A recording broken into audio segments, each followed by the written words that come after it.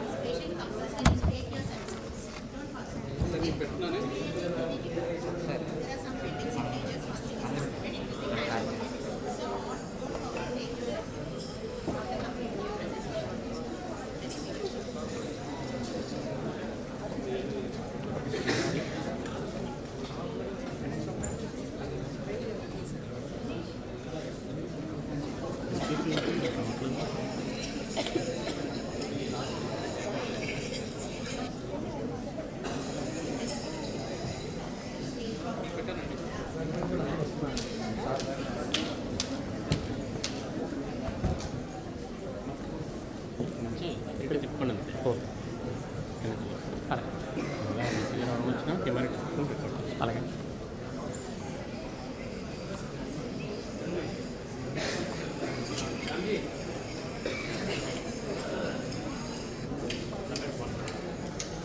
డబ్బులు వస్తుందా మీకు?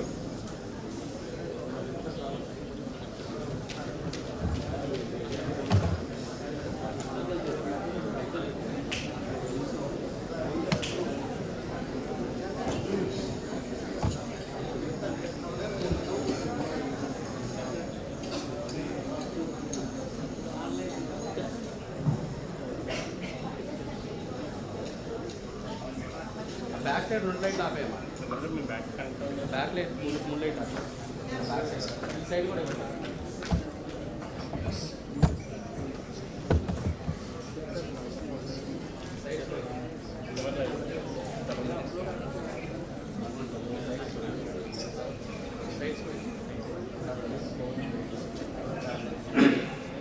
A very good morning to all of you. Let me welcome all of you for today's program, Vikasith Bharath Youth Parliament District level. East Godavari as a nodal district. It was entrusted by the Regional Director of NSS Kakinada to JIT Kakinada. And my part team is here. Terry Gopi Garunaru, District Youth Officer. He will be coordinating with the NSS for this program. Today's program started with the screening process of the students. This is the screening process for selecting the national state level team for participating for the East Godavari district. East Godavari district నుంచి ఒక 5 మంది ప్రతిభావంతులైన విద్యార్థుల్ని మనం రాష్ట్ర స్థాయి పోటీలకు పంపుతాము. రాష్ట్ర స్థాయి పోటీలు జరిగేది మన అసెంబ్లీలో జరుగుతాయి అమరావతిలో. అక్కడ జరిగిన పోటీల్లో గెలిచిన వారిని ఎంపిక చేసి జాతీయ స్థాయి పోటీలకు పంపడం జరుగుతుంది. జాతీయ స్థాయి పోటీలు భారత పార్లమెంట్లో జరుగుతాయి.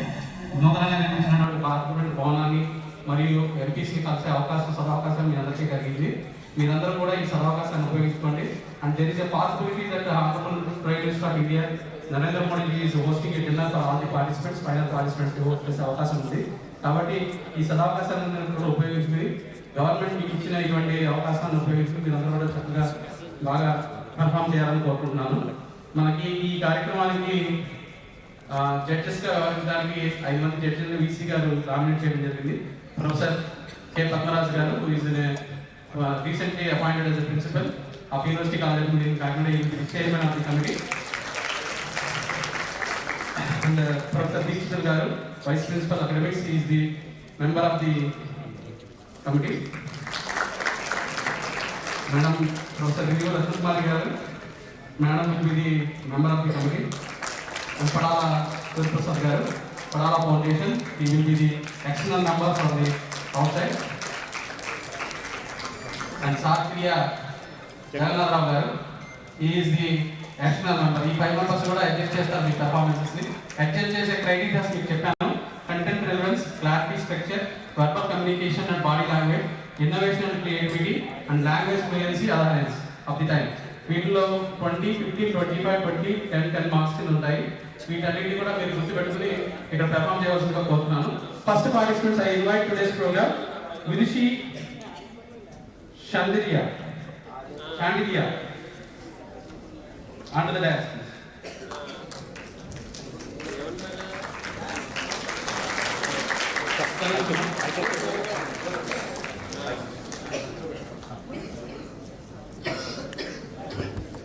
One minute, ma. Podium मध्य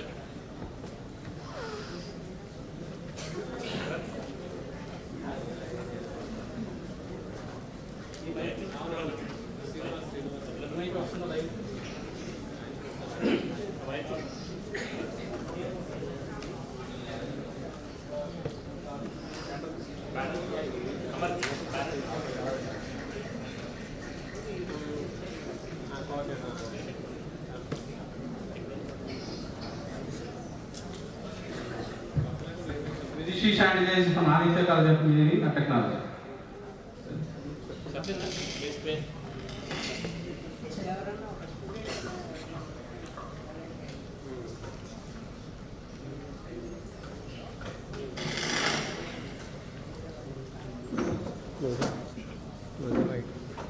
जहाँ विरोध और विद्रोहियों को गद्दार मानने का भाव हो, जहाँ विरोध और विद्रोहियों को गद्दार मानने का भाव हो, वहाँ लोकतंत्र समाप्त होता है और तानाशाही का उदय होता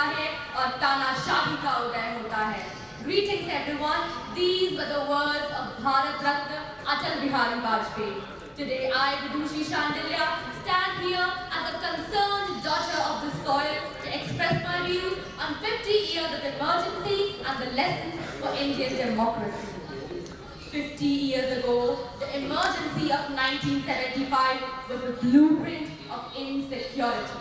It was a time when the law was used to silence the very spirit of people.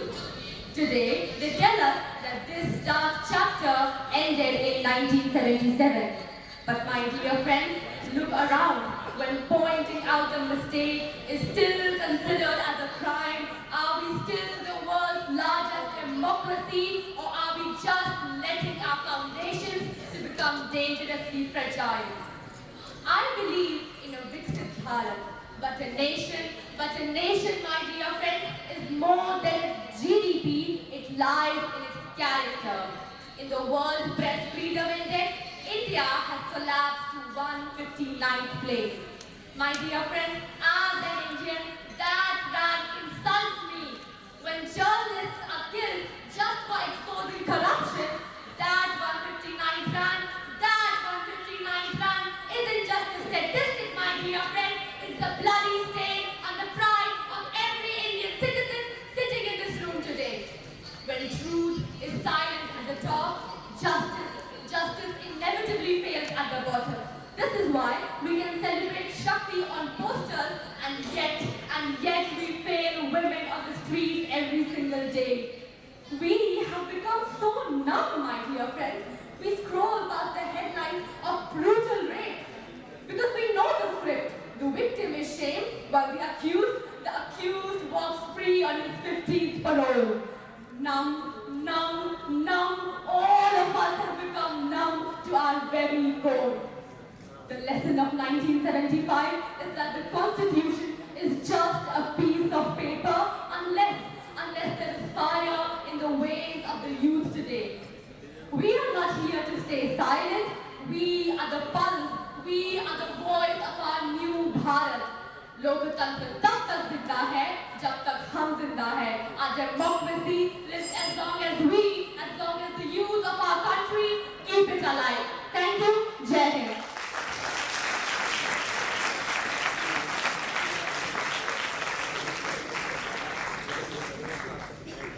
Good.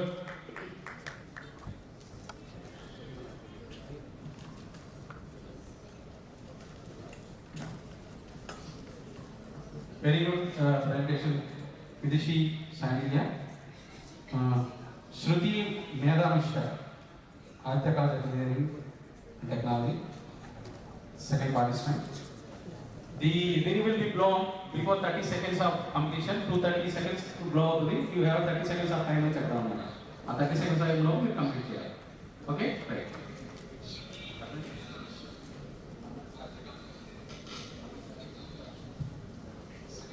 If democracy could speak, would it tell us about its success stories or its warnings? Good morning, respected teachers and all my dear friends. History does not only live in the textbooks, it sometimes tests the character of the nation. 50 years ago, on 25th June 1975, the national emergency was declared in India by then the Prime Minister Indira Gandhi. For 21 long months, the world's largest democracy faced one of its toughest challenges. The fundamental rights were suspended, political leaders including Jayaprakash Narayan were arrested, press censorship were imposed, and even the elections were postponed. But today, I do not stand here to accuse the past. I'm here to understand it. Before we talk about the emergency, the first thing we should keep in our mind is that what our constitution promises us. In the preamble, it begins with Hum Bharat Ke Log. These words are not just the ordinary words. These are the declaration. Not we the government, not we the leaders, it's we the people. Our constitution says under Article 19, सभी लोगों को वाक एवं अभिव्यक्ति की स्वतंत्रता का अधिकार, the right to speak, the right to express, and the right to question. But these rights were restricted during the time of emergency. So let me ask you, can democracy breathe without the freedom of expression? Can accountability exist without dissent? Yet the story did not end here. In 1977, the elections were held. People voted peacefully and constitutionally power changed the hands. This proved that लोकतंत्र में अंतिम शक्ति जनता के हाथ में होती है. The emergency became India's democratic stress test, and yet the democracy survived. Not because it was perfect, because the foundation of our constitution was strong. This proves that our democracy is not weak. It learns, it corrects, and it evolves. But the question today is not about 1975, it is about 2026. Are we informed citizens? Do we respect the opposition views, and do we respect the debate instead of fearing it? Because the democracy should not only be protected in the parliament, it should be protected in every classroom, in every conversation, and how we treat the disagreements. By this, I would like to end my speech with the most powerful constitutional remainder, that हम भारत के लोग इस संविधान को आत्मा अर्पित करते हैं. As long as we are aware, as long as we are informed, and as long as we believe in हम भारत के लोग, our constitution will remain stronger. Jai Hind, Jai Bharat. Thank you.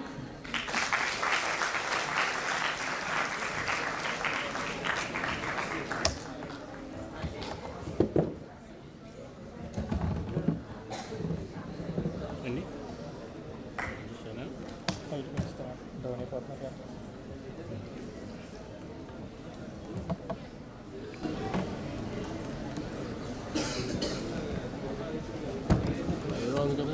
Correct.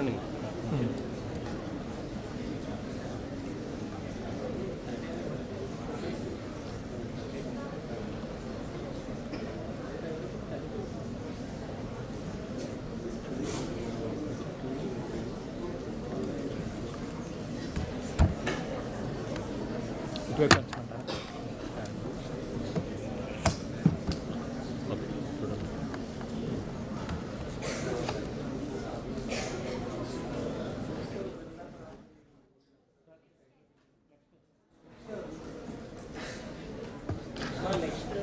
Ram sir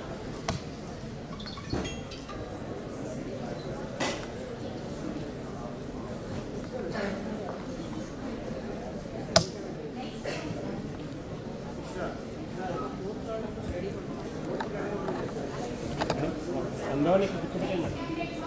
From Engineering College, Serenia, East Serenia. And next candidate is also Dignitary Maheshwara రండి చెప్పండి Gandhi from BSc Engineering College. Madam ఇక్కడ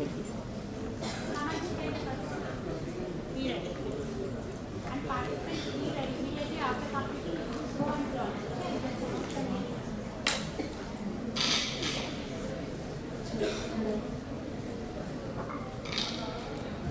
okay honorable judges, and respected teachers and my dear friends. A very good morning to everybody present here. This is Saranya from BBC Engineering College, Waterloo. I feel privileged to stand before you all to present about a significant chapter in our Indian history, that is the emergency in 1975. First of all, this emergency was declared on 1975 by our very own Prime Minister Indira Gandhi by mainly two reasons. First, the political crisis, and the next one is because of the protests that were taking place at that time. Imagine a time where people were not allowed to speak properly, where people were not allowed to express their views properly, and where newspapers were controlled, and where everybody is restricted and common people were arrested. That was the time, that was the exact time happened in our history, in 1975. And it was the time where everybody's freedom was restricted and everybody's voice was shut down. And during that time, many democratic freedoms were restricted and newspapers were controlled and a lot of other censorship were taken by the government. And during this time, it tested the Indian democracy, and we also learned many valuable and unforgettable lessons. Among those lessons, one thing citizens have always learned. That is, we realize that as citizens of our country, we realize that freedom is the most precious thing. Freedom is not just about voting someone. It's more like raising your voice and expressing your views. And the next one, people realize that there is nothing greater than the Indian Constitution. No leader, no government, nothing is greater than the Indian Constitution. Everybody has to obey the Constitution. That was the second lesson we learned. And coming to the other thing, in 1977, again when elections took place, people simply voted. They didn't argue, they didn't protest, they simply voted. That was the time when people realized with a single election we can change the entire thing. And again, I would like to end this speech with one single sentence. Democracy lives when people dare to speak. Thank you. Jai Hind. Okay. Next candidate is G. Nageshwar Rao from BBC Engineering College.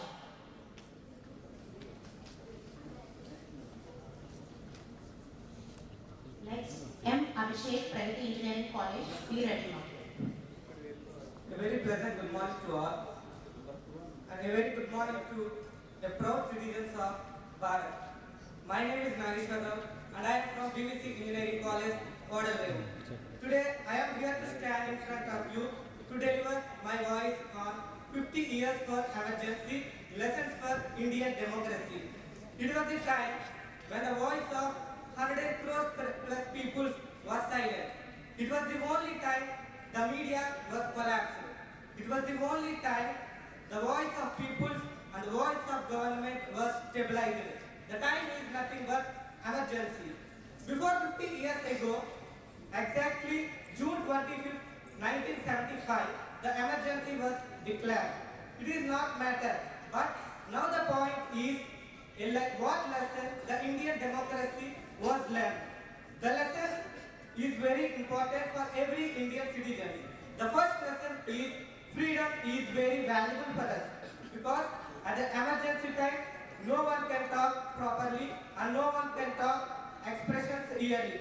So the first one is freedom is very valuable. And the second thing is power should not be in one hand. We are seeing at the emergency time what power is in what authority hand. A lot of problems will be coming. And the third thing is constitution must be protect the citizens. So after emergency, the Indian made rules must protect the rules and regulations and tie strict. Now the country was in peace world. The next thing is citizen must be evolved. Democracy is not about people electing the government.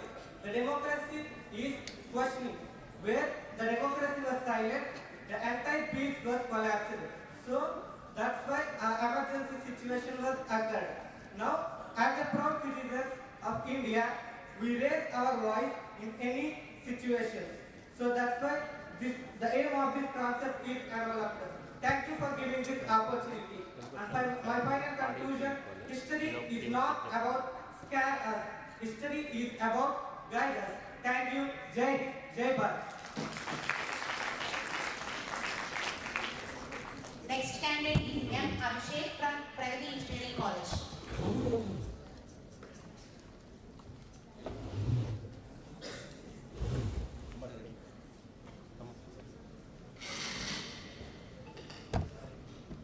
So good morning one and all.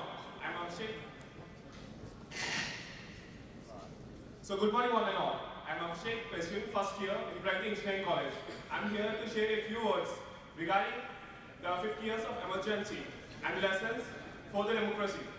This is all started on the June 25th, 1975, where the Prime Minister Indira Gandhi has declared the emergency all over India, where the entire power is taken into her hands, where the fundamental rights and duties were suppressed, where all the press, government, institutes, and the judiciary were gone into the control of the government, where the people did not ask for, where there is no place for asking for freedom. There is no place where the people can question the authorities. So these are the things happen. And the causes for the emergency is the student strikes for the reformation in the Delhi, Punjab and Bihar. And also, the Allahabad High Court has announced judgment against the Prime Minister. For their survival, they just declared the emergency under Article 352 in the Constitution. But this is necessary to know about the history. The youth of India should know about the history which is past. But I think we should know about the history because it is not over. The messages which are continuing in that time was now also it was happening in our lifespan also. So everybody should know about this and we should protect the democracy because nowadays the press is under the control of the political and corporates and the fake news is spreading much faster than the real news and there is no freedom of acting so independent. Most of the things are going according to their will and their willpower, but the people did not getting the actual rights to take what they needed. So these are the things we are going now. Everybody know the Manipur violence happening in India. So how it was happened? In a democratic country, we are here. And the youth are the most important persons to be taking place. And how in our India, how this violence has taken place. So the emergency which has declared due to that standards has still taking place now.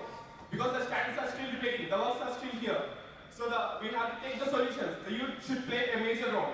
We should not spread the fake news as fast and should question the authorities for our rights. And everybody should protect the Constitution as we are here. So I suggest that everybody should protect and the youth should play a major role in protecting the Constitution. Thank you. Jai Hind. The next candidate is C. Shankar Ram Mahadev, Pragati Engineering College. Next, Priyavarshini Virali.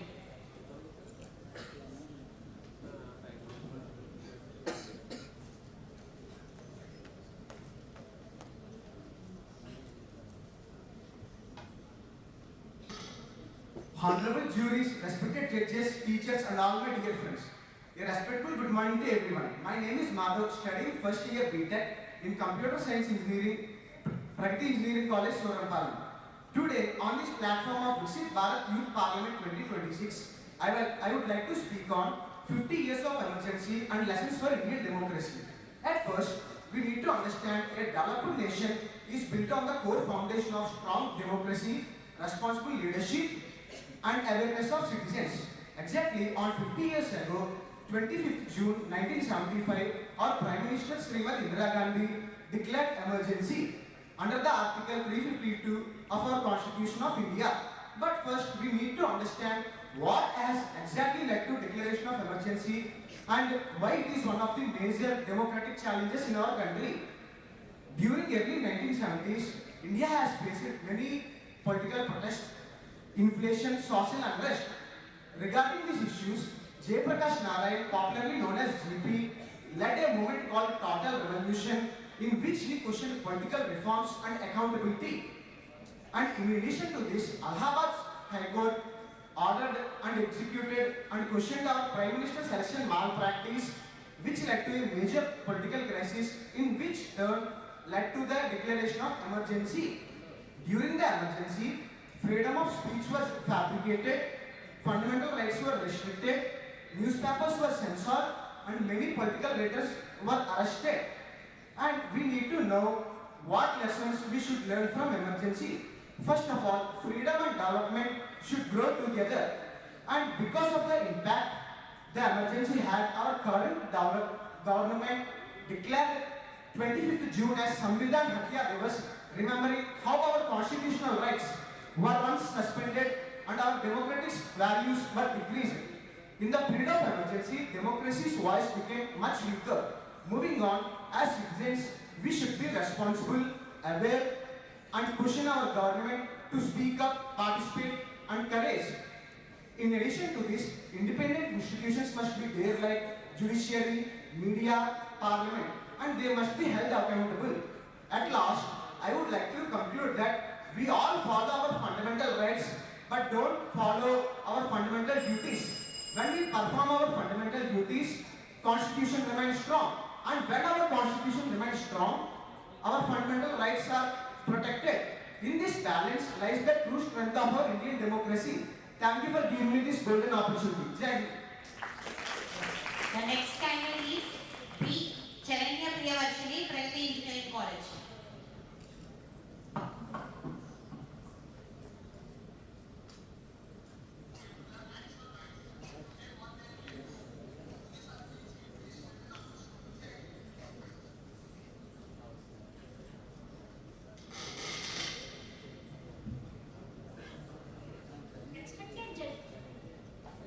Respected judges, esteemed teachers, and all my custodians of democracy. Today I am here to present the topic of 50 years of democracy, lessons for Indian democracy. Here, imagine a day waking up and finding that no voice has been listened, no newspaper telling the truth, no one is allowed to the question, and many were arrested and no quality of question be raised by the people. Democracy is nothing but for the people, by the people, of the people. And at the time of the crisis, by Honorable Prime Minister Indira Gandhi declared emergency period on 25th June 1975. At that time, no Indian raised question why this happening and what the crisis going around.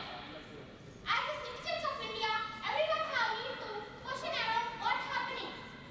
And so we must be responsible and follow our fundamental duties and fundamental rights. Thank you.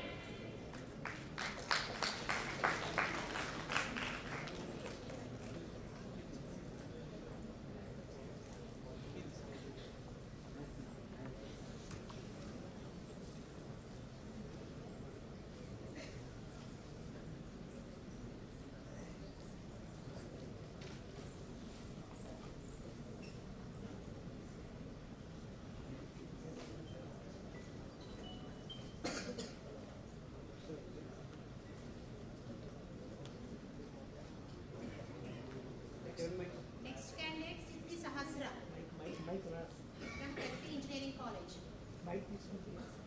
Siddhi Sahasra.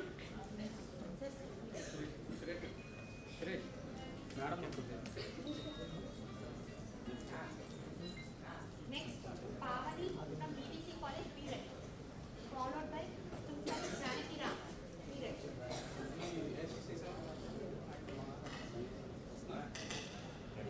Good morning, respected guests and everyone present here.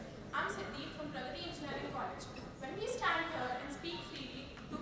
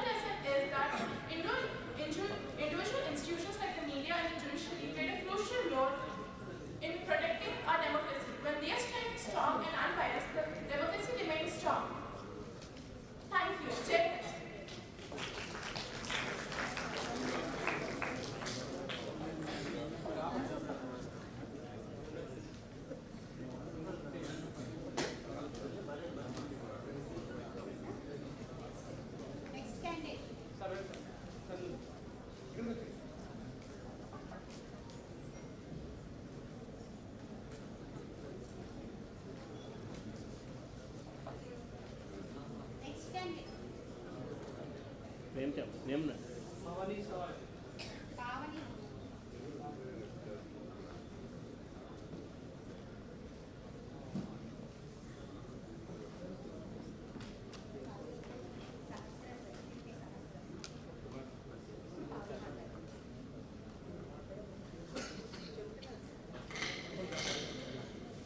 Students, before starting your session, you introduce yourself and then you start. Okay? Your name, your college. A warm and pleasant good morning to everyone who are presented here, honorable judges and respected teachers and my dear friends.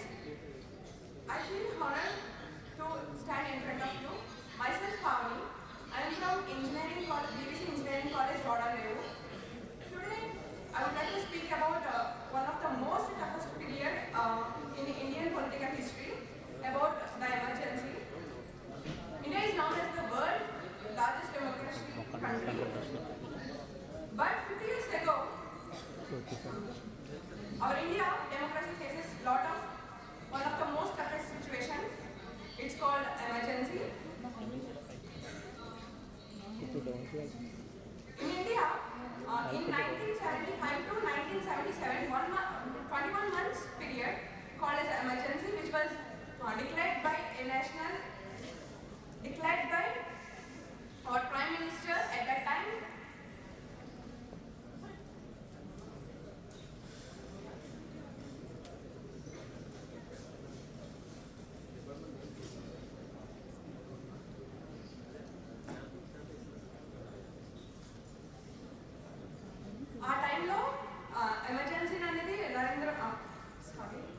ఆ టైంలో ఇందిరాగాంధీ గారు అనేది ఎమర్జెన్సీని పెట్టారు. ఈ emergency టైంలో మనం చాలా issues జరిగాయి. ఫస్ట్ చాలా ఆపోజిట్ లీడర్స్ని అరెస్ట్ చేయడం, న్యూస్ పేపర్స్ పై కంట్రోల్ తీసుకోవడం, ఇంకా ఫ్రీడమ్ ఆఫ్ స్పీచ్ తగ్గిపోవడం, ఇలాంటివి చాలా జరిగాయి. మనం ఈ డెమోక్రసీ నుంచి చాలా నేర్చుకోవచ్చు.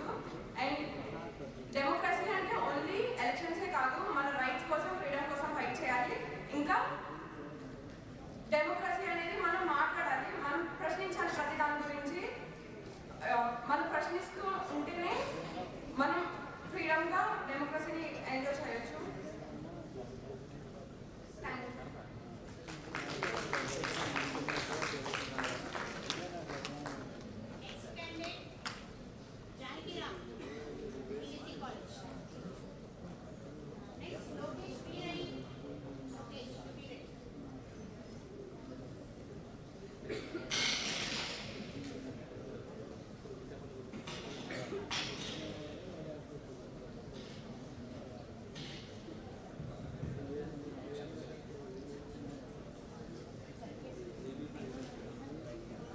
Respected dignitaries, faculty members, and my dear fellow students, good morning to all. My name is Ram from BBC Engineering College, Waterloo. Today I stand before you to speak on a very significant topic, 50 years of emergency and the lessons learned for Indian democracy. స్వతంత్ర భారతదేశంలో ఒక చీకటి దశ ఏదైనా ఉంది అంటే అది emergency period. And ఆనాటి ప్రైమ్ మినిస్టర్ పొజిషన్లో ఉన్నటువంటి ఇందిరాగాంధీ గారు ఈ ఎమర్జెన్సీని ఆర్టికల్ 352 కింద విధించి ఆవిడ చెప్పింది ఏంటంటే ఇంటర్నల్ అగ్రెషన్ వల్ల విధించామని చెప్పారు. కానీ దీని వెనకాల ఎన్నో చీకటి కుట్రలు ఉన్నాయనే విషయం చాలా మందికి తెలిసిందే. అండ్ దీని యొక్క ఎమర్జెన్సీ విధించడానికి రీజన్స్ ఇంటర్నల్ అగ్రెషన్ కాకుండా ఏమైనా ఉన్నాయని చూసుకుంటే ఖచ్చితంగా చాలా ఉన్నాయి. అది ప్రైవేట్ బ్యాంక్స్ నేషనలైజేషన్ కావచ్చు, ప్రైవేట్ బస్ క్యాన్సిలేషన్ కావచ్చు, అండ్ హై పోవర్టీ కావచ్చు, అండ్ హై కరప్షన్ కూడా కావచ్చు. ఇవన్నీ కూడా ఆవిడ యొక్క గవర్నమెంట్ పాలనలో ఉన్నప్పుడే జరగడం.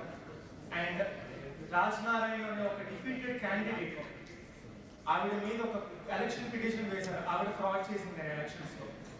అండ్ జేపీ నారాయణ స్టూడెంట్స్ అందరినీ కూడా ఇలాంటి ఒక కరప్టెడ్ లీడర్ కింద మనం ఉంటామని చెప్పి రెచ్చగొట్టి వాళ్ళందరినీ కూడా ప్రొటెస్ట్ చేసేలా చేశారు. ఒకవేళ ఆవిడ ప్రైమ్ మినిస్టర్ పొజిషన్ నుంచి దిగకపోతే మాకు ఈ ప్రొటెస్ట్ అనేది దేశవ్యాప్తం చేస్తామని కూడా చెప్పారు. మరి ఇలాంటి సిచ్యువేషన్స్లో ఆవిడ పొజిషన్ కావడానికి మాత్రమే ఎమర్జెన్సీని విధించారు, ఇంటర్నల్ అగ్రెషన్ వల్ల కాదు. అండ్ ఆల్సో ఈ టైంలో ఏం జరిగింది, అగ్రెషన్ ఎమర్జెన్సీ పీరియడ్లో ఫండమెంటల్ రైట్స్ అనేవి క్యాన్సిల్ చేయబడ్డాయి. జనాలని అసలు ఒక వ్యక్తుల కింద కూడా చూడలేదు.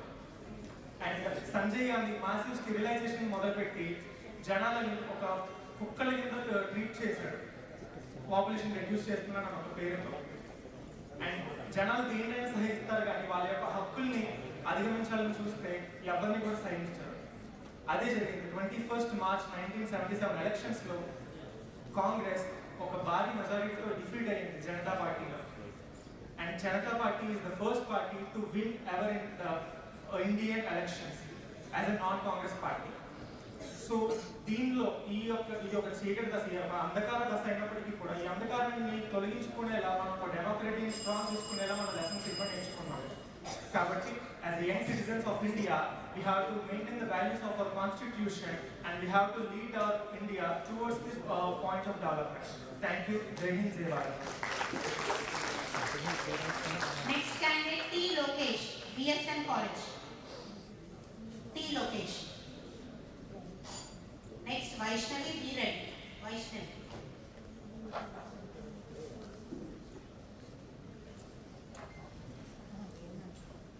Those who have completed can collect your participation certificate from those two goals who sit in the first corner. Please go and collect your certificates. Go. One by one. Those who have completed, go and collect your certificate. Good morning to everyone. My name is Lokesh. I come from BSM College of Engineering. మన భారతదేశంలో ప్రజాస్వామ్యంలో జరిగినటువంటి ముఖ్యమైన ఘటన గురించి మాట్లాడడానికి వచ్చాను ఇక్కడికి. అదే మన భారతదేశంలో జరిగినటువంటి అత్యవసర పరిస్థితి అనే ఒక కాన్సెప్ట్ మీద నేను చెప్పడానికి వచ్చాను. దానిని 1975లో 1975 నుంచి 1977 వరకు జరగడం జరిగింది. దానిని 1975 జూన్ 25ని ఇందిరాగాంధీ గారు దాన్ని అమల్లో తీసుకొచ్చి దాని వెనకాల చాలా చేశారు. నెంబర్ 1 ఏంటంటే ప్రజాస్వామ్య హక్కులు. మన హక్కుని లిమిటెడ్ చేసేసి, అలాగే చాలామంది మంత్రులను కూడా వాళ్ళకి ఎదిరించినటువంటి వాళ్ళందరినీ కూడా వాళ్ళు జైల్లో కూడా వేయడం ఇలాంటివి జరిగింది. అండ్ లాస్ట్ అండ్ ఫైనల్ ఏంటంటే మన రాజ్యాంగం మనకి ఎంత ఇంపార్టెంటో దాన్ని కూడా వ్యతిరేకిస్తూ చాలా చేయడం జరిగింది. దాని వెనకాల జరిగినటువంటి రాజ్యాంగాన్ని మళ్ళీ రాజ్యాంగాన్ని వ్యతిరేకించడం వల్ల దాన్ని చర్చ చేయడం జరిగింది. మరి ఇది ఒకసారి అందరికీ గుర్తు చేద్దామని నేను ఇప్పుడు వచ్చాను. Thank you.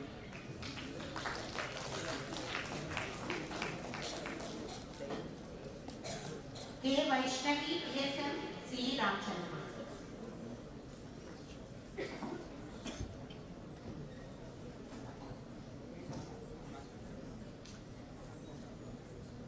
Next, Yuvashankar Lakshmi Chaitanya. Be ready. Yuvashankar Lakshmi Chaitanya. Be ready. Good morning, everyone. Respected teachers, honorable members, and distinguished guests, I am Vaishnavi. I am from BSM College of Engineering. Today, I stand before you to speak about an history in the Indian democracy. The emergency declared in 1975, on June 25, 1975, the Prime Minister of Indira Gandhi was declared a national emergency in 1975. The fundamental rights of citizens were suspended and many newspapers were postponed and the social media was restricted because of the national issue. And many political leaders were arrested.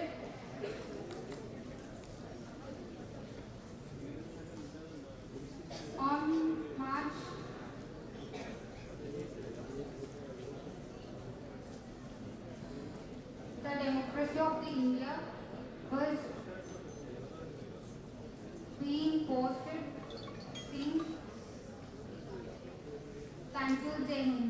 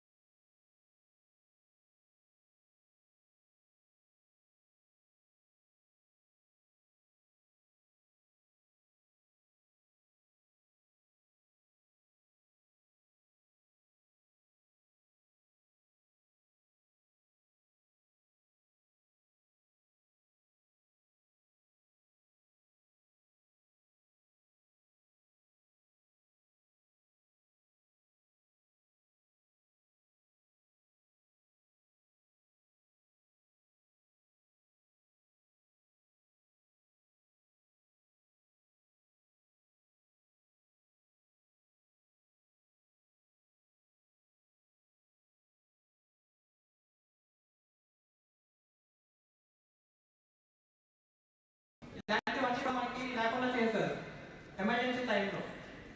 అప్పుడు ఎందుకు అయిందంటే మనకి awareness లేకపోవడం వల్ల యూత్కి దానికి.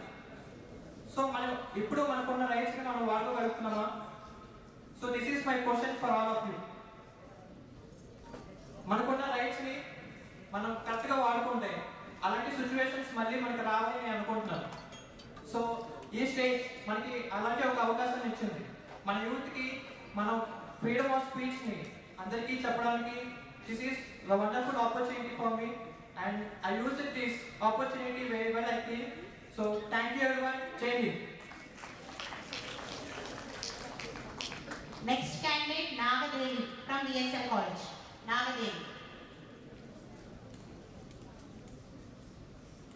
Next Chandini, Adarsha College of Engineering. Be ready.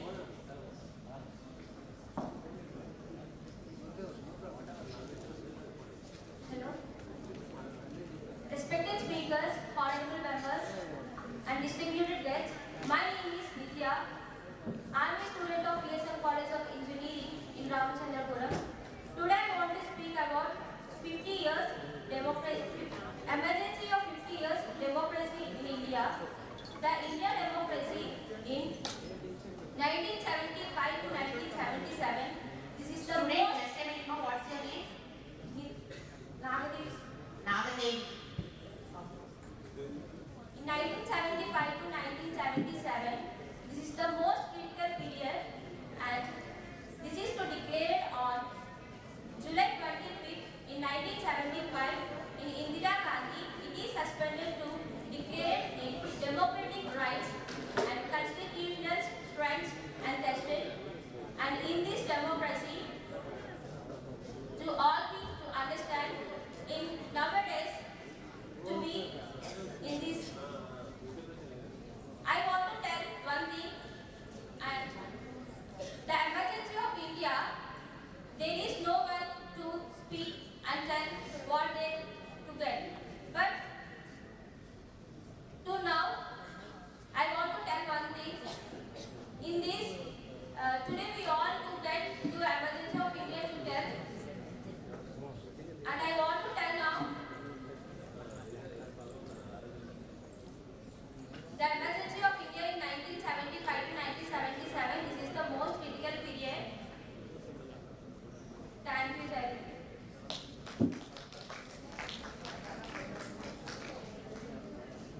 Okay, we can have one more candidate. Yes, Chandni from Adarsha College of Engineering. Sir, number 26. Number 26. 26. Yes, Chandni. Serial number 26. Adarsha College of Engineering.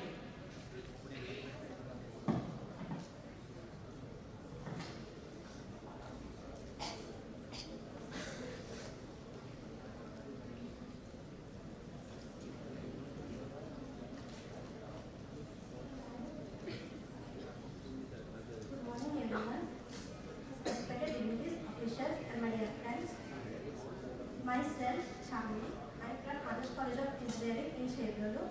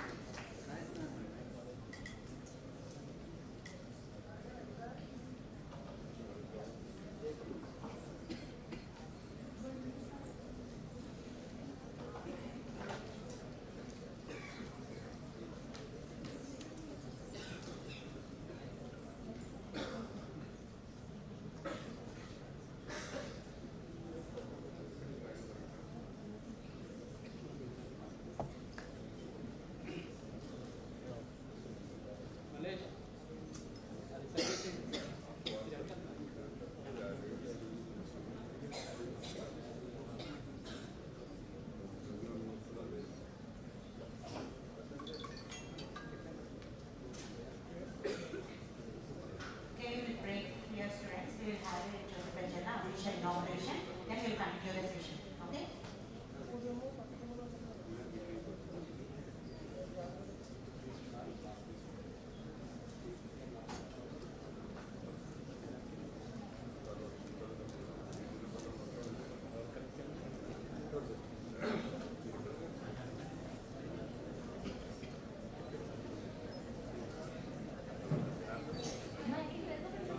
Students, don't go anywhere. Now the official inauguration will be there. Stay here.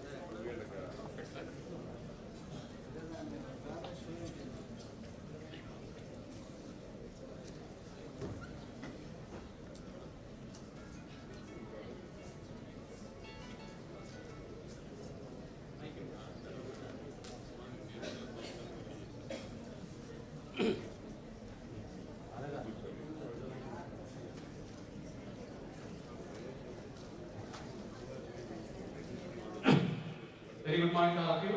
ఈరోజు first session అయ్యింది. మళ్ళీ resume అవుతాయి competitions మీకు. In between we have formal inauguration. Chief గెస్ట్గా మన గౌరవ parliament సభ్యులు తంగడే ఉదయ్ శ్రీనివాస్ గారు వస్తున్నారు. ఇప్పుడు ఆయన రాగానే మనకి ఫార్మల్ ఇనాగ్రేషన్ ప్రోగ్రామ్ కంప్లీట్ అవుతుంది. కంప్లీట్ అయిన తర్వాత ఇమీడియట్గా మనం మన కాంపిటీషన్స్ రెజ్యూమ్ చేసుకుందాం. ఓకేనా? Thank you. I request all of you to wait patiently for our chief guest, who is arriving very shortly, and we will start our inaugural function. Inauguration function అయిపోయిన తర్వాత మళ్ళీ కాంపిటీషన్ స్టార్ట్ అవుతాయి. ఇది మీకు తెలుసు, వికసిత భారత యూత్ పార్లమెంట్ ఈస్ట్ గోదావరి జిల్లాకు సంబంధించిన కార్యక్రమం ఇక్కడ జరుగుతూ ఉంది. ఈరోజు డిస్ట్రిక్ట్ యూత్ ఆఫీసర్ గారు తెలి గోపి గారు మన దగ్గర ఉన్నారు. వారి ఆధ్వర్యంలో regional directorate of NSS Hyderabad వారి ఆధ్వర్యంలో, మినిస్ట్రీ ఆఫ్ యూత్ అఫైర్స్ ఆధ్వర్యంలో ఈ కార్యక్రమం జరుగుతూ ఉంది. జేఎన్టీ కాకినాడకి ఈ కార్యక్రమానికి సెలెక్ట్ చేసినటువంటి అందరికీ కూడా ధన్యవాదాలు తెలుపుకుంటూ, ఈ కార్యక్రమం ఏంటంటే యువతలో ఉన్న ప్రతిభని వెలికితీసి వారిని నాయకత్వ లక్షణాలు పెంపొందించడానికి ఈ ప్రోగ్రామ్ అనేది జరుపుతూ ఉన్నారు. మనం గత వారం రోజులుగా అఫిలియేటెడ్ కాలేజెస్లో స్క్రీనింగ్ ప్రాసెస్ చేశాము. ఈచ్ కాలేజ్ నుంచి ఇద్దరు అబ్బాయిలు రావడం జరిగింది. దగ్గరగా 27 కాలేజీల నుంచి మనకి పార్టిసిపేషన్ కన్ఫర్మ్ అయింది. వాళ్ళందరూ కూడా ఇక్కడ వ్యూస్ని ప్రజెంట్ చేస్తూ ఉన్నారు. సో వ్యూస్ని ప్రజెంట్ చేసిన ఆ వ్యూస్ని ఎడ్యుకేట్ చేయడానికి మనకి ఇక్కడ ఒక సెలక్షన్ కమిటీని హానరబుల్ వైస్ ఛాన్సలర్ గారు నామినేట్ చేయడం జరిగింది. Headed by professor K Padmaraju గారు, chairman of the jury, and principal university college of engineering Kakinada, professor Dikshit గారు vice principal academics university college of engineering Kakinada, professor Ratnakumari madam, and Padala Suryaprasad గారు, అండ్ ప్రియా జగన్నాథరావు గారిని, ఈ 5 మందిని మన జడ్జెస్గా నియమించడం జరిగింది. ఈ జడ్జెస్ ఇచ్చే రిజల్ట్ బట్టి మనం ఇక్కడ బెస్ట్ 5 మెంబర్స్ని సెలెక్ట్ చేసి స్టేట్ లెవెల్ కాంపిటీషన్స్ పంపుతాం. స్టేట్ లెవెల్ కాంపిటీషన్స్ ఈ నెల వచ్చే నెల అంటే మే మంత్లో, మార్చ్ మంత్లో జరుగుతాయి. ఫస్ట్ వీక్ 10th లోపు. ఆ 10th లోపు జరిగే కార్యక్రమంలో డేట్స్ ఇంకా డిసైడ్ అవ్వదు. 1 నుంచి 10 లోపు ఎప్పుడైనా జరగచ్చు. అమరావతిలో జరుగుతాయి అసెంబ్లీలో జరిగిన కార్యక్రమంలో జాతీయ స్థాయి పోటీలకి ఇక్కడి నుంచి విద్యార్థులను సెలెక్ట్ చేయడం జరుగుతుంది. జాతీయ స్థాయి పోటీల్లో పాల్గొనే విద్యార్థులు కొత్తగా నిర్మించినటువంటి పార్లమెంట్లో వారి యొక్క భావాలను వ్యక్తీకరించడానికి అవకాశం మీకు ఉంటుంది. ఆ భావాలను వ్యక్తీకరించిన వారందరూ కూడా అదృష్టవంతులు. మీకు అందరికీ మంచి ఒక సదావకాశాన్ని సెంట్రల్ గవర్నమెంట్ కలగజేస్తూ ఉంది. ఆ కార్యక్రమానికి గౌరవ ప్రధానమంత్రి నరేంద్ర మోడీజీ కూడా హాజరయ్యే అవకాశం ఉంది. అండ్ వారు వీరందరికీ కూడా ఫైనలిస్ట్ అందరికీ కూడా, దేశం నలుమూల నుంచి వచ్చిన ఫైనలిస్ట్ అందరికీ కూడా వారు డిన్నర్ హోస్ట్ చేసే అవకాశం కూడా ఉంది. కాబట్టి ఇలాంటి ఎంతో మంచి అవకాశాన్ని విద్యార్థులందరూ కూడా ఉపయోగించుకుని దేశ నాయకత్వంలో భాగస్వాములై దేశ ప్రగతికి పాల్గొనాలని అందరికీ కోరుకుంటూ ఈ అవకాశం ఇచ్చినటువంటి అందరికీ కూడా ధన్యవాదాలు. అతి కొద్ది క్షణాల్లో మన ఇనాగరల్ ఫంక్షన్ స్టార్ట్ అవుతుంది. Thank you.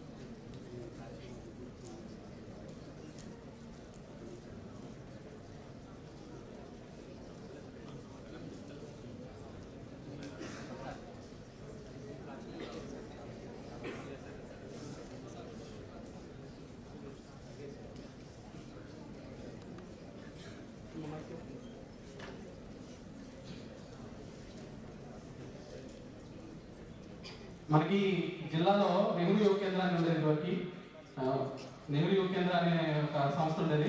విద్యార్థులకు కానీ యువతకు కానీ ఉపాధి అవకాశాలు కల్పించడంలో దాని పాత్ర చాలా గొప్పది. చాలా వారందరూ కూడా యూత్ని సెన్సిటైజేషన్ ప్రోగ్రామ్స్ కండక్ట్ చేస్తుంటారు. వాటిని ఈ మధ్యకాలంలో భారత ప్రభుత్వం రీనేమ్ చేసి మై భారత్ కింద మార్చింది. ఆ మై భారత్ నుంచి ఈరోజు మనకి యూత్ ఆఫీసర్ గారు ఉన్నారు, డిస్ట్రిక్ట్ యూత్ ఆఫీసర్ గారు తెలుగు గారు. వీరు విద్యార్థులకి చాలా సెన్సిటైజేషన్ ప్రోగ్రామ్స్, చాలా కార్యక్రమాలు నిర్వహిస్తూ ఉంటారు. ఆ కార్యక్రమాల గురించి వాళ్ళు మాట్లాడతారు, వచ్చారు మీకు తెలియజేస్తారు. Thank you sir, thank you so much. First of all ఈ ప్రోగ్రామ్ ఇచ్చే స్టూడెంట్స్ అందరికీ గుడ్ మార్నింగ్. అదే డిగ్నిటరీ కూడా గుడ్ మార్నింగ్ అండి. సో సార్ చెప్పినట్టు Nehru Kendra minister of youth affairs and sports government of India ఈ మన డిపార్ట్మెంట్ 1972లో స్టార్ట్ చేయడం జరిగింది, Nehru Kendra department. So government of India ఏ ఉద్దేశంతో స్టార్ట్ చేశారంటే ఈ డిపార్ట్మెంట్ సో 1972 బిఫోర్ మన భారతదేశంలో ఎడ్యుకేషన్ రూరల్లో గ్రామాలు ఎక్కువ డ్రాప్అవుట్స్ ఉంటాయి. స్కూల్ ఎడ్యుకేషన్కి దూరంగా ఉండేవారు యువత అందరూ. ఎక్స్పెషల్లీ డిఫరెంట్ రీజన్స్ అవ్వచ్చు.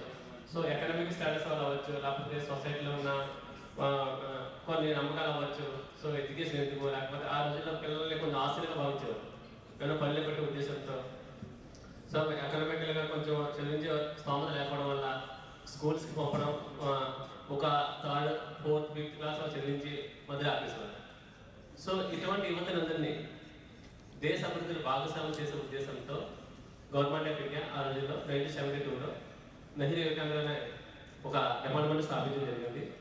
సో ఎవరైతే ఎడ్యుకేషన్ దూరంగా ఉంటారో, డ్రాపర్స్ ఉంటారో, అప్పుడు భారతదేశంలో ఉన్న పెద్ద ప్రాబ్లం అంటే ఇప్పుడు కూడా ప్రాబ్లం ఉంది, అదే ప్రాబ్లం.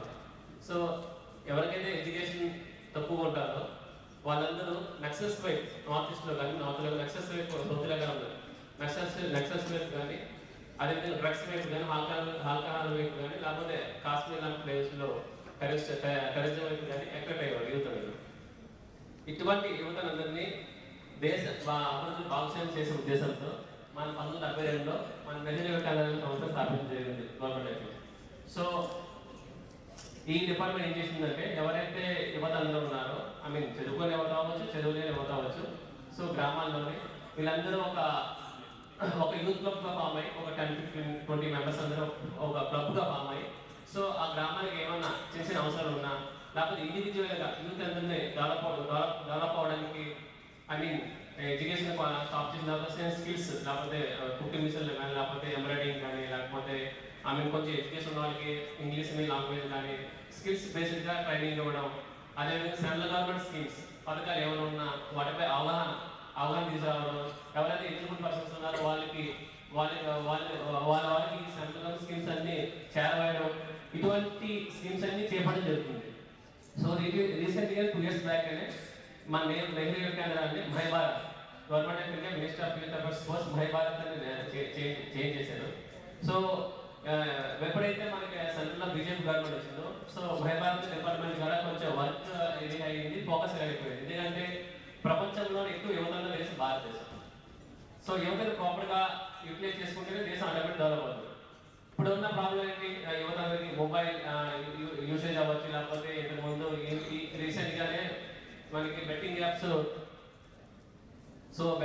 కూడా మనకి స్టాప్ చేయడం జరిగింది. సో యువత అందరూ ఎక్కువ బెట్టింగ్ అలవాటు పడడం, లేకపోతే డ్రగ్స్కి అలవాటు పడడం. సో విదేశీ శక్తులు వచ్చి మన యువతను పాల్చేయడానికి డిఫరెంట్ ఆస్పెక్ట్స్లో ట్రై చేయడం. ఇటువంటి యువతలందరినీ ఒక సద్వినియోగం చేసుకుంటే అదేవిధంగా దేశం డెవలప్ అవుతుంది. కాబట్టి మన ప్రైమ్ మినిస్టర్ ఆఫ్ ఇండియా మన నరేంద్ర మోడీ గారు మన భారత్ డిపార్ట్మెంట్ కొంచెం ఫోకస్ చేయడం జరిగింది ఎక్కువ. సో మనకి ఒక భారత్ పోర్టల్ ఉంటుంది, మన గూగుల్లో సెర్చ్ చేస్తే భారత్ పోర్టల్. ఈ పోర్టల్లోకి వెళ్ళి ప్రతి యువత అందరూ ఇండివిజువల్గా రిజిస్టర్ అవ్వాలి. పోర్టల్లోని మీరు రిజిస్టర్ అవుతాయి. దీనివల్ల బెనిఫిట్స్ చాలా ఉన్నాయి. సో అందులోని ఎవరైతే గ్రాడ్యుయేషన్, ఇంటర్మీడియట్, వాటెవర్ ఎడ్యుకేషన్ ఉంటుందా యువత అందరూ అందులో ఒక పోర్టల్లోకి వెళ్తే ఎవరైతే కాంపిటేటివ్ ఎగ్జామ్ ప్రిపేర్ అవుదాం అనుకుంటున్నారు, యూపీఎస్ కోచింగ్ కానీ, లేకపోతే గ్రూప్ 1 కానీ, గ్రూప్ 3 కానీ, సో రిలేటెడ్ కోర్సెస్ అన్నీ అవైలబుల్ ఉంటాయి ఆ పోర్టల్లోనే. అదేవిధంగా ఇప్పుడు భారత్ కానీ, ఎన్ఎస్ఎస్ కానీ కండక్ట్ చేసే programmes programmes like Viksit Bharat youth parliament, లేకపోతే యువ కనెక్ట్, లేకపోతే ఏదైనా దేశ నాయకులు పుట్టినరోజులు ఇలా అవేర్నెస్ ప్రోగ్రామ్స్ ఏమైనా కండక్ట్ చేసినా అందులో క్లియర్గా తెలుస్తుంది. ఈవెంట్ క్రియేట్ అవుతుంది. ఎవరైనా ఇంట్రెస్ట్ ఉంటే ఆ ఈవెంట్ వచ్చి ఇంట్రెస్ట్ అని అప్లై చేసుకోవచ్చు. ఆ ప్రోగ్రామ్ ఎక్కడ జరుగుతుందో ఆ లొకేషన్ ప్లేస్ అని అక్కడ క్లియర్గా ఉంటుంది. అందులో వచ్చి డైరెక్ట్ పార్టిసిపేట్ చేయొచ్చు. దాంతో పాటుగా ఎక్స్పీరియన్స్ లెర్నింగ్ ప్రోగ్రామ్ అని ఒక ప్రోగ్రామ్ స్టార్ట్ చేసింది minister of youth affairs sports government of India. So experience learning programme ఏం లేదమ్మా. సో మన అనుభవం ద్వారా వర్క్ నేర్చుకోవడం. So for example Kakinada district అనుకుందాం. కాకినాడ డిస్ట్రిక్ట్ భారత్ జీజేస్తో టైప్ అయ్యి, సో జీజేసీలో మీరు చూసి ఉంటారు గవర్నమెంట్ హాస్పిటల్లో కానీ, లేకపోతే గవర్నమెంట్ డిపార్ట్మెంట్లో కానీ వాళ్ళు ల్యాక్ ఆఫ్ స్టాఫ్ ఉంటారు, క్రౌడ్ హెవీగా ఉంటారు. సో మనం వాలంటీర్ బేసిస్ మీద మనం వాలంటీర్ ప్రొవైడ్ చేస్తే జీజేసీకి ఎక్స్పీరియన్స్ లెర్నింగ్ ప్రోగ్రామ్ భారత్ పోవడం మీద ఎవరైనా ఇంట్రెస్ట్ ఉన్న స్టూడెంట్స్ ఏమైనా అప్లై చేసుకుంటే, సో మనం ఆ గవర్నమెంట్ హాస్పిటల్ మనం ఫ్రీ ఆఫ్ కాస్ట్లో ఇలాంటి యువతలకి వర్క్ చేయడానికి ఒక 3 hours 4 hours ఇండివిజువల్ వాలంటీర్గా వర్క్ చేయడానికి మనం ప్రొవైడ్ చేస్తాం. సో దీనివల్ల మ్యూచువల్ బెనిఫిట్ ఏంటంటే మన జీజెస్ కావచ్చు లేకపోతే మనకు కావచ్చు. జీజెస్కి ఫ్రీ ఆఫ్ కాస్ట్లోనే వాళ్ళకి మ్యాన్ పవర్ దొరుకుతుంది. అదేవిధంగా మీరు ఎడ్యుకేషన్ మీరు చదువుతూ ఉండగానే లేకపోతే మీ జాబ్ వస్తే ఎటువంటి ఎక్స్పీరియన్స్ గెయిన్ చేయగలుగుతారో బిఫోర్ గెయిన్ చేయొచ్చు. సో ఇది ఎక్స్పీరియన్స్ లెర్నింగ్ ప్రోగ్రామ్లో మీరు పార్టిసిపేట్ చేయాలంటే అవి కూడా పోర్టల్లో అవైలబుల్ ఉంటుంది. సో మీరు ఏం చేసినా వాలంటీర్ బేసిస్ మీద మీరు చేయవచ్చు. అదేవిధంగా సర్టిఫికేట్ ప్రొవైడ్ చేస్తారు. ఇటువంటి డిఫరెంట్ ఆస్పెక్ట్స్ చాలా ఉన్నాయి. ఒకసారి మహిబాల్ పోర్టల్ విజిట్ చేయండి. మీరు అందరూ ఇన్వైట్ చేయాలి. మోస్ట్లీ ఇక్కడికి వచ్చిన వాళ్ళందరూ ప్రోగ్రామ్ కోసమే మహిబాల్ పోర్టల్ రిజిస్టర్ అయ్యారు. చాలా చాలా చాలా ఆపర్చునిటీస్ ఉన్న మహిబాల్ పోర్టల్ ఇంకా డిఫరెంట్ కోర్సెస్కి యాప్స్ అనేది ట్రై చేస్తుంది. డెఫినెట్గా మీరు ఈ అవకాశాన్ని వాడుకుంటారని ఎక్స్పెక్ట్ చేస్తున్నాను. Thank you so much.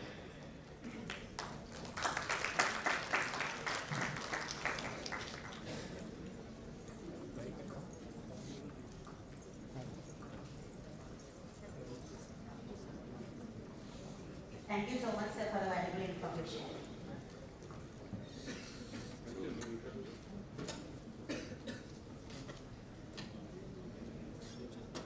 Sir, since there is some delay for the arrival of the chief guest, sir, shall we continue the session, sir, with the 2 more candidates? Okay, sir. The next candidate is P. Varshini from Adarsh College of Engineering. P. Varshini.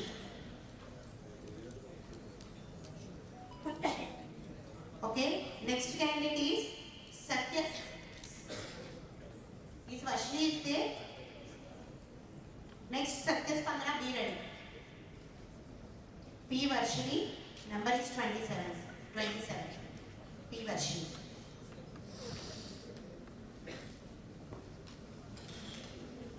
Good morning to the Honorable Chief Guest dignitaries on the stage. I am Varshini and I came from Adarsh College of Engineering, Chennai. Today I am going to speak about the emergency in India. Emergency is one of the most historic phase in India independence. It was led by Srimati Indira Gandhi, the Prime Minister of India. It has been declared by Fakhruddin Ali, the President of India at the time of emergency. The emergency has been led to the mispropagation of the electoral campaign in Lok Sabha campaign led by Srimati Indira Gandhi. The emergency was declared on 25th of June 1975. It has been lasted for 21 months and the end of emergency is 21st of March 1977. Many political leaders like Jayaprakash Narayan, Morarji Desai and Lal Krishna Advani were arrested during the emergency period. Many of the protests like student education has been controlled. It also led to many situations like sterilization activities to control the birth controls.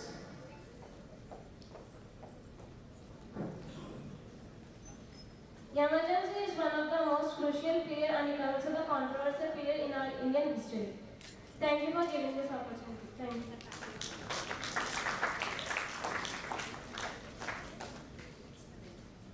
Next candidate is Satya Spandana from Adarsh College of Engineering. Satya Spandana. Next, V. Gupta, be ready. V. Gupta from Adarsh College of Engineering. Satya Spandana, 28.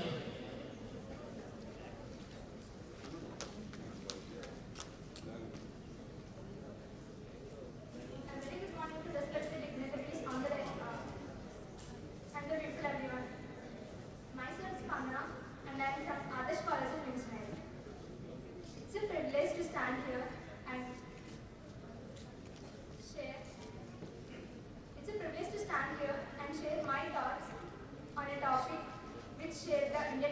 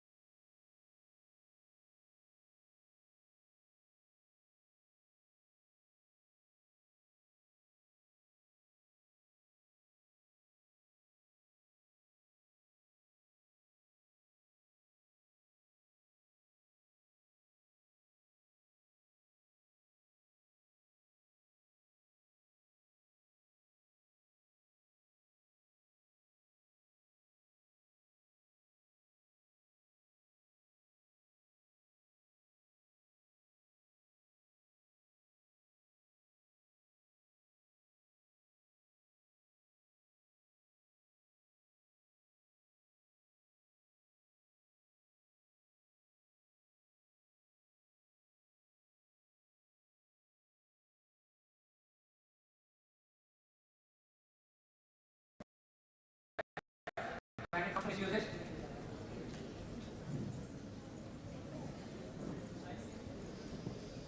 Like the famous thing that had happened by Mrs. Indira Gandhi. Thank you.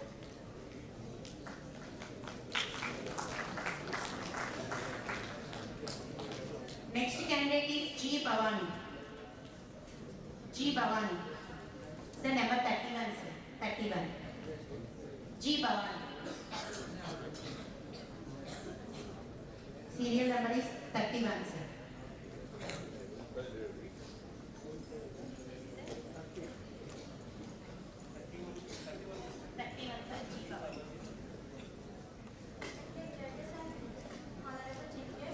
Good morning everyone. I am Bhavani from West Godavari Institute of Science and Engineering, Prakash Chopra. Today I stand before you to speak about lessons for Indian democracy. India is not just a country, it is the world's largest democracy. Since 1947, our nation has built one strong democratic system. From different religious, languages and cultures, we have built one strong democratic system.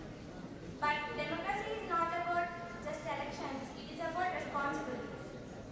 Our constitution drafted and greatest leaders like Dr. B.R. Ambedkar gives us fundamental rights, the right of freedom, equality and justice. One most important lesson is that citizens must be aware, informed and active. Democracy teaches the importance of voting. Every vote is important. It is not just a button we press, it is the voice of our future. If people do not vote or do not understand their power, democracy becomes weak. Another lesson is that India is diverse, but democracy survives only when we treat everyone equally. It lives in our society when we stand up against injustice. It lives in our home when we treat everyone equally. It lives in our classrooms when we respect others' opinions. Finally, the most important lesson is that democracy is not just an event during elections. It is a continuous process. Thank you.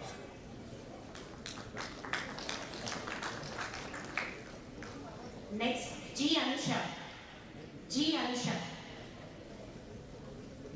Next, K. Subhash also be ready. K. Subhash. You come and collect your certificate.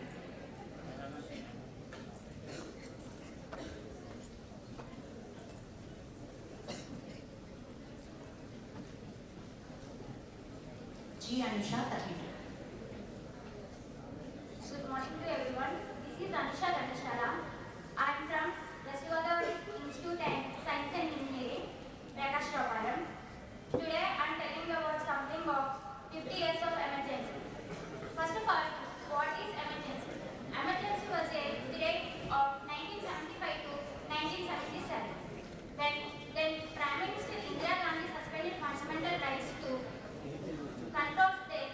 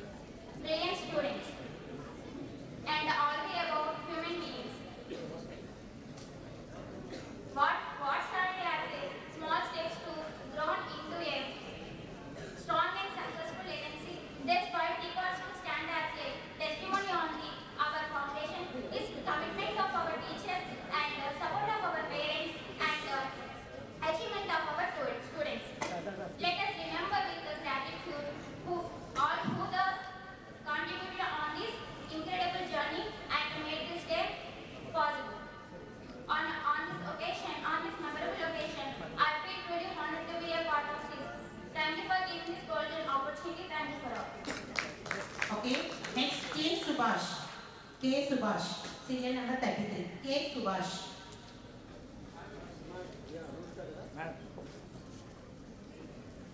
Next, Jashwant Ram, be ready. Jashwant Ram. Madam. Wait, ma'am. Madam. Wait, we will continue later.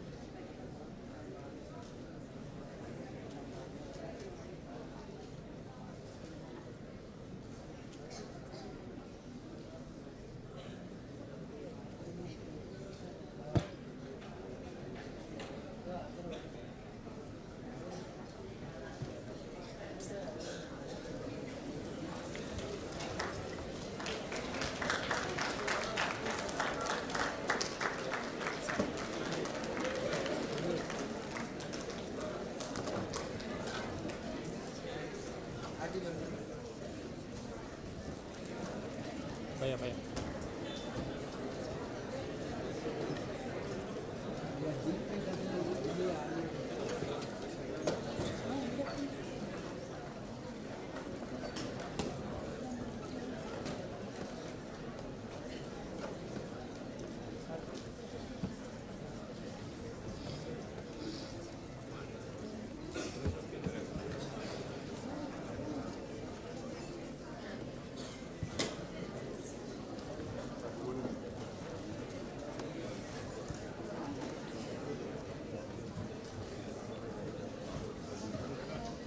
Sir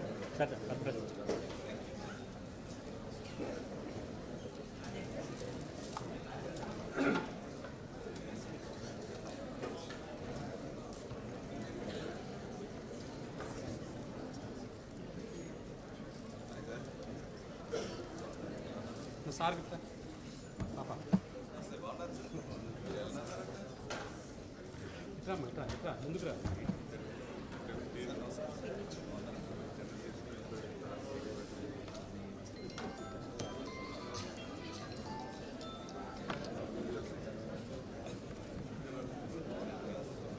నువ్వు start చేయమ్మా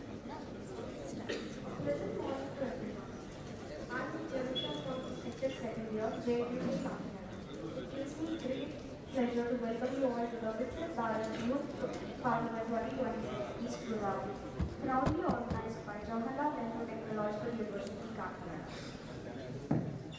Good morning, everyone. I'm Amna from vikasith third year, JNTU, Kakinada. Today we gather here with a shared vision of empowering youth voices and strengthening democratic values. The Vikasith Bharath Yuva Connect program is a flagship initiative under the Ministry of Youth Affairs and Sports, aligned with the national visions of Vikasith Bharath 2047. This program leverages the My Bharat platform to serve as a vital bridge between the youth of India and its top lawmakers. The initiative fosters dialogues, leadership, and civic participation among youth, creating a new generation of information and engaged citizens. The Vikasith Bharath Youth Parliament encourages the youth to engage with public issues under the common man's point of view and to enhance the decision-making ability. I heartily invite you all young minds to this program.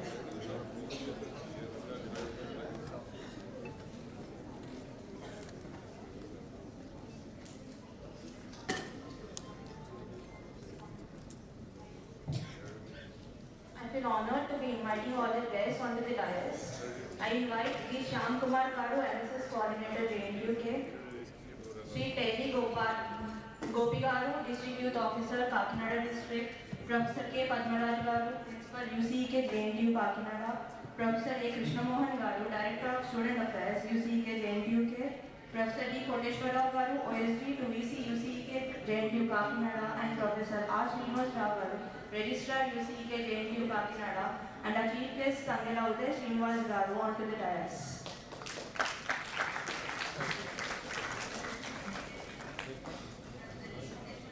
నా mic ఇచ్చేస్తాను చేతి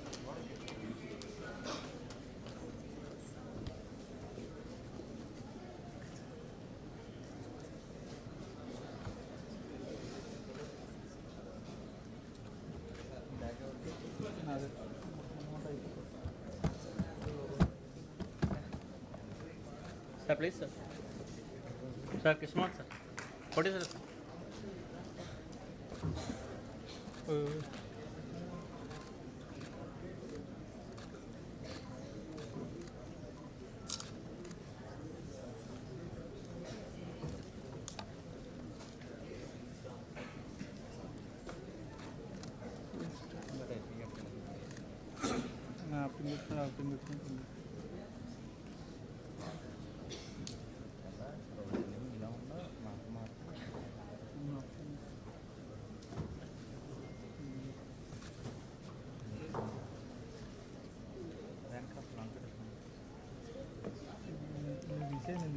To mark the beginning of this auspicious occasion, we shall proceed with the Jyoti Prajwalan, the ceremonial lighting of the lamp, symbolizing knowledge, wisdom, and prosperity.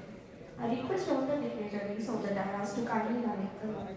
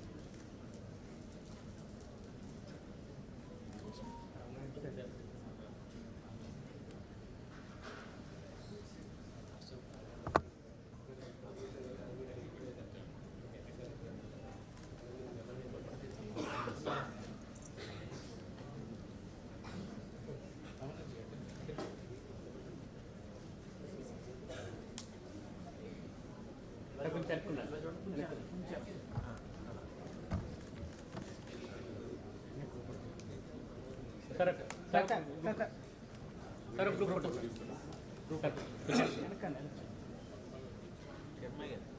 Madam madam sir sir मी अटवे వచ్చింది अटवे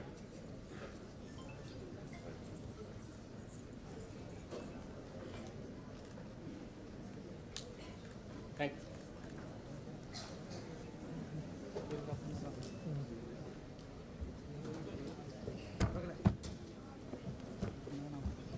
Thank you, sir. May the light guide us towards knowledge and progress. Now let us seek blessings through the university invocation song. I request everyone to kindly rise.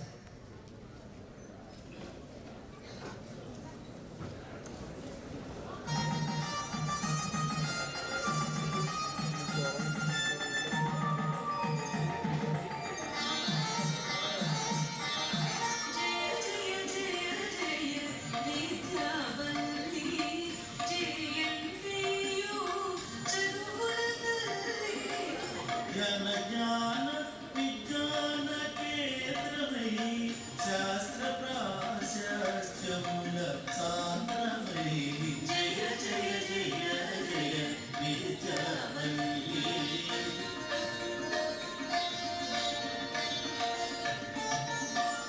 విద్యాలయముల రాజ్యముగా విద్యాజనకారాజ్యముగా మేధోజమమే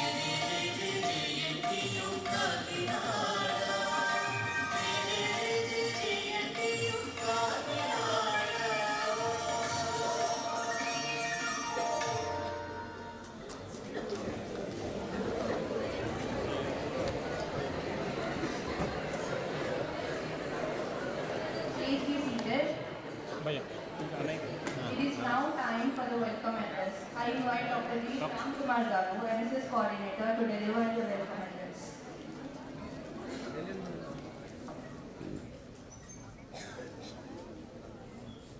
Very good morning to all of you.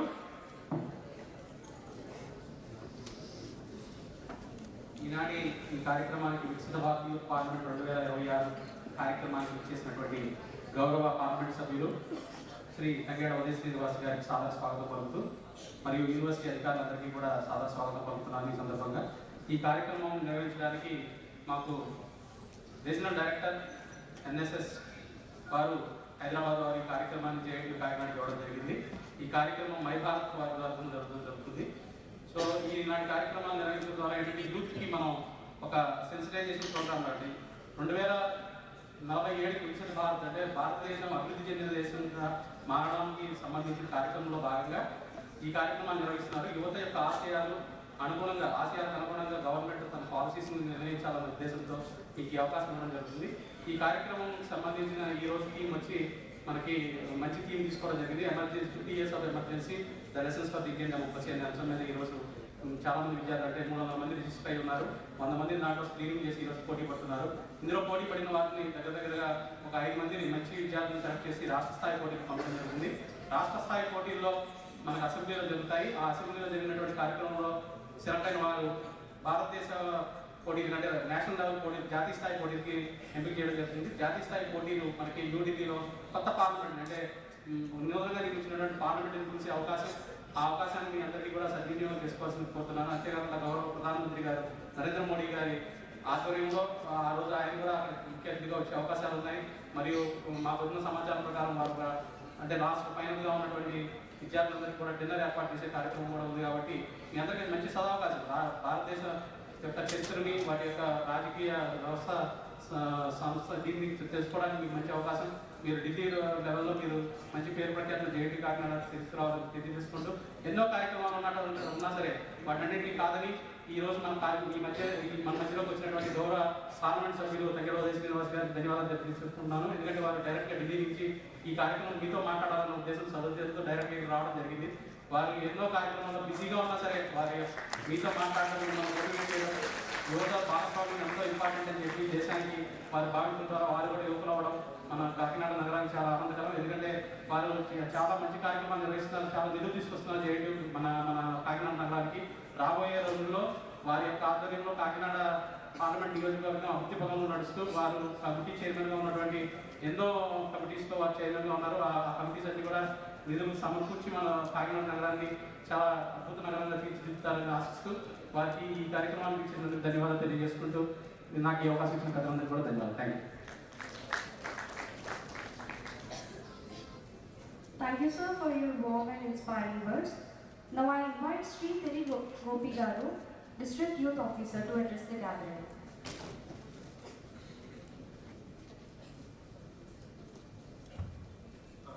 Good morning to all of you. First of all, Government of India, Minister of Youth Affairs and Sports, my Bharat మరియు NSS JNU Kakinada ఆధ్వర్యంలో నిర్వహిస్తున్న వికసిత Bharat youth parliament కార్యక్రమానికి ముఖ్య అతిథులు ఇచ్చేసిన మన Kakinada parliament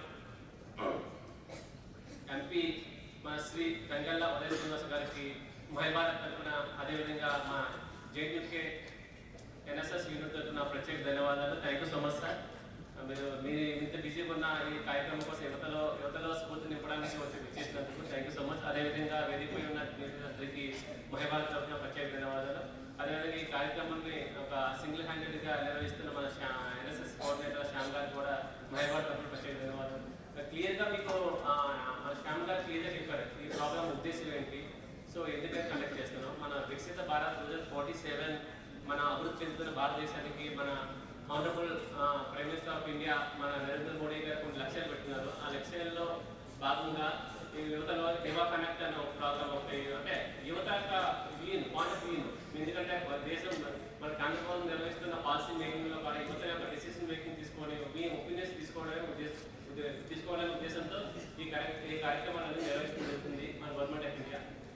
so అందులో భాగంగానే మనం Viksit Bharat youth parliament district level programme మన JNU Kakinada east Godavari district conduct చేసుకుంటున్నాం. సో ఈ కార్యక్రమంలో ఈ ప్రోగ్రామ్ యొక్క main theme emergency of 50 years theme ఇచ్చారు. సో ఈ మనకు డెమోక్రసీలో ఉన్న ఒక సెకండ్ పాయింట్ ఏముందంటే మన ఈ ఎమర్జెన్సీ అండి. ఈ పాయింట్ ఆఫ్ వ్యూలో మీ వ్యూస్ ఏంటి, మీరు ఎలా ఆలోచిస్తున్నారు అనే ఉద్దేశంతో ఈ కార్యక్రమం నిర్వహించడం జరుగుతుంది. ఈ మన డిస్ట్రిక్ట్ లెవెల్లో టాప్ 5 విన్నర్స్ని మనం స్టేట్ లెవెల్కి మనం ఫార్వర్డ్ చేయడం జరుగుతుంది. March first week or second వీక్లో స్టేట్ లెవెల్ అమరావతిలో అసెంబ్లీలో కనెక్ట్ చేస్తారు. దెన్ ఎవరీ స్టేట్ నుండి ముగ్గురు విన్నర్స్ని మనం నేషనల్ వైడ్ దేశంలోని ప్రతి స్టేట్ నుండి యూటీసీ నుండి కూడా మీలాంటి పార్టిసిపెంట్స్ టాప్ 3 పార్లమెంట్లో డైరెక్ట్గా మన హానరబుల్ ఎంపీస్ ముందు, అదేవిధంగా మన మోస్ట్లీ కుదరచ్చు మన హానరబుల్ ప్రైమ్ మినిస్టర్ ముందు కూడా మీరు స్పీచ్ ఇచ్చే మంచి అవకాశం మీ అందరికీ కలుగుతుంది. అదేవిధంగా మన నూతనంగా నిర్మించిన పార్లమెంట్ అవ్వచ్చు, లేకపోతే మెంబర్ ఆఫ్ పార్లమెంటరీస్ అవ్వచ్చు, వాళ్ళందరూ ప్రత్యక్షంగా మీట్ అయ్యే పాసిబిలిటీ మంచి అవకాశం ఇది మీ అందరికీ. ఈ అవకాశాన్ని సద్వినియోగంగా వినియోగించుకోవాలని ఆశిస్తున్నాం. అదేవిధంగా మన కేంద్రంలో మన కేంద్రంలో ఏమాశిస్తుందంటే యువత అందరినీ మీకు ఇందాక చెప్పిన విధంగానే ప్రపంచంలో యువత ఎక్కువ ఉన్న దేశం భారతదేశం. అదేవిధంగా మన ఎంపీ గారు కూడా young and dynamic MP. So మన యువత అందరూ మన రిసోర్స్ని ప్రాపర్గా యూజ్ చేసుకుంటేనే మన దేశం కూడా ఆటోమేటిక్ డెవలప్ అవుతుంది. సో దేశం అంటే బట్టి ఏం కాదు కదా, మన యువత అందరూ మనందరూ హార్డ్ వర్క్ చేసి ఒక మన కేంద్ర ప్రభుత్వం ఇప్పుడు ఫర్ ఎగ్జాంపుల్ ఇప్పుడు లాస్ట్ ఇయర్ ఫిబ్రవరిలో బడ్జెట్ ఒక రిలీజ్ అయింది. దాని మీద కూడా minister of future persons first government of India budget test అనేది ఒక క్విజ్ కాంపిటీషన్ కండక్ట్ చేసింది. దాని ఉద్దేశం ఏంటంటే యువత అందరూ ఒకటి తీసుకోవాలి. ఇప్పుడు బడ్జెట్ రిలీజ్ చేసిన అందులో మీకు ఏమైనా యూజెస్ పాయింట్లు ఉన్నాయా, లేకపోతే ఫ్యామిలీకి గ్రౌండ్ లెవెల్ గ్రాస్రూట్ లెవెల్ నుంచి ఇన్ఫర్మేషన్ తీసుకోవడం ఉద్దేశం, గ్రాస్రూట్ లెవెల్ నుంచి ఇన్ఫర్మేషన్ తీసుకోవడమే మెయిన్ ఉద్దేశం. సో మన దేశ పాలసీ మేకింగ్ లాగా డెసిషన్ మేకింగ్ యువత యొక్క అభిప్రాయంగా తీసుకోవడం మన మోడీ గారు అవ్వచ్చు, లేకపోతే కేంద్ర ప్రభుత్వం వచ్చి ఇటువంటి ప్రకటనలు నిర్వహించడం జరుగుతుంది. మరొక ఈ అవకాశాన్ని సద్వినియోగం చేసుకుంటారని భావిస్తున్నాను. మరొకసారి ఈ అవకాశాన్ని మాకు ఇచ్చినందుకు JNTK university and NSS unit వారికి కూడా ప్రత్యేక ధన్యవాదాలు. థ్యాంక్ యూ సో మచ్ అండి. Thank you, sir, for your encouraging words. I now invite Professor K. Pandaraj Garu, Principal UCEK JNUK Kakinada, to share his valuable words.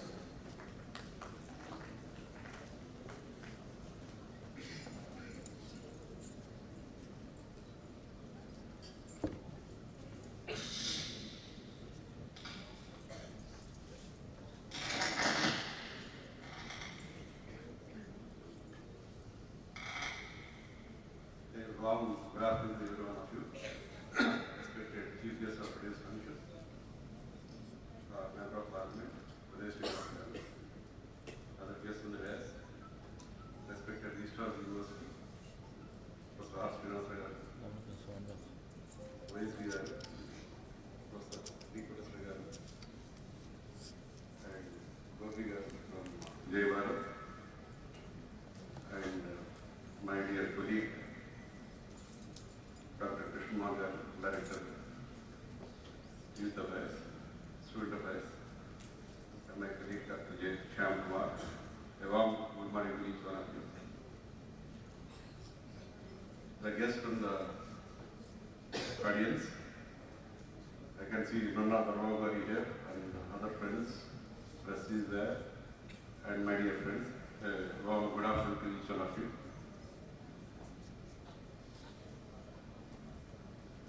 I just want to tell you, most of you might be knowing, what is Vikasith Bharath 2047.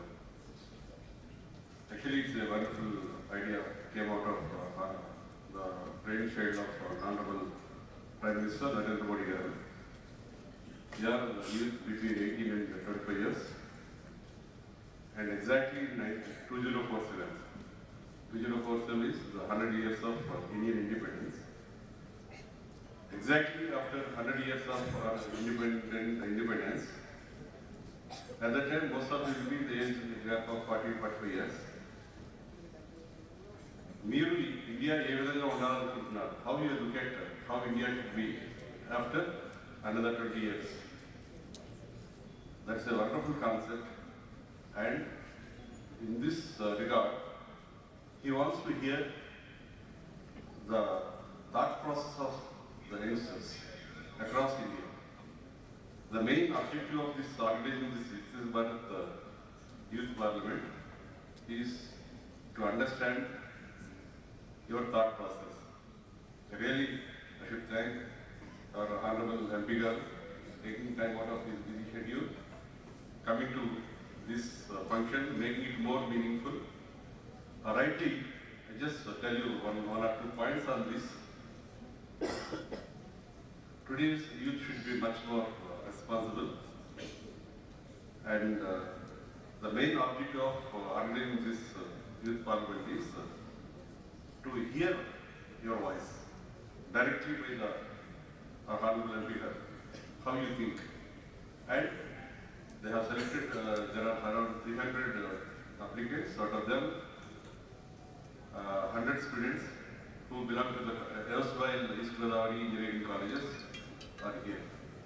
And the youth which are in the age gap of 18 to 25 years, we want to hear them and select the best people out of here and send to the next level. And another aim is to encourage the youth engage in public issues. And rightly, this is one very, very important issue. Most of you have not even born at that time. 21 months of emergency, exactly 50 years over. The emergency, most of the I am just hearing as jury chairman, I am hearing some of the students. The concept కూడా తప్పు చెప్తున్నారు. Emergency ఇప్పటికీ ఉన్నట్టు ఉంది meaning. Years of emergency అంటే availability emergency లేదు. Emergency is only for 21 months. Emergency పెట్టి ఇప్పటికీ 50 ఏళ్ళు. You should understand the between the meaning of 50 years of emergency. 50 years of emergency, still emergency continues అని మాట్లాడుతున్నారు ఇక్కడ speakers. Please try to understand, you should be very judicious, you should be very careful. The main aim is you should understand the public ideas, public problems. You have to involve in the public problems. Come out your innovative thoughts. That has to go to the next level. That is the another important objective of this Vikasith Bharath Youth Parliament. And public issues ane kaadu. Chaala mandi pillalu they lack decision making. In fact, oka issue vaste how to take a decision. That's very, very important, very crucial. The events like this will definitely improve decision making. Not only that, మనం మాట్లాడుతున్నప్పుడు చాలా మంది intercept చేస్తుంటారు. We don't have the tolerance to listen to that.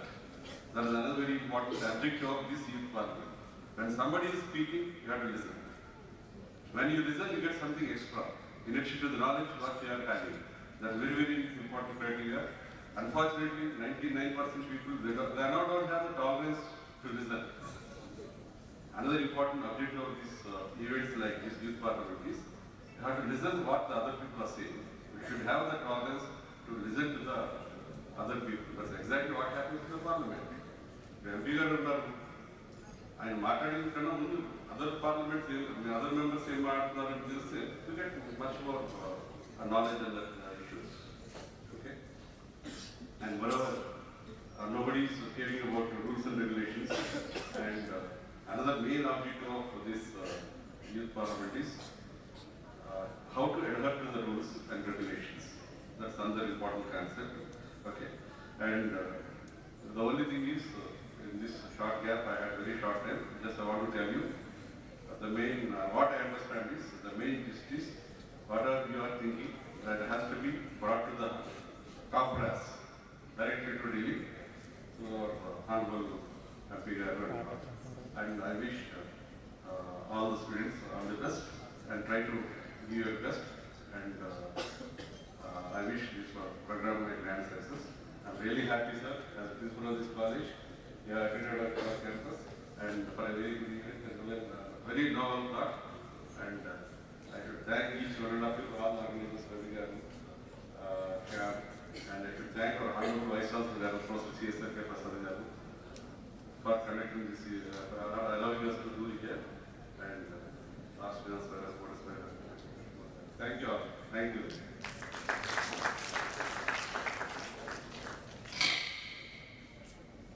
Thank you, sir, for your encouraging words. I request Professor E. Krishna Garu, Director Student Affairs, JTUK Kakinada, to address the gathering.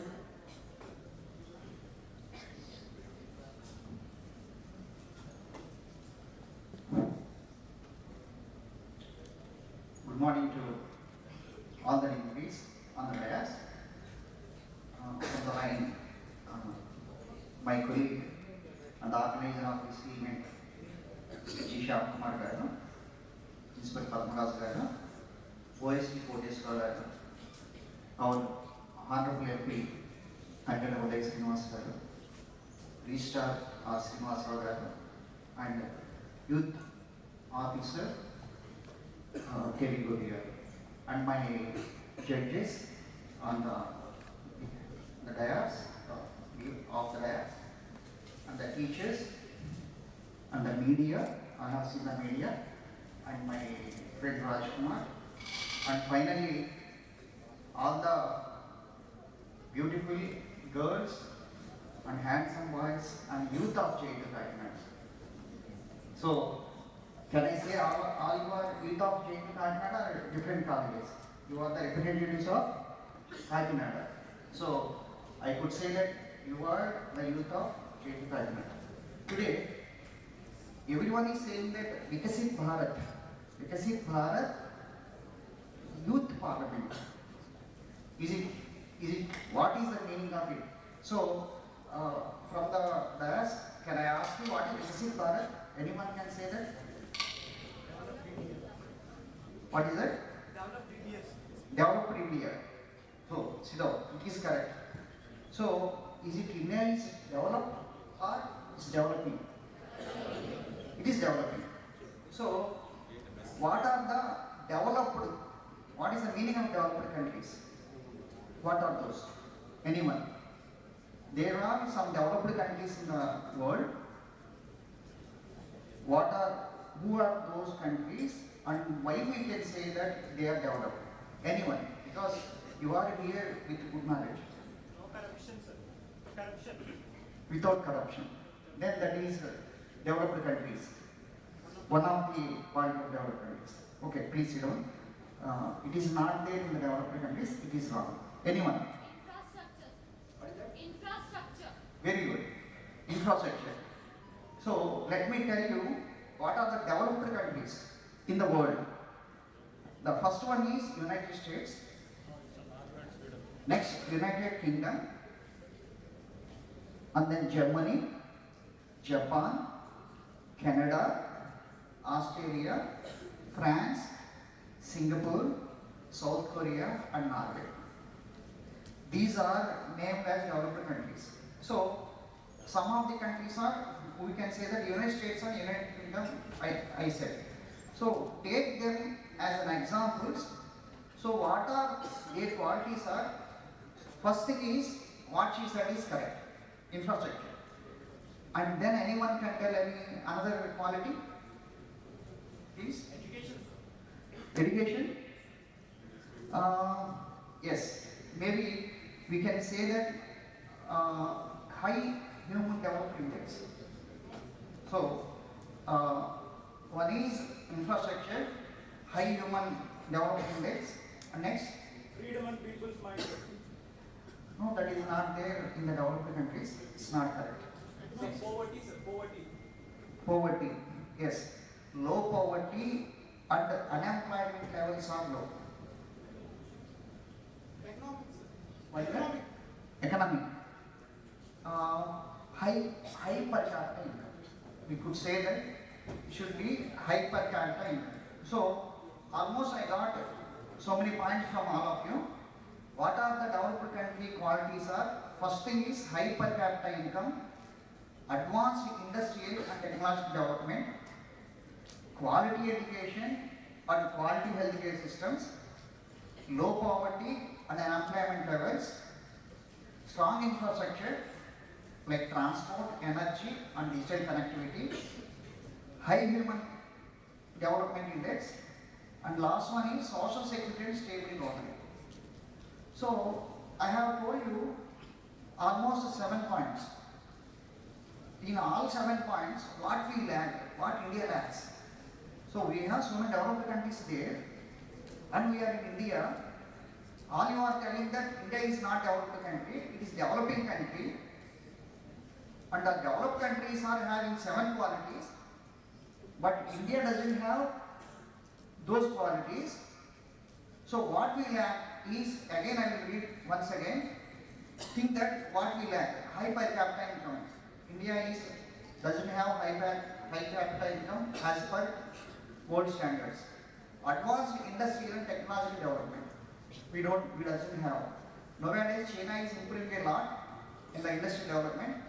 We are only developing in software industry. Still we need to develop so many other industries in the country. And quality education and healthcare system, we are striving for that. We are going towards quality education. Low poverty and employment levels, still we have to meet that. We have a lot of poverty in India and unemployment is also there. So another one is strong infrastructure, we lack it. And we have high human development index, we need it. And we shall have social security and stable government. This we have, stable government we have, and we need to have social development. So, taking all this in consideration, the Prime Minister Modi has came in and he wanted to develop India and he has so many views. In that views, first thing is vikasith bharath. Vikasith is, you know that it is developed country, developed India, and youth parliament. What is that? Anyone can tell that?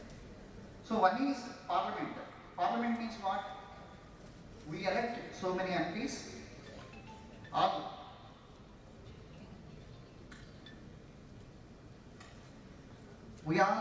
the MPs are sitting in the parliament and they are discussing about so many issues of government. In the same way, you are youth parliament, you are discussing the issues of India here.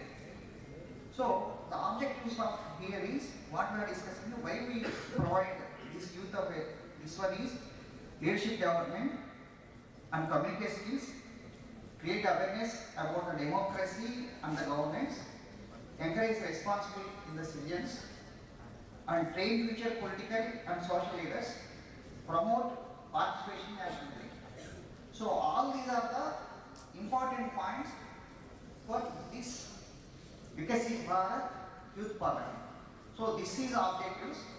We came to know that what is Vikasith Bharat, what is Youth Parliament. So you all are discussing about one point. So we are keeping competitions on this and we are going down there.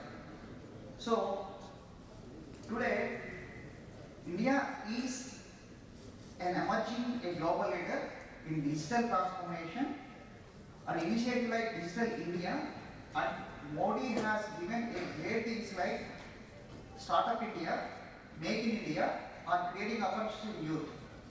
And also, however, development is a meaningful only when it is inclusive with all the youth like you.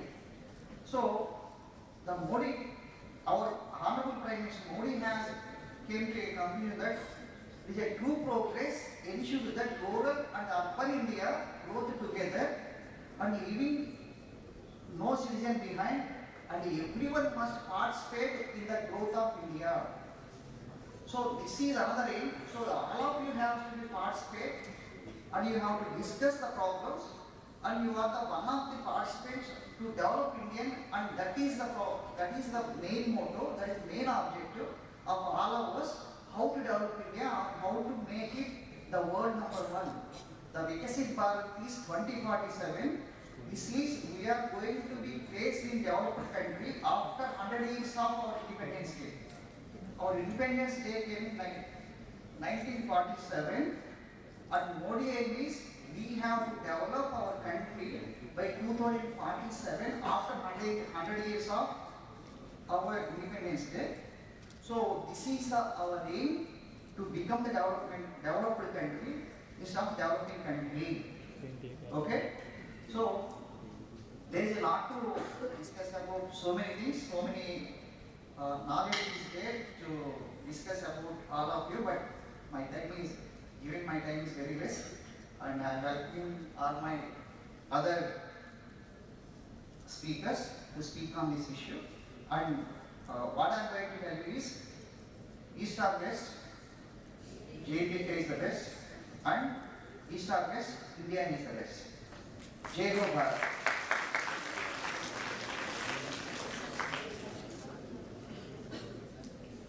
Thank you, sir, for your enlightening words. I request all the dignitaries to consider the time and be brief with the addressing.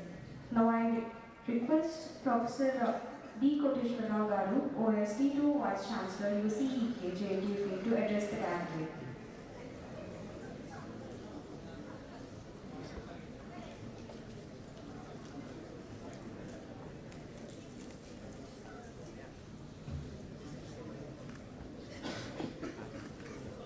A very good afternoon to everyone. Today's chief guest, Honorable Uday Srinivas sir, Namaste sir, and my young colleagues, Director of the University, R. Srinivas program, and Director Krishna Mohan Garu, Principal Padmaraj Garu, and my colleague, Dr. Shyam Kumar, and Terry Kopitan. Namaste, sir.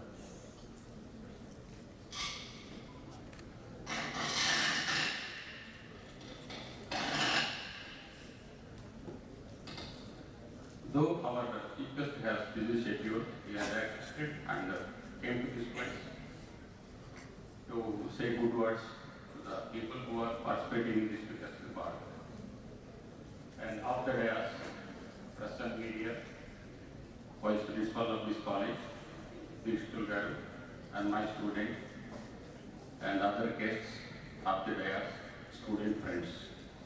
Very good afternoon, and I wish you good luck to learn so many things.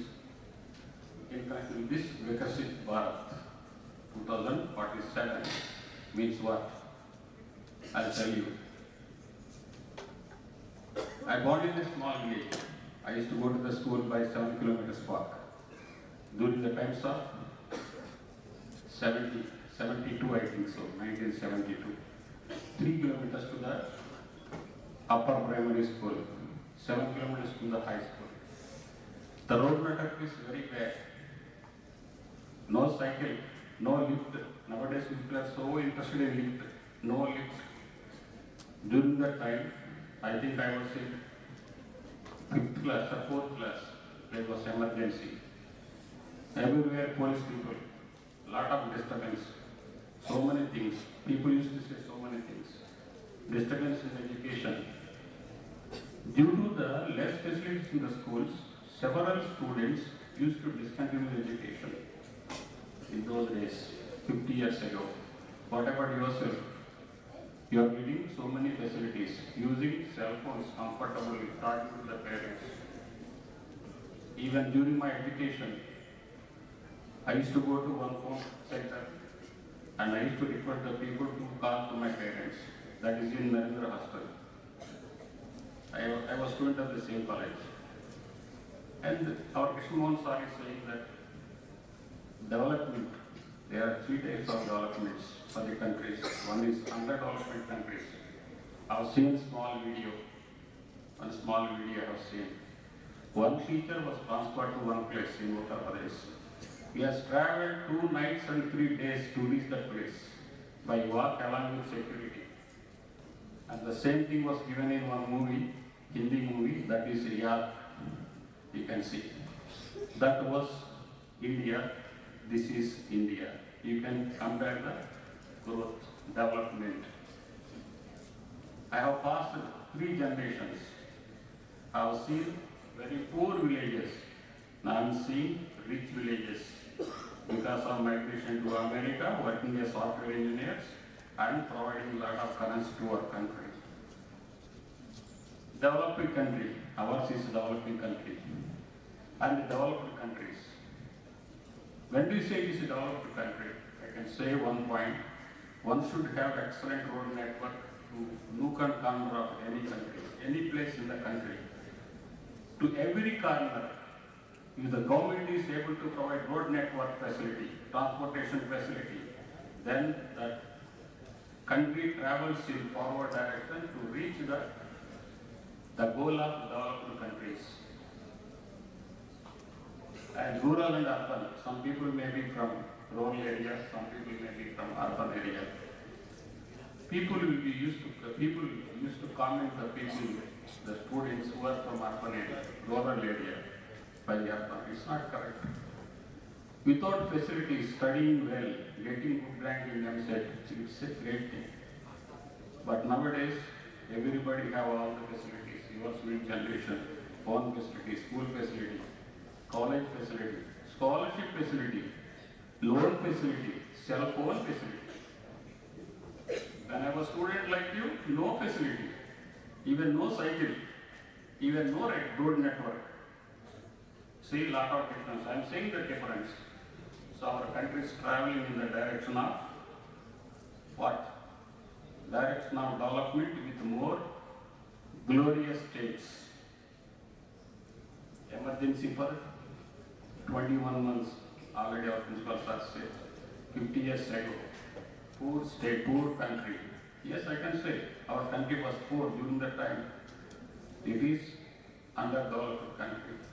You see one video in Google on the flight in one of the African countries. On the flight, they put luggage. They tied comfortably and they travel. See how crazy the country was. That is underdeveloped country. Ours is far better. But the other point, you are the 10 citizens of our country.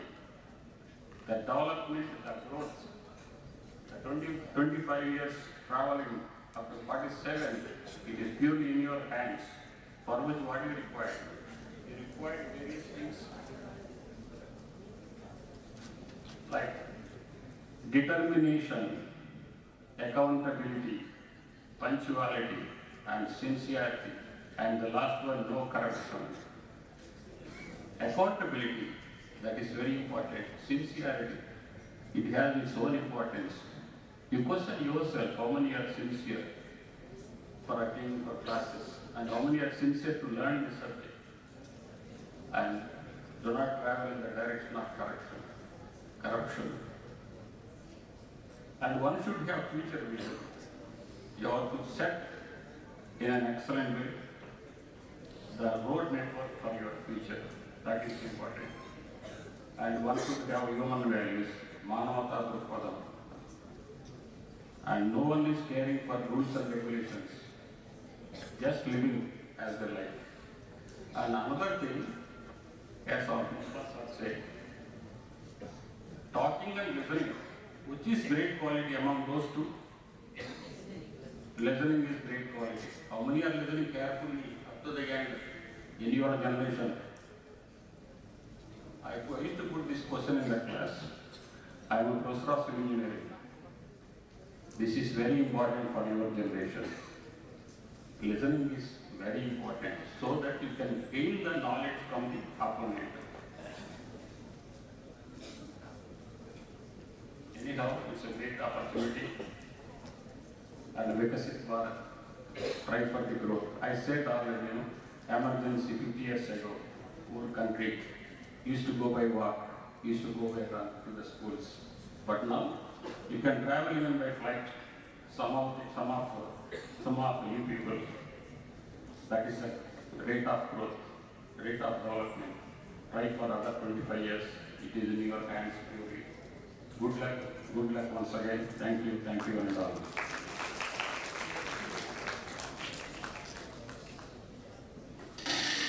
Thank you, sir, for your warm words. Now I request Professor R. Srinivas Garu, registered UC EKJ UK, to address the gathering.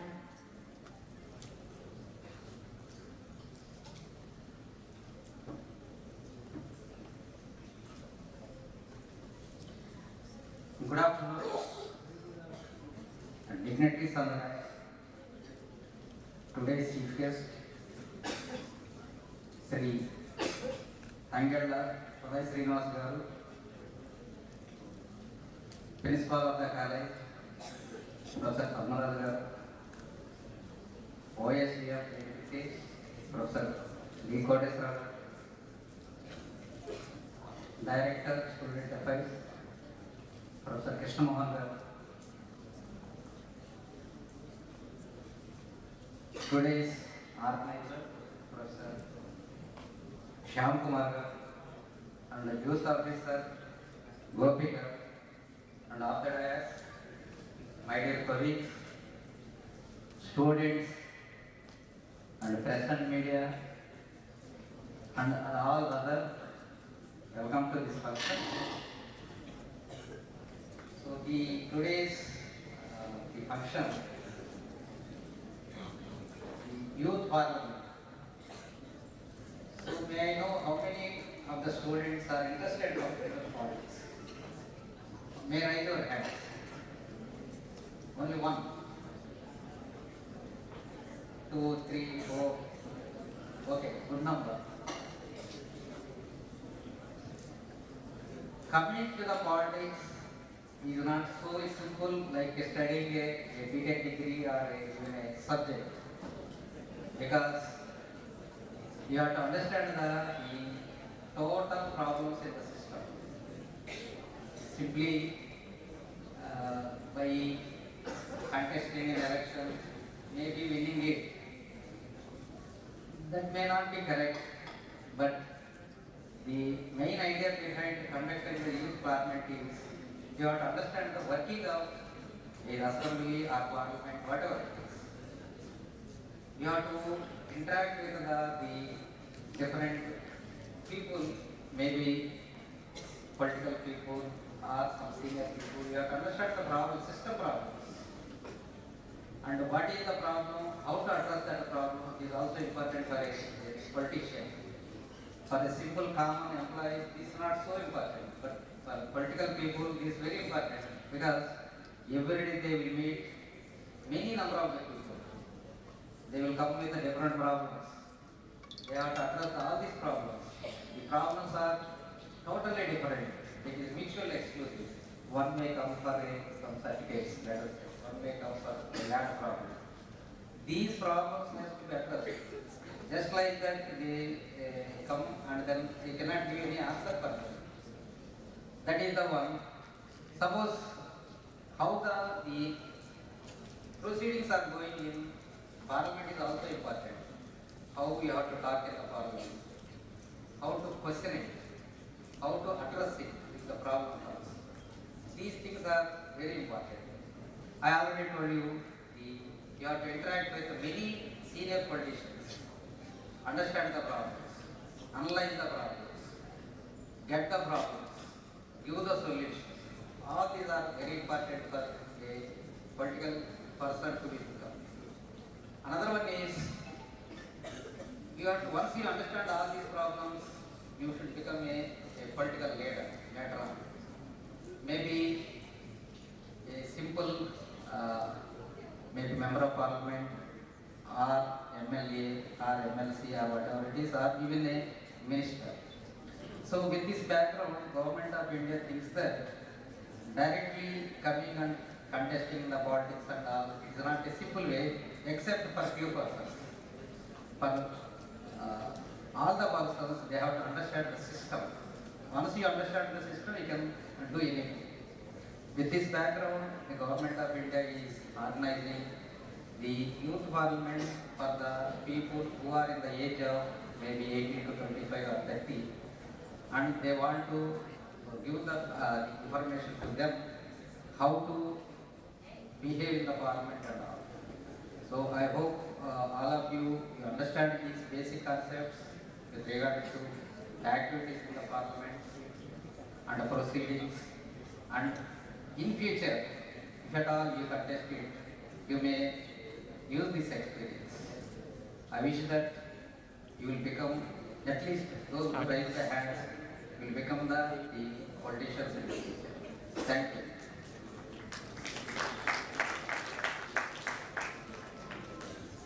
Thank you, sir, for your warm words.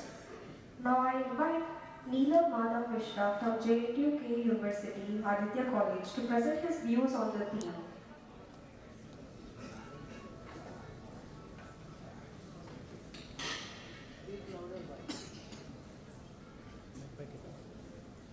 Democracy does not die in darkness, it weakens in silence.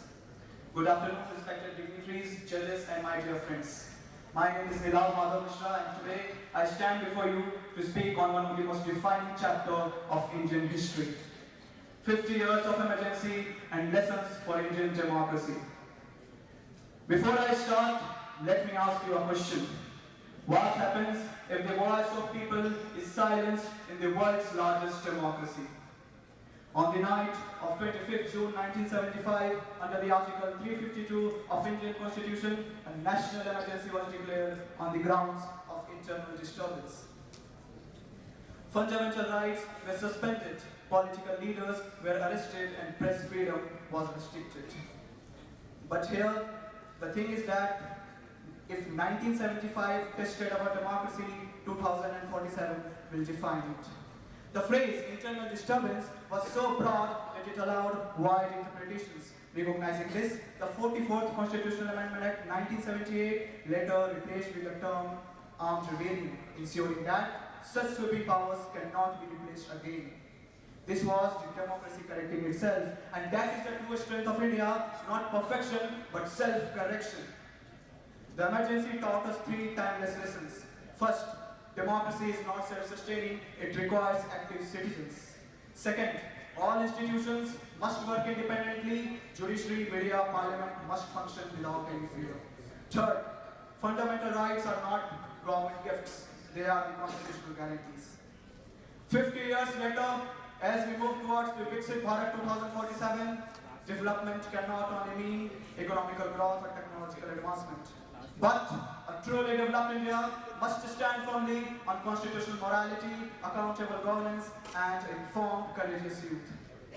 Ladies and gentlemen, today, India is the global power, a digital revolution leader, and the world's largest democracy. But its progress must be guided by constitutional values. And here, we must ask, emergency was legal, but was it moral? If 1975 tested our democracy, 2047 will define it. So today, let us come and remember the past, protect the present, and save the future where democracy is not just practiced but respected. Thank you. Jai Hind, Jai Bharat.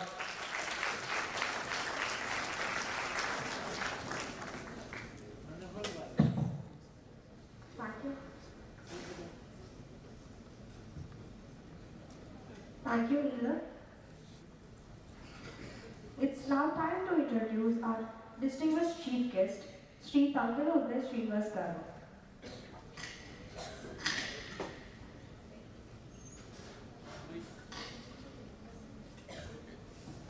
It's my great honor and privilege to welcome distinguished leader, entrepreneur, and member of parliament, Sri Tangalu Srinivas Garu, to our college today. Sir is not only a successful businessman, but also a dynamic public servant who represents Kakinada constituency in the Lok Sabha. His journey from being a rising entrepreneur to becoming a respected member of parliament is truly inspiring for all of us, especially the youth. Through his leadership, dedication, and commitment to development, he continues to work towards the progress and welfare of society. This success story teaches us that determination, discipline, and hard work, anything is possible. On behalf of our management, faculty, and students, I extend a warm welcome to you, sir. We are truly honored to have your presence today. Now I request everyone to join me in welcoming our honorable guest with a big round of applause.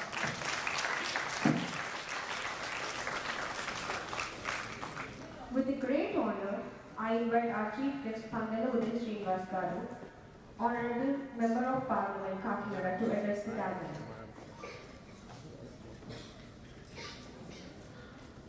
Good afternoon, all of you.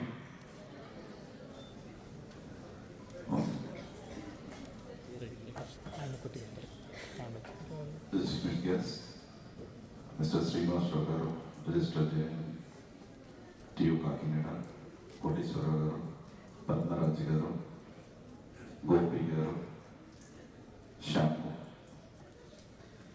and I welcome all of you, all the young and brilliant minds of this nation, from Kakinada Bharat Youth Parliament.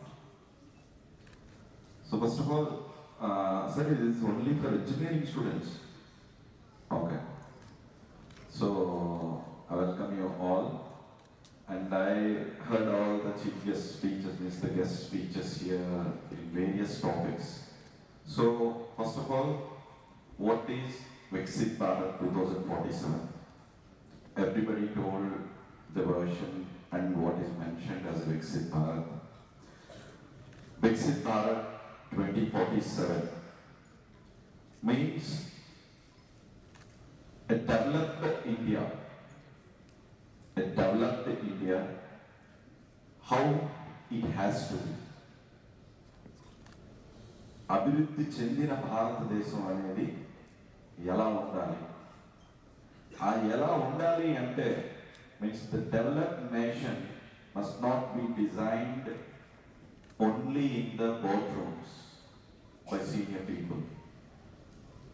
Our beloved Prime Minister dreamt of bringing the young minds, young people to architect the future India as how you want. Because it's gonna be your country. You're gonna be leading the country.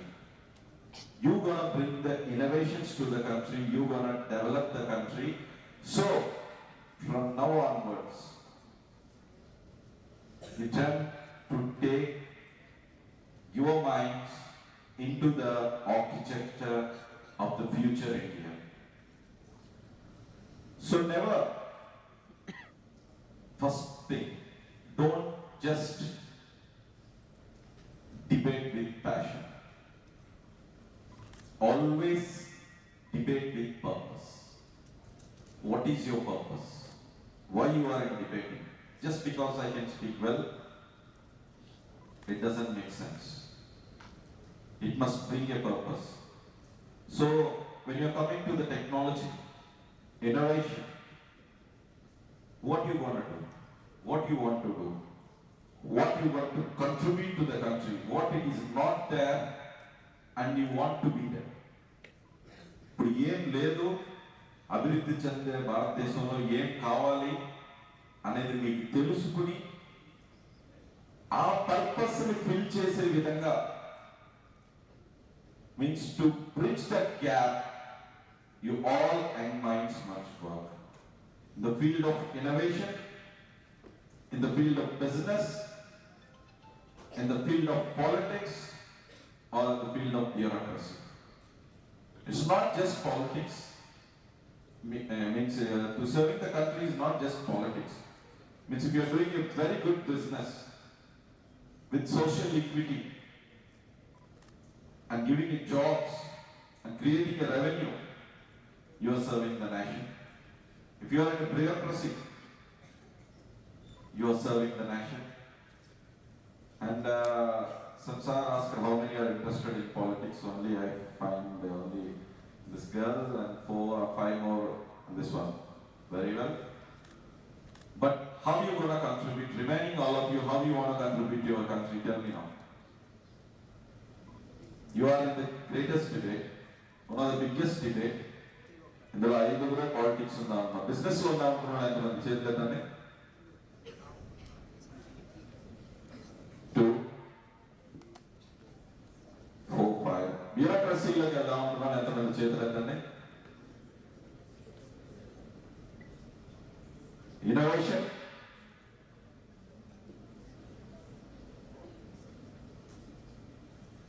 Remaining అందరూ ఏం చేస్తారు debate మీకు India అభివృద్ధి చెందే అభివృద్ధి చెందబోయే భారతదేశం చెందిన భారతదేశం ఎలా ఉండాలని మిమ్మల్ని అడిగి ప్రైమ్ మినిస్టర్ అంటే మీరు మాట్లాడేది ప్రైమ్ మినిస్టర్ మీరు బాగా మాట్లాడితే నిజమైన పర్పస్ ఉంటే ఈ దేశ ప్రధాని గారు వింటారు you want be in parliament you don't want be in politics you don't want be in bureaucracy you don't want be in innovation and you are proud to be a JNU Kakinada. Everybody clap for that. No, you must not clap for this. So that's okay. Means, apart from all this also, some of the professors asked what is a developed nation. Actually, I was writing something, it's not what I prepared for. I was writing my wife that I can't come to my daughter's surgery, and I took a screenshot and I sent her. So that's it, I'm not writing anything. So tell me now, some of the professors asked you realistic, means a real question. I also wondering what is the real developed country. When some professor asked, I was also wondering what is real developed country. Somebody tells without corruption, somebody told infrastructure, somebody told economy, somebody told GDP. Okay, well, all these are very good, much needed to be a developed country. We can take so many examples. A developed country, the biggest GDP is creating wars. The largest infrastructure country, means which has the largest infrastructure company, means this innovations, this GDP, the people like you can just flip it up. How many software companies were built in the years, in the decades? There are so many people dependent on that one. Just a simple app, AI app, cloud. Have you heard? Yes. Wiped off $175 billion worth in single launch. Can you imagine? One single app by few young minds like you. Just imagine if that was from India. That is from India. You can turn that upside down. It's just one cloud. Just if you are creating 10 more like that from various parts of the young minds like you, from various parts of India, every economy will be changed. What do you need in the future world? What it can be? How technology can impact the revenue, impact the infrastructure. There are large software companies who are built. The huge high-tech city, Bangalore, Gurgaon, Noida. When Corona is there, all the buildings were vacant. That time you need a vaccine. Infrastructure was there, but there is nobody to use that. So a vaccine can again turn the upside down of GDP, or the revenue, or the infrastructure, or anything. You must be creative. You must be creative. You must participate in the government fiercely and take. You must not be the beneficiaries. You must not be the beneficiaries of the technology, of the business, or of the policies. I want you people to be a part of that. To take a profound position in what is going to happen in future and how your country wants to be. So, there are so many people. The emergency topic emergency vachina 50 years మనం ఈరోజు అది టాపిక్గా తీసుకున్నామని చెప్పి ఇంకా emergency ఉందంటే మాట్లాడుతున్నారు. So kindly listen. Emergency ఉంటే మనం ఇలా కూర్చోరు. ఎమర్జెన్సీ ఉంటే మనం ఇలా డిబేట్స్ చేసుకోరు. ఎమర్జెన్సీ ఉంటే మనందరినీ పార్టిసిపేట్ చేయలేము. ఇలాంటి ఒక ప్రభుత్వం under the leadership of Narendra Modi గారు, చంద్రబాబు నాయుడు గారు అండ్ పవన్ కళ్యాణ్ గారు ఉండటం వల్ల మనకి ఇలాంటి అవకాశాలు కలుగుతున్నాయి. ఎమర్జెన్సీ ఉంటే మనం అందరం to conduct this programme we will be behind bars. మనం అలాంటి ఎమర్జెన్సీలో ఉంటే మనల్ని అరెస్ట్ చేసి లోపల వేసేస్తారు. సో అలాంటి ఎమర్జెన్సీస్ అంటే డార్క్ డే, డార్క్ ఎరా, dark period of Indian democracy. So now the government, the leadership is giving us a chance to prepare what you need. మీరందరూ కూడా మన అభివృద్ధి చెందాలి, భారతదేశం అభివృద్ధి చెందాలి, డెవలప్డ్ నేషన్ అవ్వాలి అంటే మన కాంట్రిబ్యూషన్ ఏంటి అనేది కూడా ఉండాలి. అలాగే అన్నిటికన్నా మించి what I personally want you people to be a developed nation. In my idea, in my mind, every citizen must have a civic sense.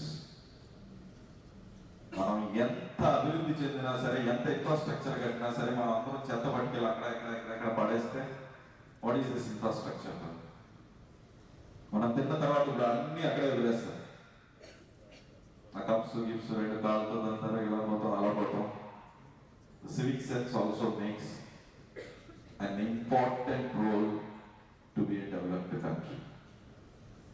Healthcare, technology, finance, and I want all the young minds from Kakinada to participate, to debate with purpose. Whatever the subject you are taking, whatever the purpose you're going to speak,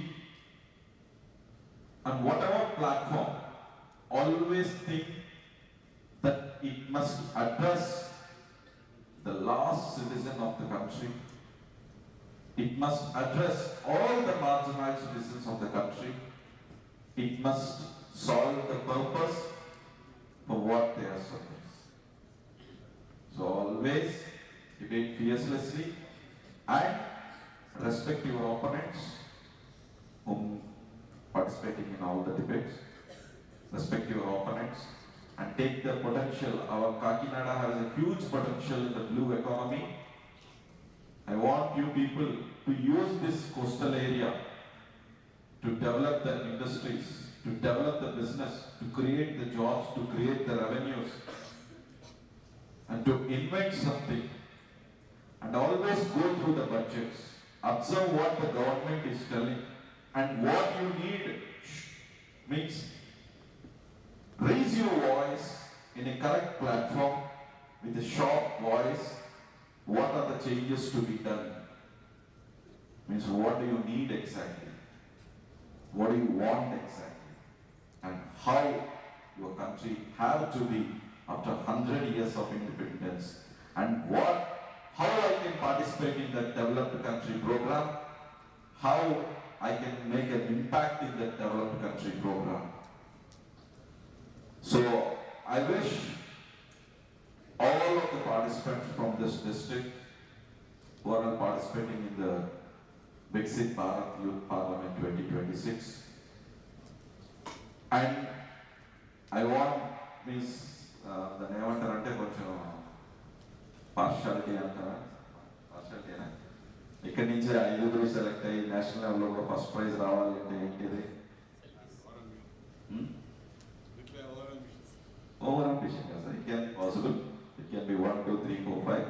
over ambition కాదు, possessiveness. లేకపోతే what is that? మన పిల్లనే పైకి రావాలంటే ఏంటి? సెల్ఫిషా, possessive?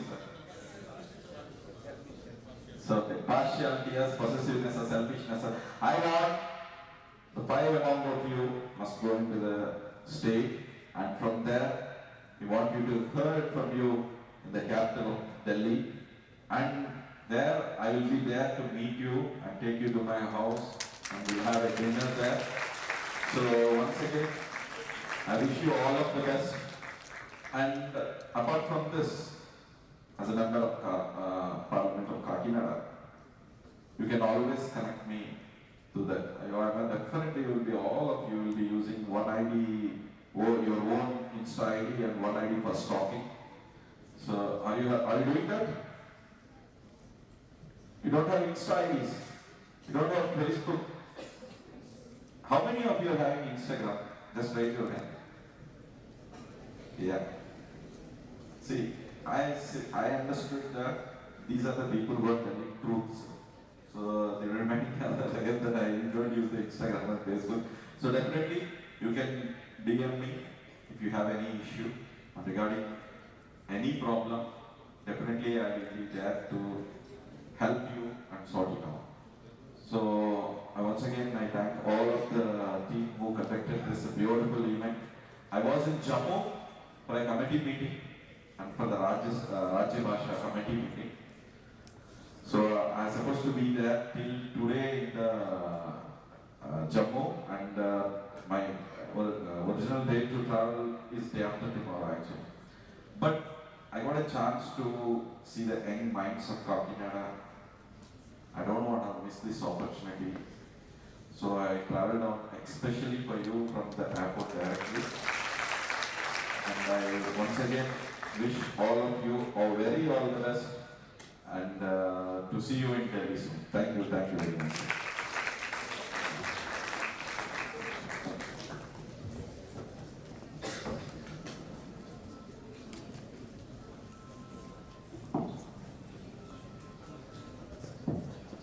Thank you, sir, for your inspiring speech. I hope it will ignite the youth for leadership.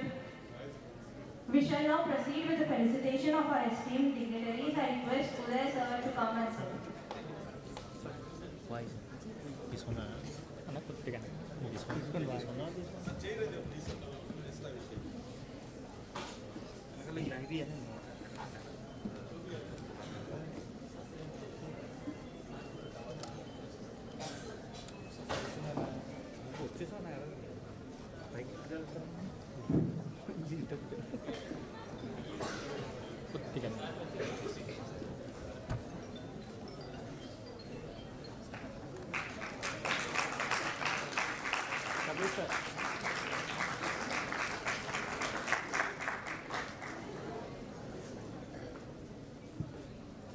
Sir నిన్నటి రోజు జమ్మూలో ఉన్నారు, ఒక కమిటీ మీటింగ్లో అని చెప్పారు.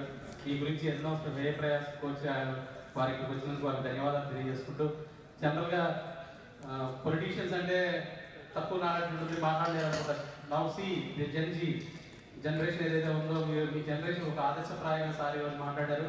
Techno politician is a techno politician. He has delivered wonderful speech to motivate all of you.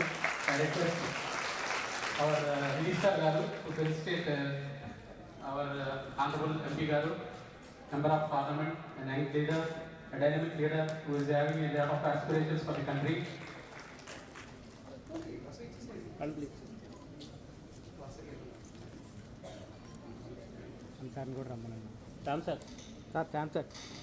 Thank you very much for your nice presence, sir. Gracious presence, in spite of your busy schedule, to turn up here. Thank you.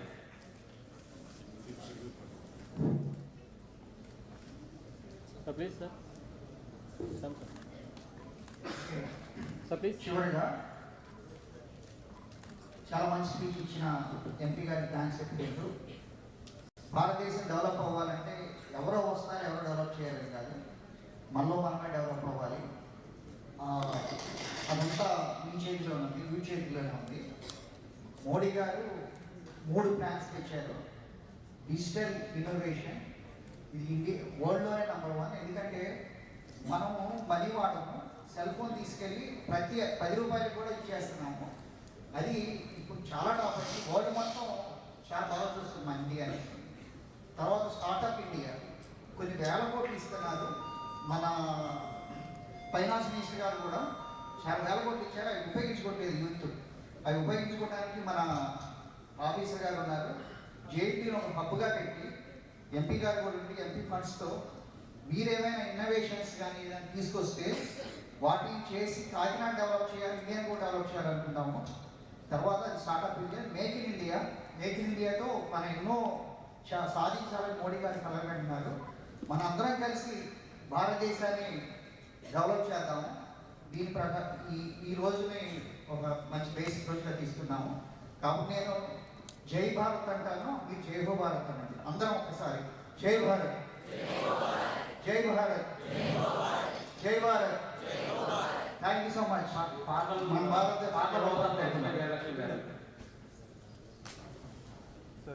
On behalf of our organizing committee, myself, Dr. P. Lakshmi, Assistant Professor, School of Pharmaceutical Sciences and NSS Program Officer, JNK Kakinada, I'm taking the privilege to propose vote of thanks for the program Vikasith Bharat Youth Festival 2026 district level program organized by JNK Kakinada.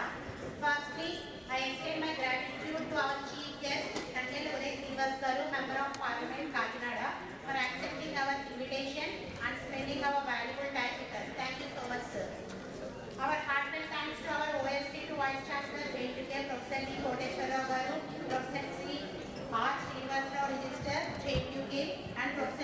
Mohan Garu, Director Student Affairs, for their gracious presence.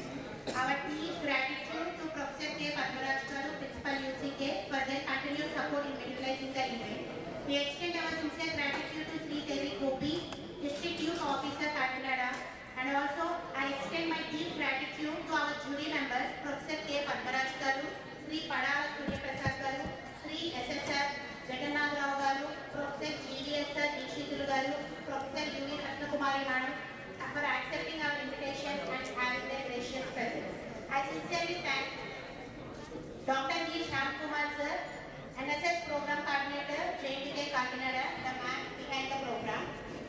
I sincerely thank our fellow program officers, Sri K. Ramaji Garu, Srimati MPSC Kiranmai, and the staff of NSSL Sports Department for their organizing and support.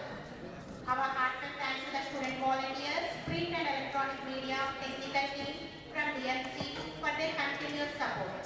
Our sincere gratitude to our university authorities, Registrar, Rector, our Honorable Vice Chancellor, Professor C.S.R.K. Prasad Garu,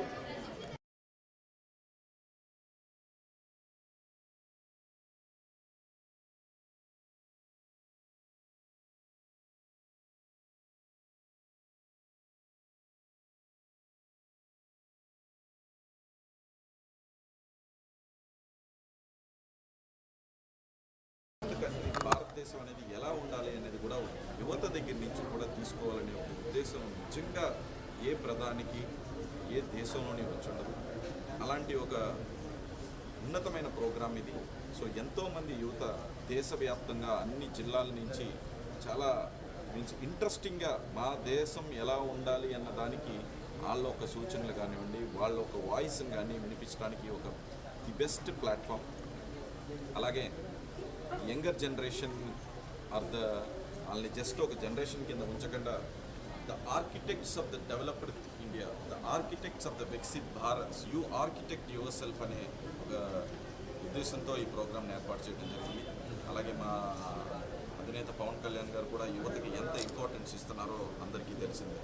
ఇప్పుడు రానున్న ఆవిర్భావ సభ కూడా జెన్జీని ఉద్దేశించి పెట్టడం జరుగుతుంది. So యువత అనేది first time ఒక పొలిటికల్ పార్టీ, అంటే గవర్నమెంట్ ప్రోగ్రామ్స్ కానివ్వండి, లేకపోతే ఇన్స్టిట్యూషనల్ ప్రోగ్రామ్స్ కానివ్వండి, ఇవన్నీ కూడా కాకుండా ఒక పొలిటికల్ పార్టీ యూత్ను ఉద్దేశించి జెన్జీ కోసం మీటింగ్ పెడుతున్నారు అంటే ఆలోచించుకోండి. మా అధినేత పవన్ కళ్యాణ్ గారు కూడా యువత మీద ఎంత మంచి అభిప్రాయం ఉంది. వాళ్ళ ఈ అభివృద్ధి చెందవలసిన భారతదేశంలోనే, ఆంధ్రప్రదేశ్లోనే వాళ్ళ భాగస్వామ్యం ఎలా తీసుకోవాలన్న దానికి నినాదం ఈ మా ఇప్పుడున్న గవర్నమెంట్ కానివ్వండి. So definitely it is an amazing program and I feel really proud to be participating in this event, and I wish all the participants wish you good luck, and I also told them not just debate with passion, always debate with purpose. So definitely in 2047 the Viksit Bharat, the India is going to be a global leader. Thank you.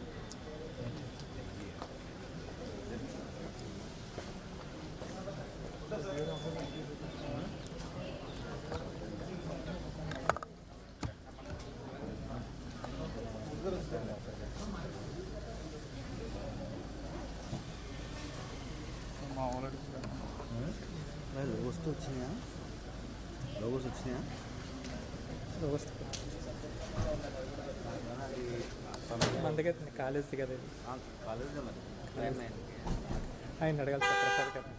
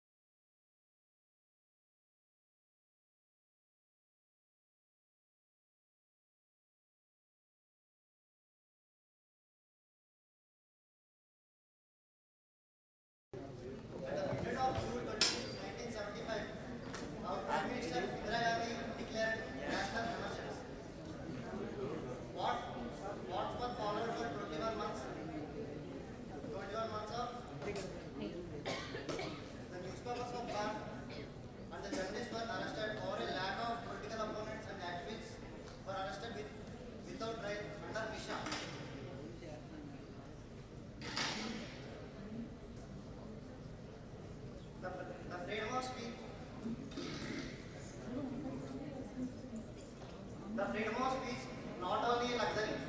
The freedom of speech is oxygen for democracy.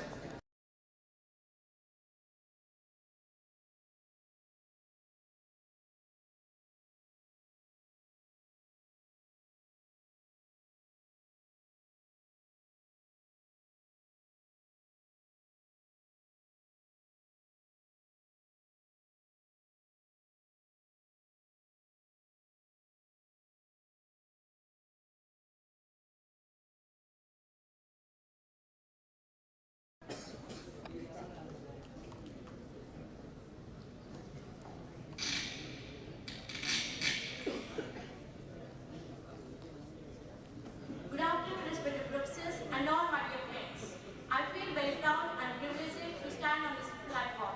I am Nagsai from ISS Women's Engineering College to share my thoughts on 50 years of emergency and the Indian democracy. So, let us know about what happened during the emergency. It was period of 1975 to 1977. The rights were suspended. The right to freedom, Article number 19, was suspended, and privilege of MISC, which stands for Maintenance of Internal Security Act, and opposition leaders like L.K. Advani and Atal Bihari Vajpayee were imprisoned,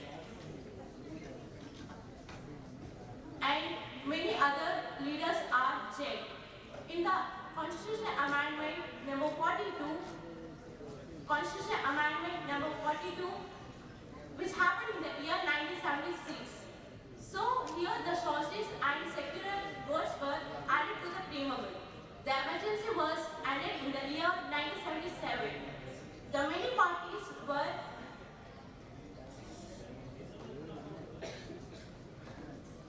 thank you, Jai Hind. I call me Charlie on the stage.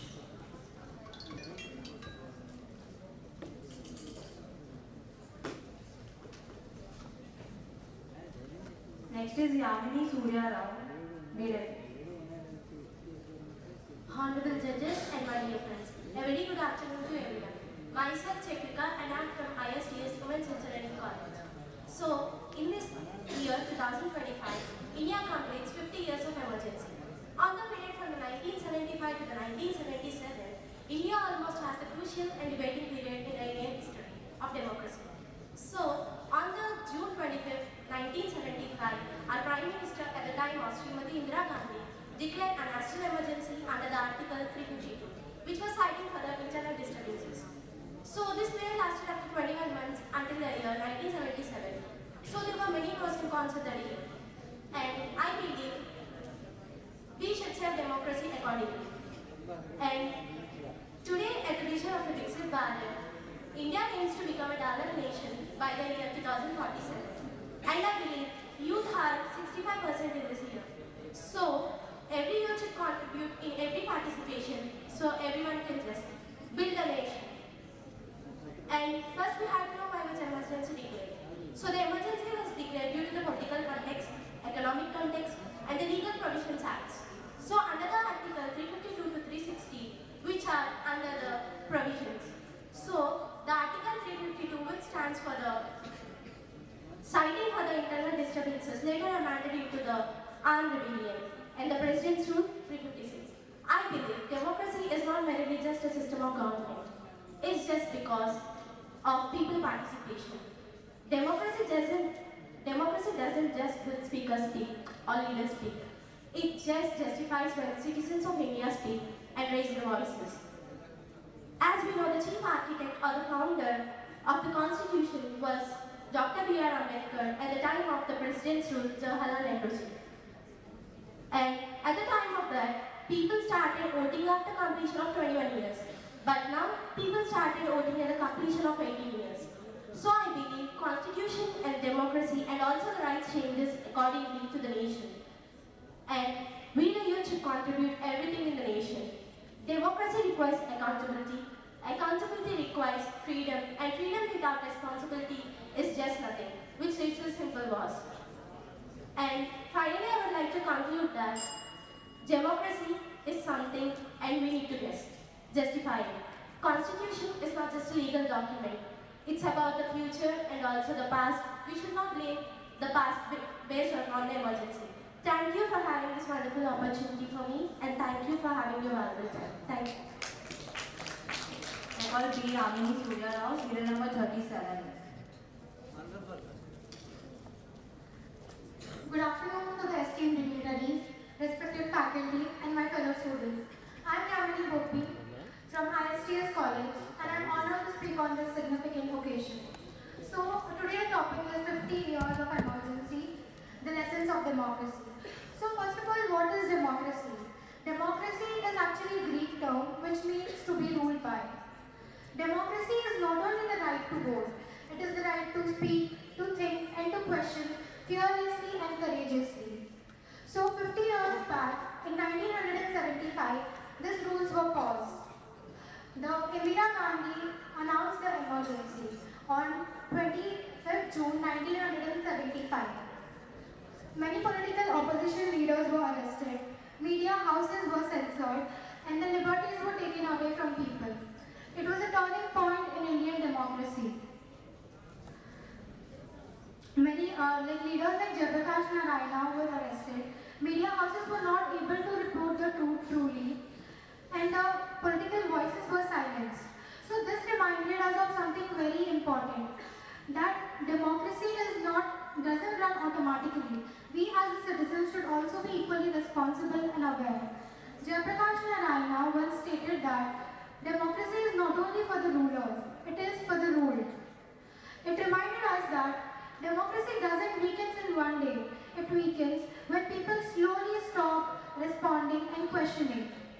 Dr. Babasaheb Ambedkar warned us long back that no matter how good the constitution is, if the people who read them are bad, then it is going to eventually fall. Then also it teaches the young citizens of India that we should be responsible, we should be aware, and sometimes staying silent is far more dangerous than opposition. It teaches us that power is temporary, but the will of people is permanent. Again, in 1977, elections were conducted, people voted, and democracy was restored. There was a very famous quote by Dr. APJ Abdul Kalam. Dream is not something that we see in sleep. Dream is something that doesn't let us sleep. So together, let us dream to be a strong, responsible, and aware democracy. So the question after 50 years is not what happened back then in 1975. The question is, are we responsible enough in 2026? Thank you. Jai Hind, Jai Bharat. I call Ashrita Hasani onto the stage, serial number 38. Good afternoon to respected judges, esteemed faculty, and my dear friends. My name is Ashrita Hasani, and I proudly represent BBC College of Engineering, Rajmahal. Today, I stand before you to speak about an important chapter in Indian history. The emergency declared in 1975 and the lessons it teaches us till now. Democracy will not collapse in a single moment. It weakens gradually when fear replaces freedom and silence replaces speech, and when people forget the strength of their own voices. On June 25th, 1975, when the Prime Minister of India, Indira Gandhi, declared national emergency under Article 352 of the Constitution.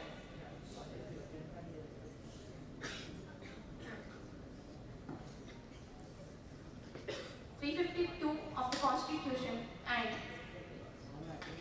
making politician leaders, including Jayaprakash Narayan, and thousands of citizens and journalists were imprisoned, not because they are criminals, but because they questioned authority. That is why recently the government of India declared June 25th as one of Samvidhan Hatya Divas, also called as Constitution Murder Day.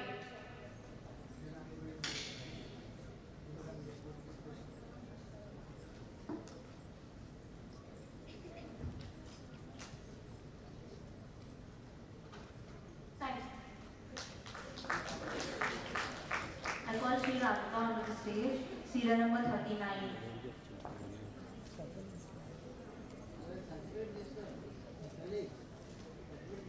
Namaste Sada Vatsale Matrusume. A very good afternoon to all the people who are listening to me. My name is Sri Rajita and I am from BBC College of Engineering. We are here to discuss about the lessons we learned from the emergency which took over the nation's peace 50 years ago from now. After elections of 1971, Indira Gandhi India under Indira Gandhi took many important decisions such as privatization, nationalization of private banks and abolition of bureaucracies. Because of these, there were many disturbances in our nation which added up to Allahabad High Court's decision on invalidation of Lok Sabha seat of Indira Gandhi due to electoral malpractice. Because of that, Indira Gandhi's opposition leader Jayaprakash Narayan started a fierce movement against her, which succeeded in making a negative impact on her political career, which led her to make a decision about declaring emergency in June 25, 1975. They started the conspiracies and the worst, darkest space of our Indian democracy.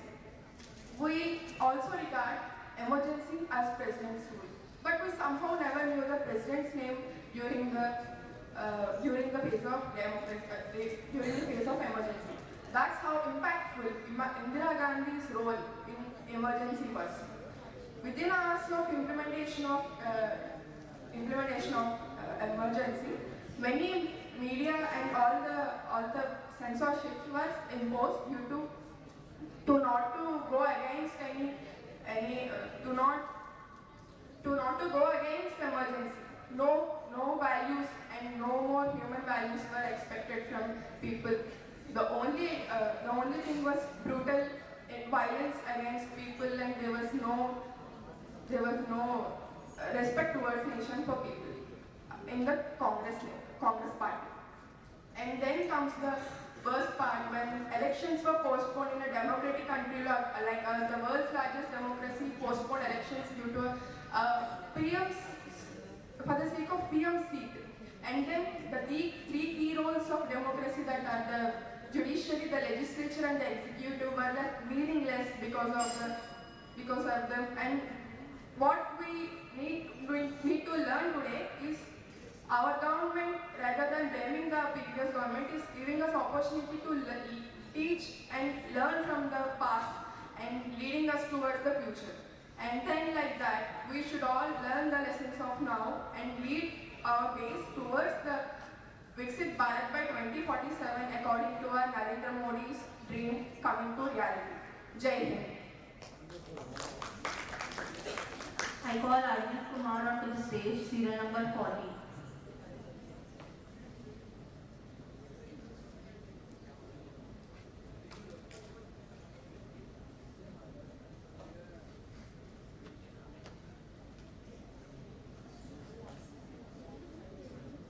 The emergency of 1975 is just a past event, my friends.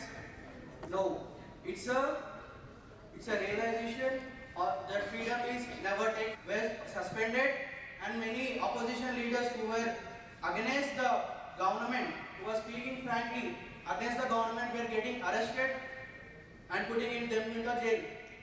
And many of the peoples were asking, after the democracy of the 50 years, is it still that they are the country where we can see that we can have the space stations, we're knocking other doors. But now the so-called developed nations will come to our country, knock the door, and call they take to launch their satellites. I see my nation is developing and I'm proud of it. As in from 1975 to 1977, India is in the emergency. After the elections were conducted, government was changed, democracy was recovered. So the people showed their strength through their votes, by speaking through their votes. As a result, the learning from the emergency, we should protect our human rights, and soul of our constitution and over the power of the chair. Thank you.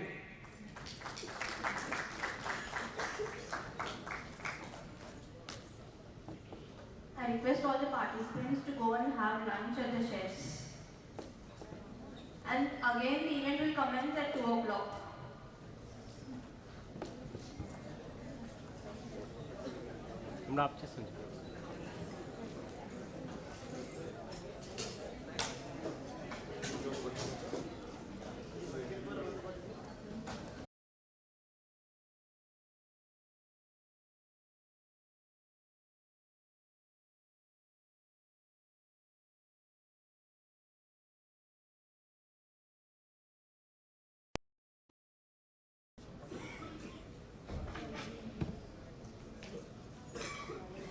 Wait చేయమ్మా ఒక నిమిషం బాబు.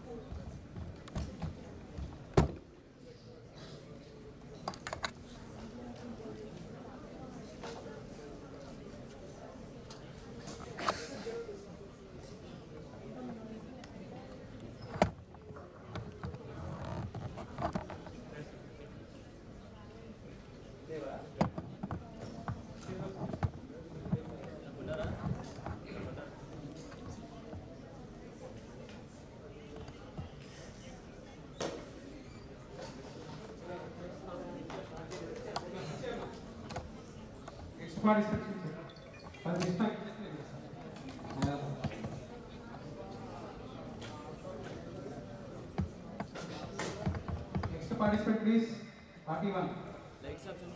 Rakesh. Lights ఒకసారి of చేయి.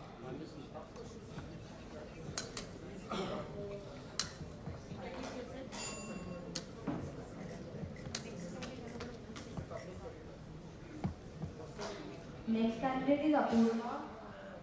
Apurva from Aditya University.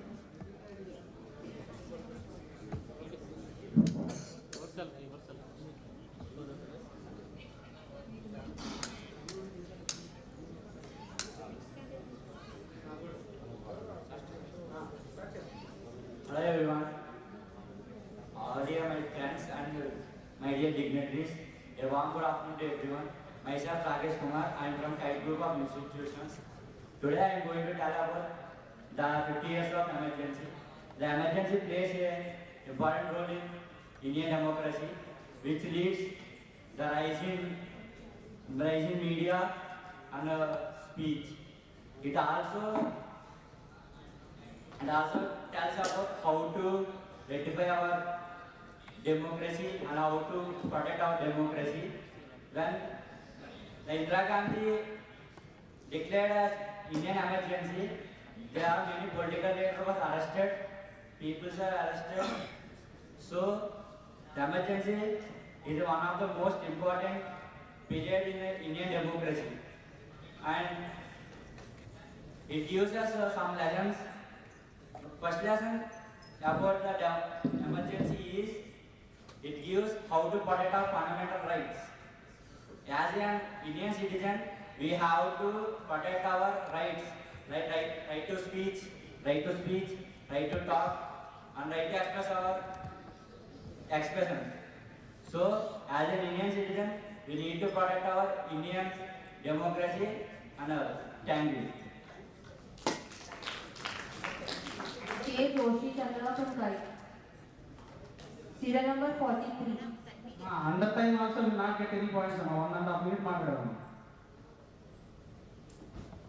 3 minutes complete maatladam. Next is Satvika from Kite College.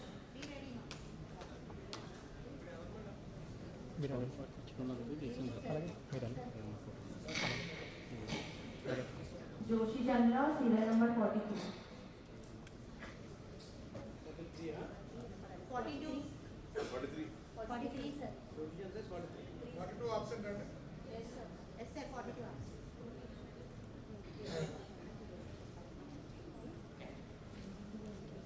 Good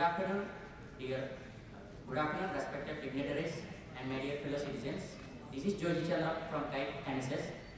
So, how many of you know what was declared on 25th June 1975? I think many of you guys know about it. So, today I would like to speak about 50 years of emergency and the lessons that Indian democracy was learned.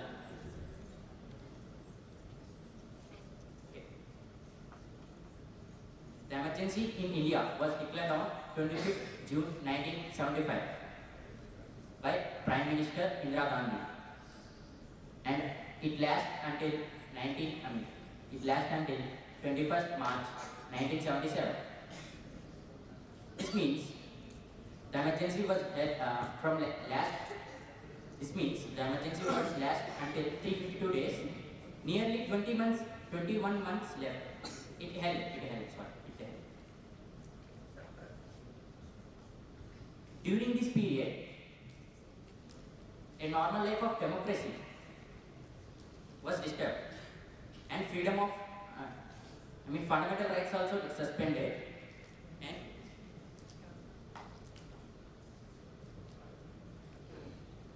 and people, fundamental rights also disturbed, and people who, and newspapers were published, censored, and many political leaders and ordinary citizens were arrested without a fair trial.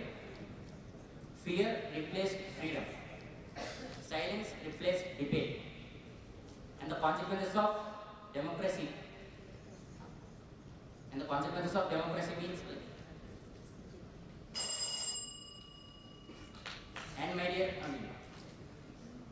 and remember, my dear citizens, one thing: if freedom lost once, then it is very difficult to regain it. Thank you, Jai Hind, Jai Bharat. Next is Swatika, serial number 44. Bell ring అయిన 30 seconds ఉంటుంది. Don't hurry. It's a harsh one. Swatika, serial number 44. Next is Amruta.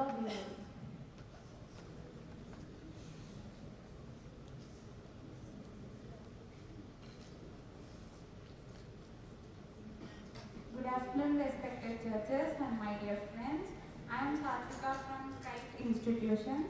Today I am here to speak about the 50 years of emergency in Indian democracy.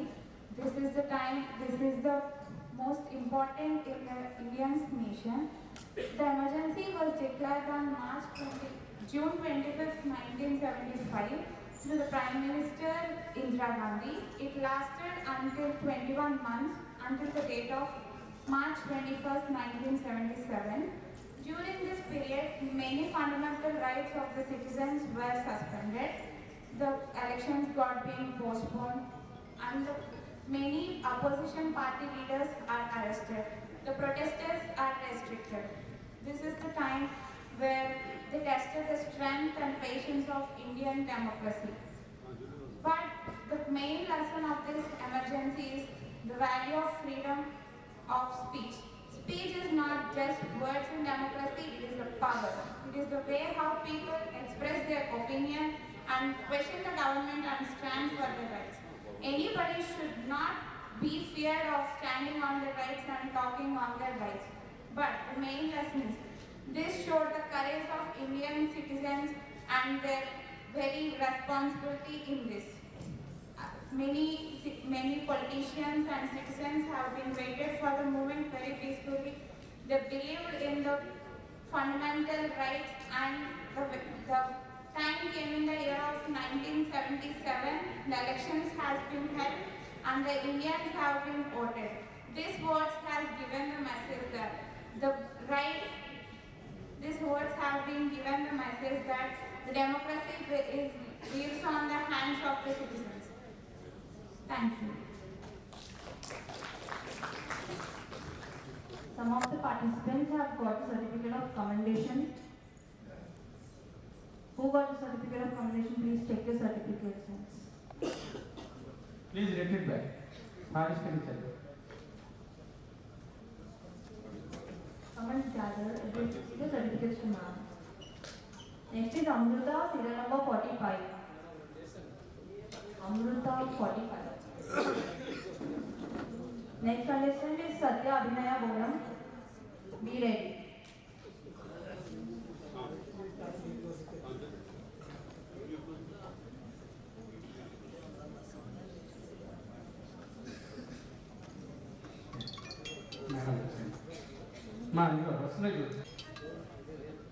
Respected dignitaries, honorable judges and my fellow participants, a very good afternoon to everyone.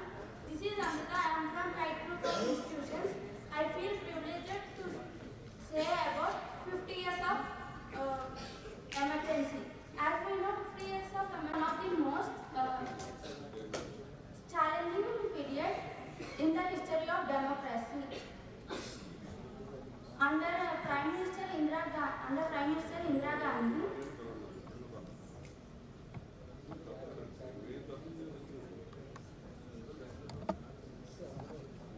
a national ship was imposed. Let us remember, democracy is not a gift we inherit. It is responsibility we protect. It serves through strong institutions, free Your lives no matter. Sorry, I'll start again.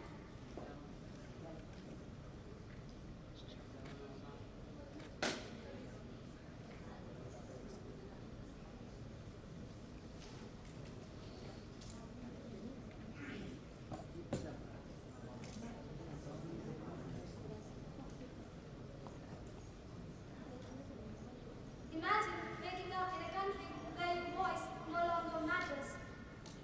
Respected judges, teachers, and my dear friends, I, Abhinaya Bonam, standing here to share my views on the 50 years of emergency. Emergency of 1975 is not just a political event. She's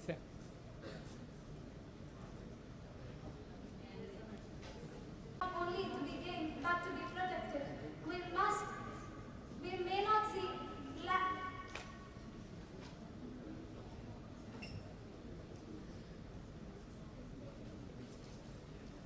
Sorry, I can't do this. Thank you. Thank you.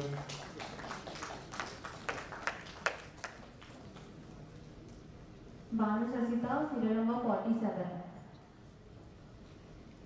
Next is Girada Kirti. Jai Bharat. Girada Kirti, serial number 48. Kirti, serial number 48. Next is Venkatesh Yeshadi. Be ready. మొత్తం రావట్లేదు sir, only Viksit Bharat దగ్గర నుంచి పెట్టింది అదేమో వస్తుంది. అదే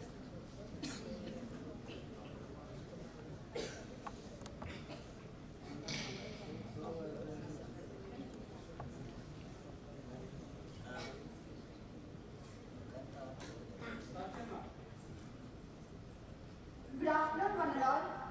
I am Kirti Girla from Godavari Global University. Today I am here to present on the topic 50 years of emergency, lessons for Indian democracy.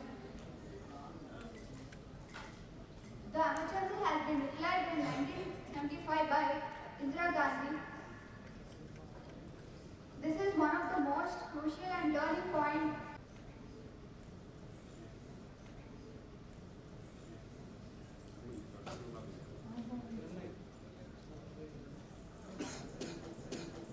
Hi everyone.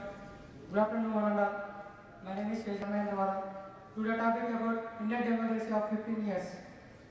The democracy will start at about 1950 in June 25, and the opponent Indira Gandhi, the opponent appointed. what is the democracy and what important of democracy in the Indian Constitution. First, we learn about the fundamental rights.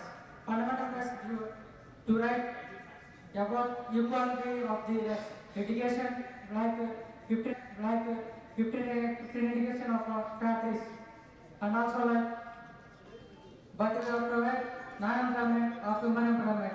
Human employment like also equality the democracy. Equal education, equal rights, and provide equal employment. The Constitution of Dr. B.R. Ambedkar are also. Now after 50 years. Now after 50 years. Now after.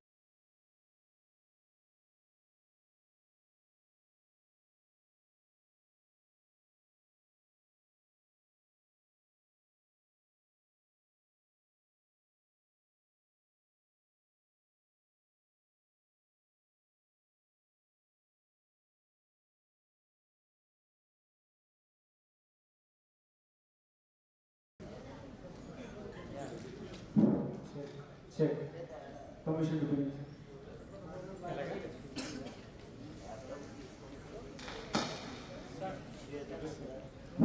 To learn from the 50 years of emergence the lesson of democracy. This is the first lesson which we used to be here. That keep your voice up. Now I would like to ask everybody in this house to join me to take a note to not reduce the voice any way in the life from now. And what is the second lesson? Some of you may tell that the train is on time. Yeah, the train is on time. The emergency has been gone. But what happened next? What is the way of punctuality whether a passenger can speak freely?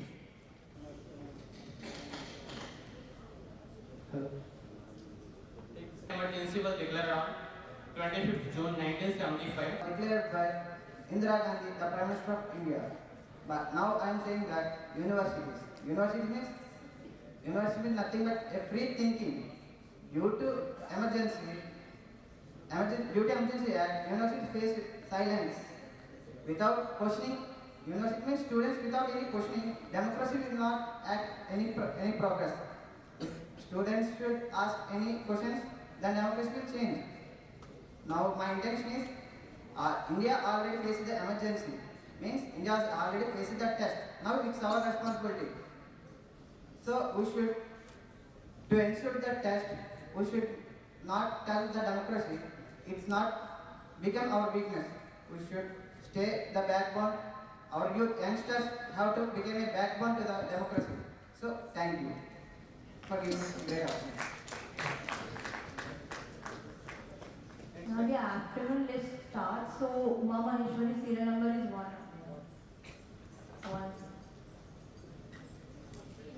Next is Priyanka.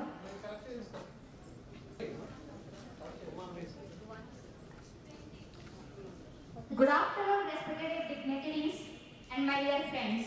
My name is C.H. Uma Maheshwari. I am from Srinivasa Institute of Engineering and Technology. Today, I would like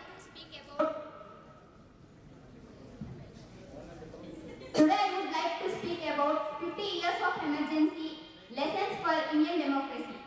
The democracy was declared on 25th June 1995 by the then Prime Minister Indira Gandhi. Remains one of the most significant and controversial period of the history of India. During the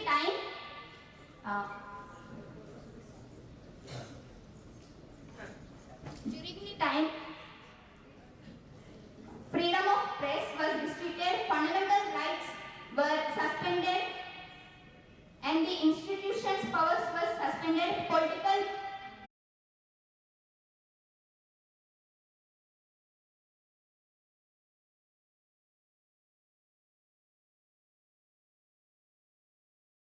of January 26. Democracy is not just democracy is established by Dr. B.R. Ambedkar. Dr. B.R. Ambedkar always believed that the formation of society is not based only on society government, but also political government. And he also believed that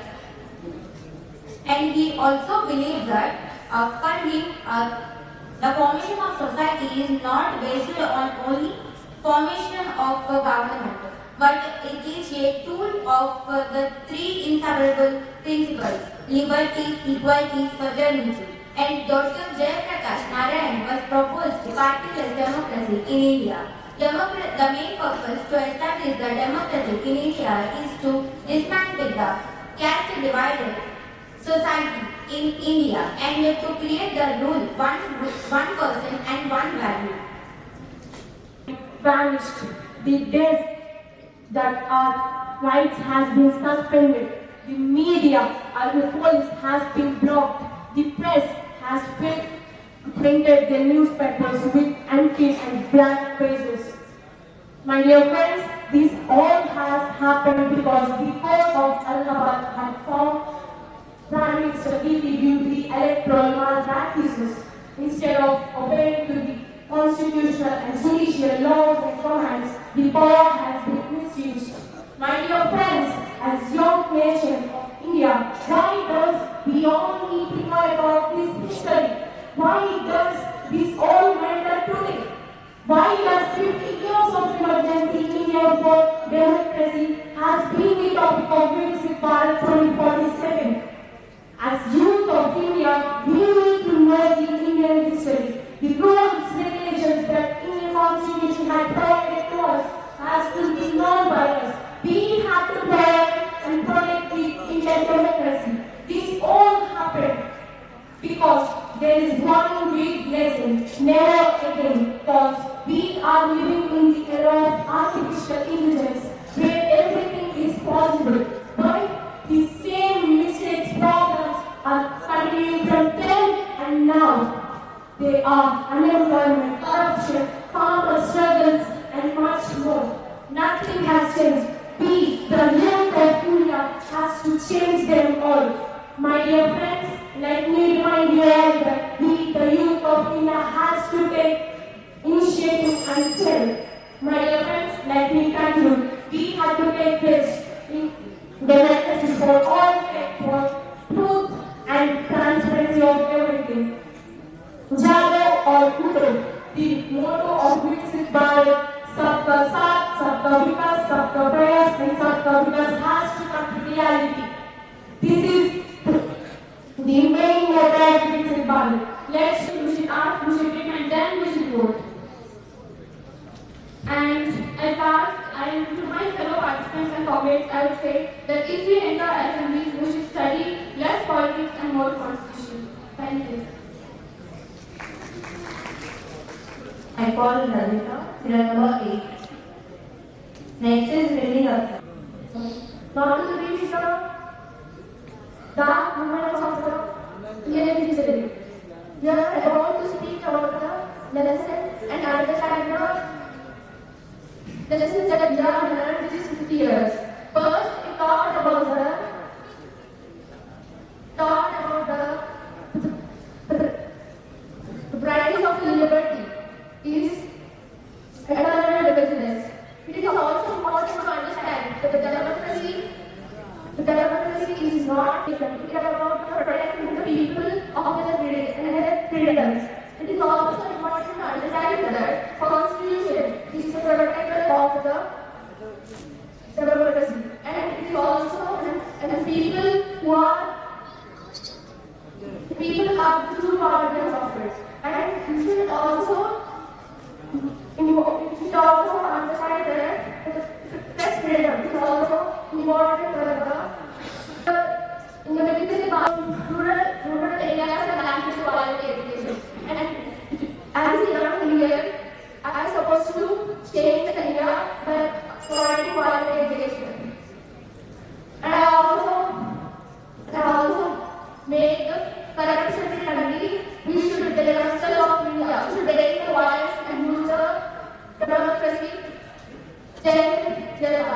మనం ఎన్ని మాట్లాడలేము భయంతో India మొత్తం అలానే ఉంది అనమాట. So అందువల్ల మనకి national emergency అనేది ప్రకటించారు అండ్ అలాగే గవర్నమెంట్ అకౌంటబిలిటీ కూడా ప్రకటించారు. దీనివల్ల యూజ్ ఏంటి అంటే మనకి ఓట్ ఎలక్షన్స్ అని వేస్తారు. ఓట్ ఎలక్షన్స్ వేసిన తర్వాత ఒక మాట, వేసిన తర్వాత ఒక మాట అంటారు. ఇన్ కేస్ వేసిన తర్వాత మనకి ఎవరైనా సపోర్టివ్గా లేకపోతే మనకి నేషనల్ ఎమర్జెన్సీ అనేది క్రియేట్ అవుతుంది. అండ్ అందుకే దీనికి వచ్చిన ఇంపాక్ట్ ఏంటి అంటే మనం అడగలేము, మన ఫ్రీడమ్ అంటే ఉండదు. సో అందువల్ల వచ్చిన ఇంపాక్ట్ అనమాట ఇది. కానీ కన్క్లూజన్ ఏంటి అంటే మనము ఒక యువతగా ఎందుకు అడగకూడదు, మనమే మన చేతులతో డెమోక్రసీ ఎందుకు మనం పెంచుకోవద్దు, మనమే ఎందుకు ఇంట్రెస్ట్ చేసుకోకూడదు, మనమే డెమోక్రసీ చాలా బాగా చూసుకోవాలి కదా. So this is the conclusion. జై హింద్, జై Bharat. Thank you. Next is Imam, serial number 15.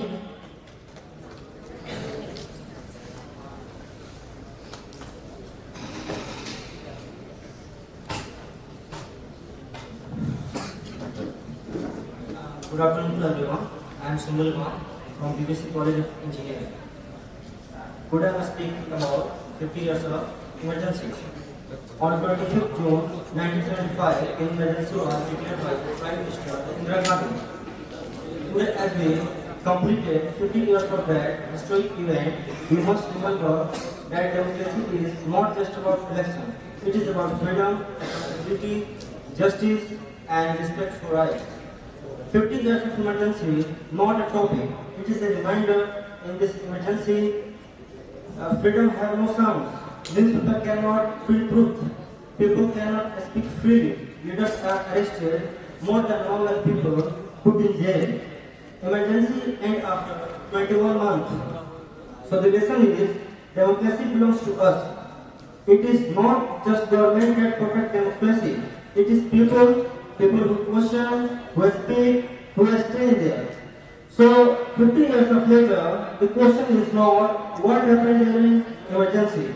The real question is, are you aware today? Are you protecting or not? If you start protecting, there will never be an emergency. You can't see and speak. You can't read. You can't read. Stop it. If you are prepared with the paper, you can't.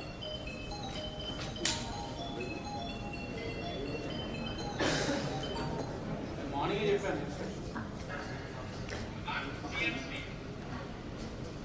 So next is Nayan, Navneet Nayan, serial number 16.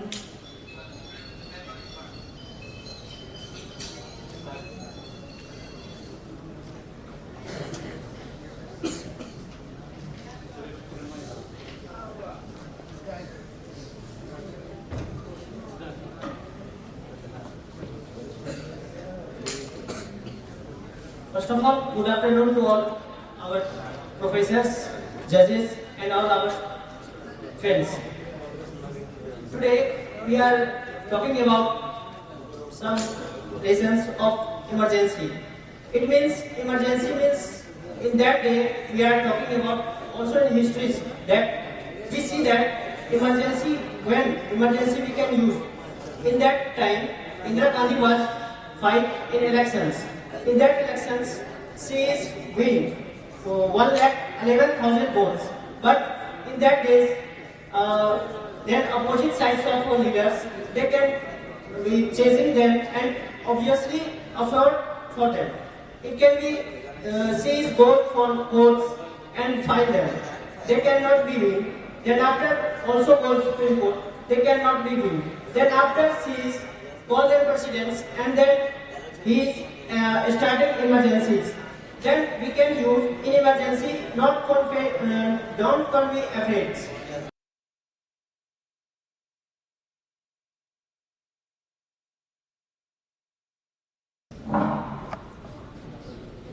Good afternoon to my judges and dignitaries, my dear friends. I am G. Balashini. I am pursuing BTech first year in it, and the way we have to convey with others, and secondly, constitution. By using constitution, we have to learn the rules and we have to follow this in our country. Thirdly, we have a right to vote in 1977, the way we can elect, and some other important lesson that we have to learn it now. Firstly, power of vote. By using vote, we have to choose a person to be a leader or remove the person as a leader by using the votes. And leadership qualities. The leader works properly, we can elect them, and they can do the work carefully for people's welfare. And youth. As a youth, we have to do our responsibilities carefully. Thank you. Next is Good afternoon to everyone. Good afternoon to everyone, respected dignitaries and my dear friends. Today I would like to tell about 1975 emergency. ఒక దేశం సైన్యంతో బలపడుతుందా? ఒక దేశం ఆర్థిక శక్తికి నిలబడుతుందా? కానీ ఒక దేశం రాజ్యాంగానికి నిలబడుతుంది. 1975 జూన్ 25 అది సాధారణ తేదీ మాత్రమే కాదు, అది భారత ప్రజాస్వామ్యానికి అత్యంత కష్టమైన పరీక్ష.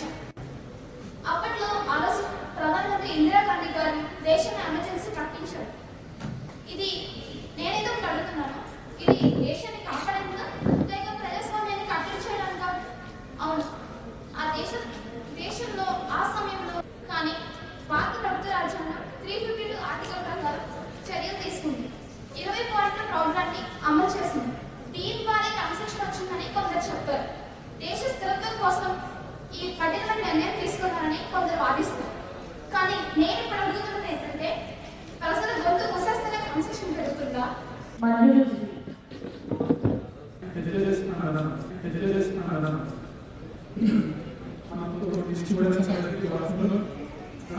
ఇప్పుడు మా నాన్నగారు గురించి చెప్పదలుచుకున్నాను. ఎందుకంటే అలాగే సంవత్సరాల జరిగిన ఎమర్జెన్సీ గురించి మా మాట్లాడుకుంటున్నాం.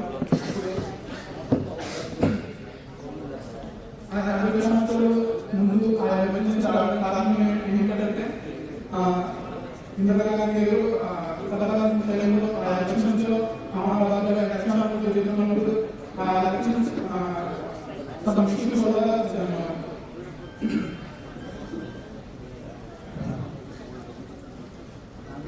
దీని కారణంగా ఎలక్షన్ స్ట్రాంగ్ చేసిన కారణంగా ఆ రైతుల్లో ఇష్యూలు వచ్చింది, ఇష్యూలు వచ్చింది. అయితే ఆ దాంట్లో కొన్ని ఎడ్యుకేషన్లో ఎడ్యుకేషన్ సంబంధం తీసుకోవాలి.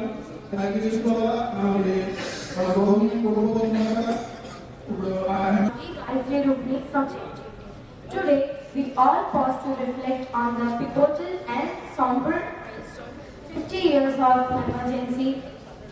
50 years since the emergency was imposed in India by then Prime Minister Indira Gandhi on June 25, 1975. For 21 tumultuous months, India's vibrant democracy was eclipsed, fundamental rights were suspended, and the dissent was ruthlessly suppressed. Yet that darkness illuminated the resilience of Indian democratic spirit and institutions. Emergency reminded us that how fragile can democratic norms be. Civil liberties were cased in iron, opposition leaders were arrested, and media was muzzled. Yet normal citizens, journalists, activists, and courts stood up to resist, proving that Indian democratic pulse was unbreakable. Regarding the democracy, there are many core insights for today's democracy, where institutional insights are non-negotiable by strengthening parliament, judiciary, and individual bodies, which is vital for preventing the power misuse. Also, a free press. We must protect the freedom of press and independent voices. Dissent is the democracy's strength. Protest and criticism aren't threats, they are lifeline. Let us all cherish the space for dialogue. People's power is indispensable. Vigilance always remains our defense against our authoritarian creeds. So let us all vote to a renewed pledge where we safeguard our constitutional values by empowering marginalized voices and strengthening our ability. As India marches towards the Vikasith Bharath, let democracy be our guiding star, a beacon, liberty and equality for all. Opportunity. I call Hantika Sai, serial number 27. She's the last one.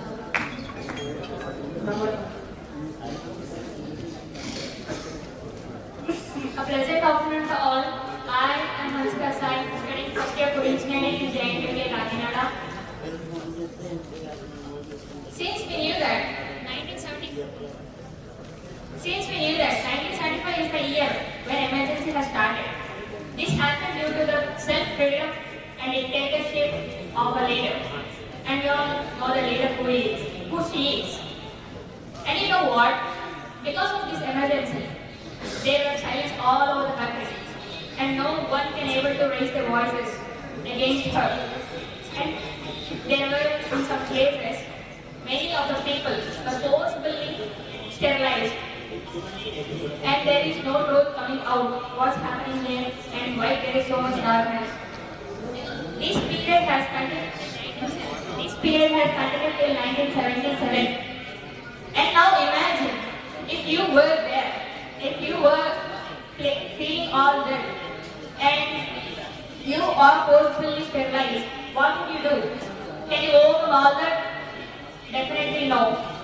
And in the year 1977, unexpectedly and surprisingly, for the first time, the Congress government has defeated by Bharatiya Janata Party, which is now the ruling party. And this party has given us an opportunity to stand here and speak here with the liberty. We speak our thoughts, we share our ideas, and with this liberty, we can change our country to a better nation. And with that power, we can raise our voices.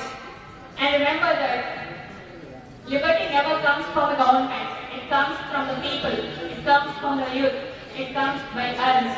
And together we should make our bharath vikasith. In this, we have to share our ideas to the innovative thoughts. And you know what? Together we are here. Because we can do it, we can achieve it. We have came across all this. We see a lot, and we are still developing. And we should develop even more by persuading our thoughts forward. And thank you for giving this opportunity.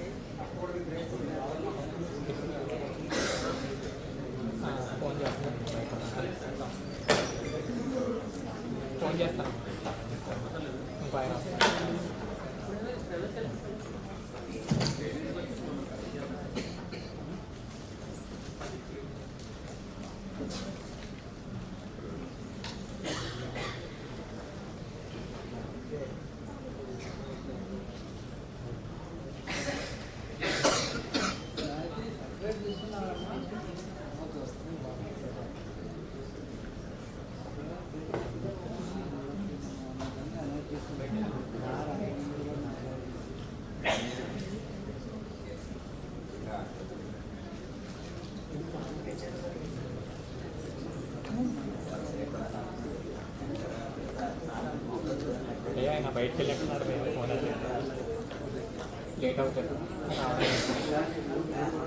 The event was concluded, the competition అయిపోయి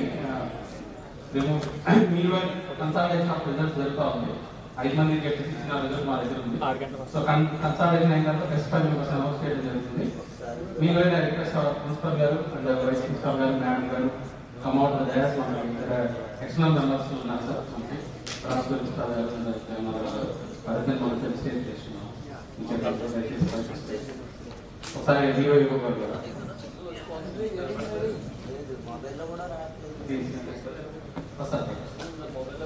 ఈ పక్కన పెట్టారు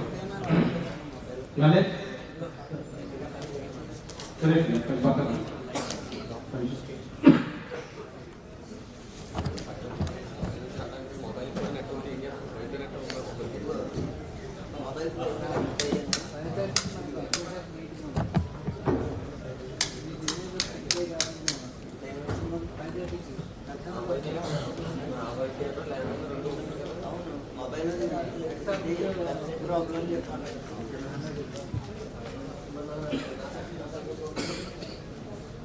principal గారు, vice principal గారు, madam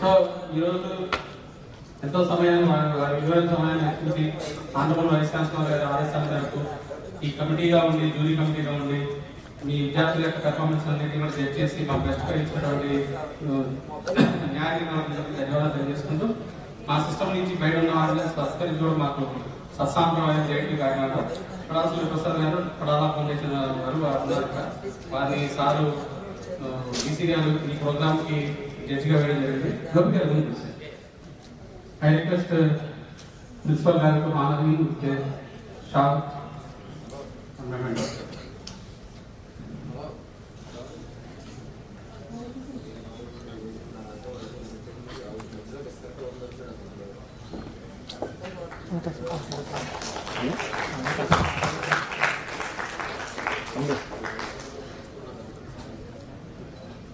sir please sir sir sir sir ఒకసారి sir దక్షిణ sir please.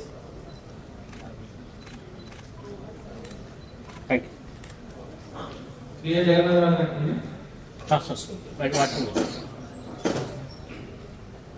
Request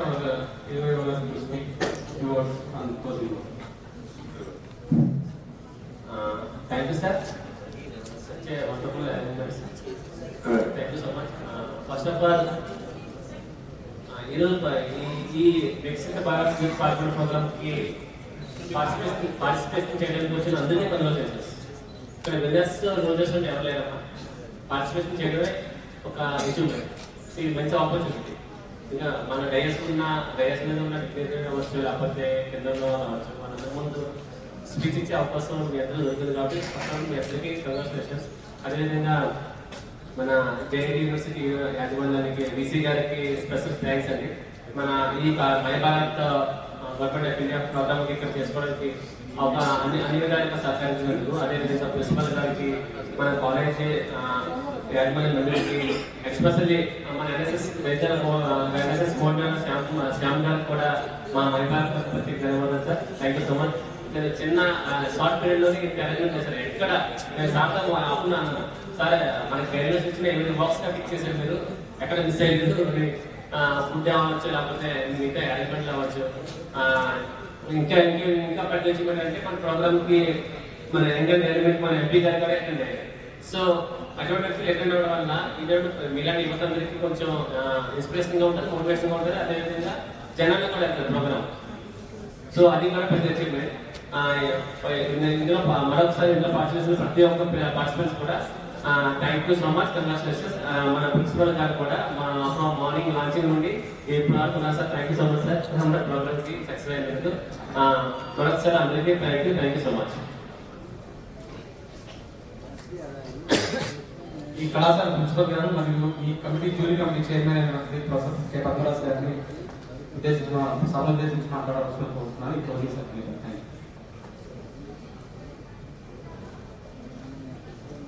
Good evening to each one of you. In fact, చాలా మంది చాలా దూరం నుంచి పార్టిసిపేట్ చేశారు. Just participate itself will say that it is an achievement. I think that is the reason why organizers are giving participators certificate. I think it's a big lesson for some of the people. Manjula, some time management character. That failure is definitely first step for the success. And I wish all the best in the future endeavors. Don't stop here. ఒక కాన్సెప్ట్ని కొద్దిగా work out చేసి కొద్దిగా practice చేసి రావాలి. Even now I can see some people are not concentrating on what I am speaking. మా విను sir bye చిన్న పిల్లడు చాలా పెద్దవాడు నాకు గ్రామాన్ని కూర్చొని కాదు. Okay just listen to the people. మీకన్నా వయసులో పెద్దవాడు ఎక్స్పీరియన్స్ ఉన్నవాడు. Even a small thing if it is there, it is useful for you. What I am saying is, just participate itself is success. Don't worry about that. See, we will be taking only 5 people among you. The neighbors and change to don't watch. But it will be 99% to be correct.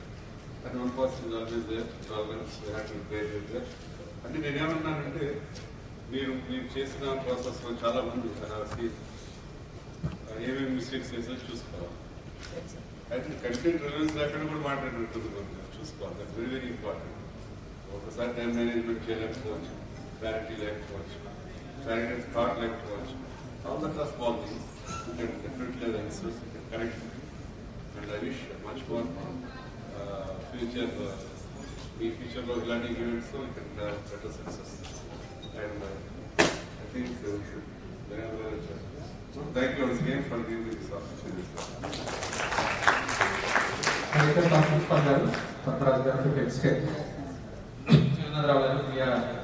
అధ్యక్షుడు వారు వారిని felicitate చేయవలసింది. ఈరోజు మనకు జడ్జిగా వ్యవహరించారు మా VC గారు.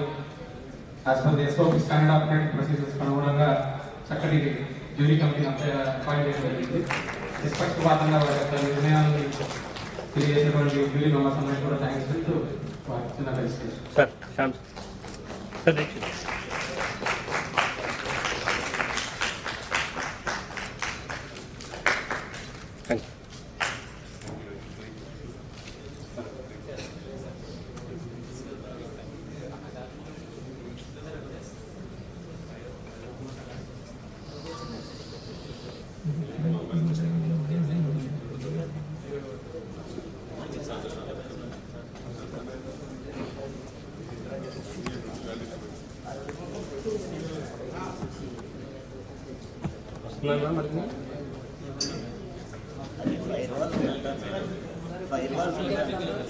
దానివల్ల వెబ్సైట్లన్నీ బ్లాక్ చేసేస్తాను. నెట్ రాకుండా 10 నిమిషాలు దాని గురించి మాట్లాడితే అది యూజ్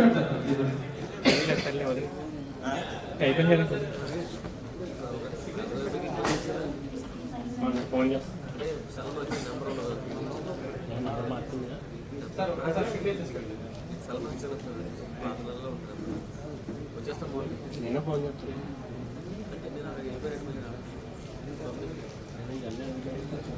నేను ఏం అవ్వాలి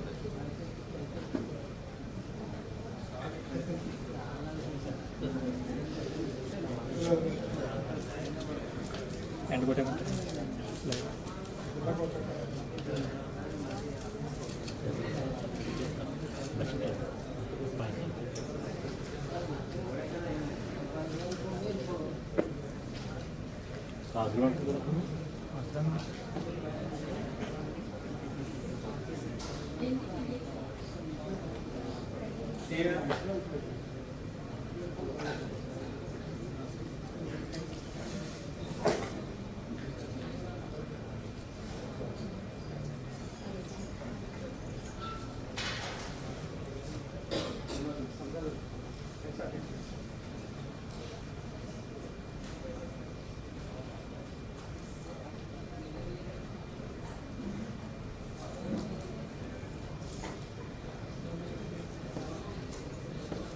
I request our Vice Minister, Professor Dignitary, come on to the desk to announce first 5 members. Can I announce names? Secretary Sir, Sir, Secretary Sir, sorry. Yes, sir,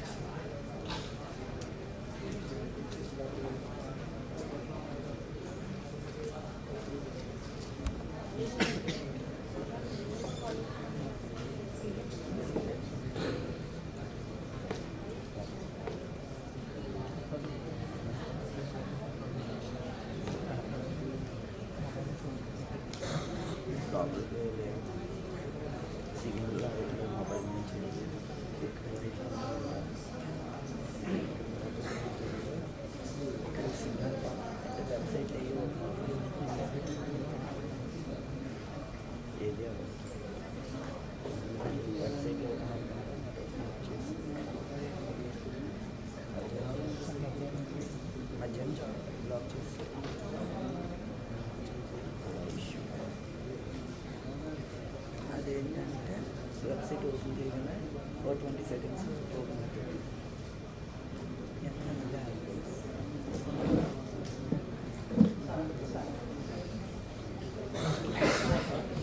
చిన్న టీ తీసుకో, మరో టీ టీలు కంటదా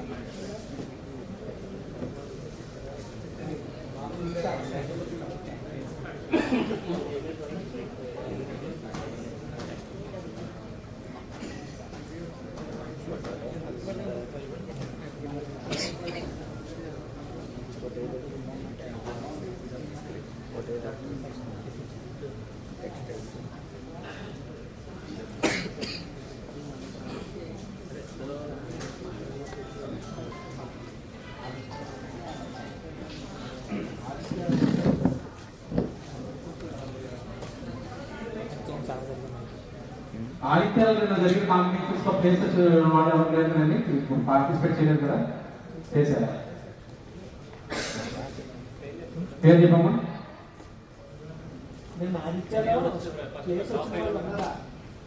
top 5 అందరూ అక్కడే ఉన్నాడా? మిగతా ఎవరు లేరు? ఇద్దరు లేదు కదా అక్కడ లేదు కదా మీ పేర్లు.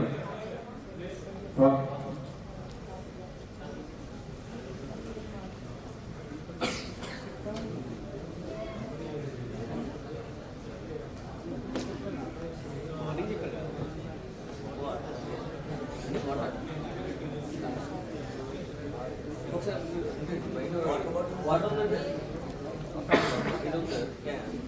తాగడానికి అక్కడే ఉంది, బయట నేను తీసుకెళ్తాను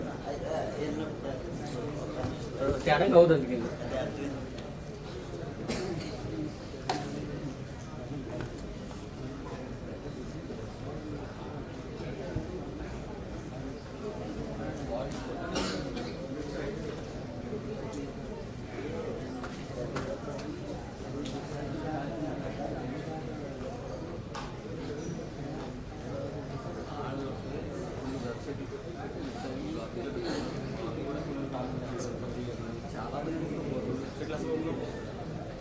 ఫస్ట్ ఓపెన్ అయిపోతే తర్వాత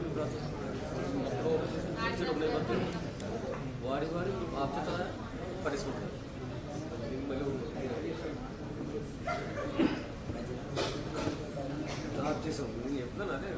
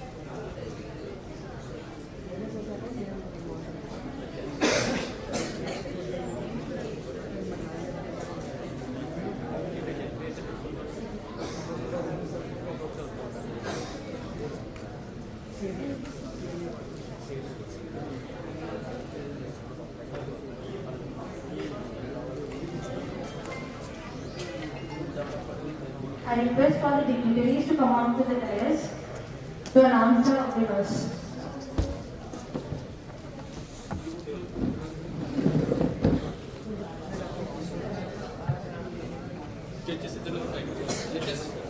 I call judges also onto the dais.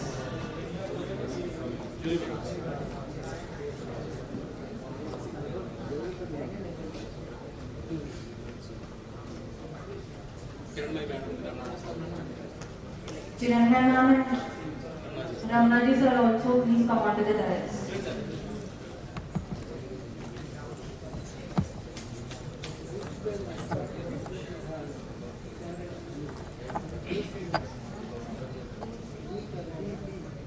I call Vikash Madhav as first position.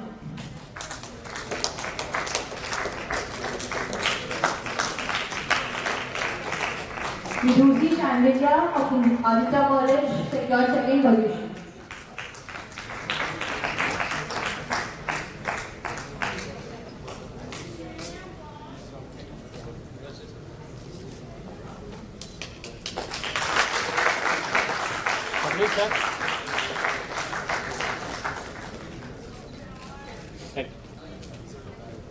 Shruti Medha Mishra of Aditya College, third position.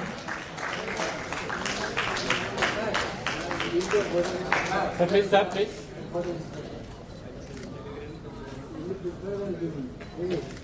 Thank you.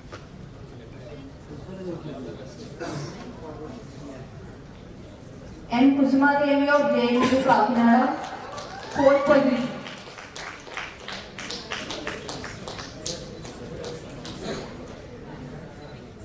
Sir, please, sir.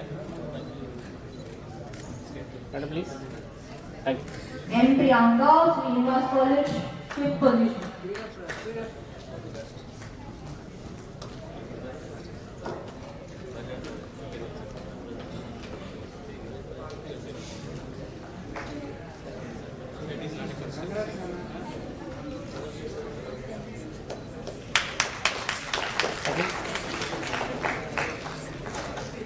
Thank you.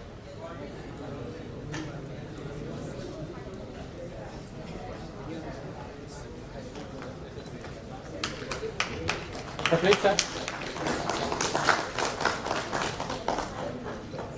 Thank you. Sir, a group photo, sir, please. Sir, please, all of you, please come. A group photo. Please. Winners for 5 minutes. Participants also, available participants are available. Participants could appeal, please. Group photo. Send it. Please, please, please. Please, Srinivas. Sir, sir, Rajkumar, sir. Please.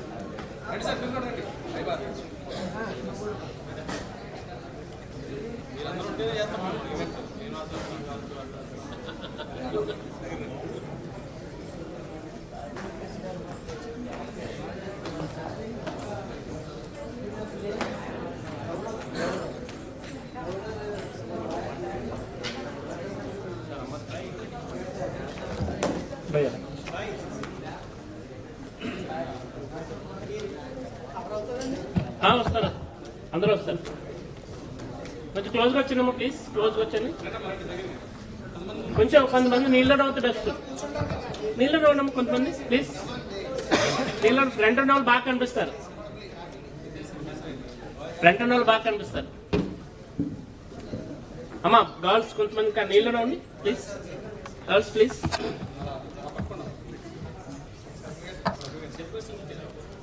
నీళ్ళనే కొమ్మ నీళ్ళనే front ఉన్నారు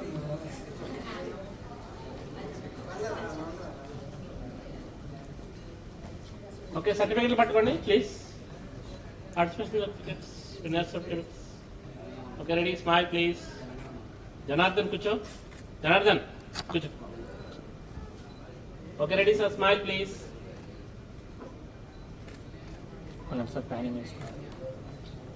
please sir smile అందరూ విన్నింగ్స్ పెట్టండి అలా just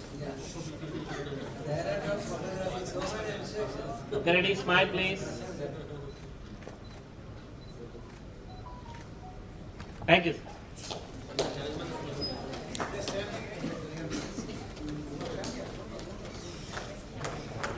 Stand there, please. ఈ కార్యక్రమం నిర్వహించడానికి జేటీ కాకినాడలో నిర్వహించడానికి పర్మిషన్ ఇచ్చినటువంటి రీజనల్ డైరెక్టర్ ఎన్ఎస్ఎస్ రామకృష్ణ గారికి మరియు ఈ కార్యక్రమం ఇక్కడ నిర్వహించడంలో వారి యొక్క ఫైనాన్షియల్ సహాయం అందించినటువంటి మైబాద్ జీవైవ గారు ఇన్స్టిట్యూట్ ఆపరేషన్ గోపి గారికి మైబాద్ టీమ్కి మరియు నా సహ కొలీగ్స్ అయినటువంటి చైర్మన్ గారికి రమణాజీ గారికి రమేష్ గారికి మరియు మా ఆఫీసు శ్రీనివాస్ గారికి మరియు ఫిజికల్ స్టాఫ్ అందరూ కూడా మల్లేష్ సురేష్ వాసు సాగర్ వీళ్ళందరూ చాలా కష్టపడ్డారు ఈవెంట్ చేయడానికి ఈ కార్యక్రమం నిర్వహించడంలో సహాయ సహకారం అందరికి సహాయ సహకారం అందించిన అందరికీ ధన్యవాదాలు తెలుపుకుంటూ మరి ముఖ్యంగా మన ఆంధ్రప్రదేశ్ వైస్ ఛాన్సలర్ గారు సిఎస్ఆర్ ప్రసాద్ గారు more vibrant in all aspects of the programmes లో అన్ని ప్రోగ్రామ్ లో ఉండాలి జేఎన్యూ కార్యక్రమాలని వారు తలంచి ఈ కార్యక్రమం నిర్వహించాలని చేపట్టిన వచ్చిన వెంటనే ఆయన నిర్ణయించి మాకు అన్ని పర్మిషన్స్ ఇచ్చి ఒక మంచి జ్యూరీని అపాయింట్ చేసి ఒక మంచి ఆర్గనైజింగ్ కమిటీని ఏర్పాటు చేసి ఈ రోజు మార్నింగ్ సార్ లేకపోయినా ఈ కాల్ ఎవ్రీ మార్నింగ్ ఇస్తారు కాల్ చేసి ఎలా ఉంది ఏర్పాటు ఎలా ఉంది అందరూ జ్యూరీ మెంబర్స్ అందరూ ఒప్పుకున్నారా వస్తున్నారా ఆర్గనైజింగ్ కమిటీ అందరికీ హెల్ప్ చేస్తుందా అని ఆయన అడిగి తెలుసుకుని చక్కగా ఈ కార్యక్రమం నిర్వహించడంలో వెనబడి మమ్మల్ని ప్రోత్సహించినటువంటి సిఎస్ఆర్ ప్రసాద్ గారికి ధన్యవాదాలు తెలియజేసుకుంటూ ముఖ్యంగా మనకి బాగా మనం అప్రిషియేట్ చేయాల్సింది ఏంటంటే మా రాజ్కుమార్ గారు మా మిత్రులు మా సీనియర్ అయినటువంటి రాజ్కుమార్ గారు ప్రతి కార్యక్రమంలో ఇక్కడ వస్తూ ఉంటారు వారి యొక్క పాత్ర అన్ని కార్యక్రమాల్లో చాలా గొప్పది ఆయన నుండి పిల్లలందరినీ మోటివేట్ చేసి మంచిగా పరీక్ష అవ్వాలి ఆయన పూర్వ విద్యార్థి ఈ ఇన్స్టిట్యూట్ అభివృద్ధి దినదినాభివృద్ధి చెందాలని ఆయన కోరుకునే వారిలో వారు ముఖ్యంగా ఉండాలి ప్రతి కార్యక్రమానికి పిలిపించినా పిలిపోకపోయినా చాలా మంది ఏంటంటే హర్ట్ అవుతా ఉంటారు పిలవకపోతే నా ఇంటికి నన్ను పిలవడం ఏంటి అని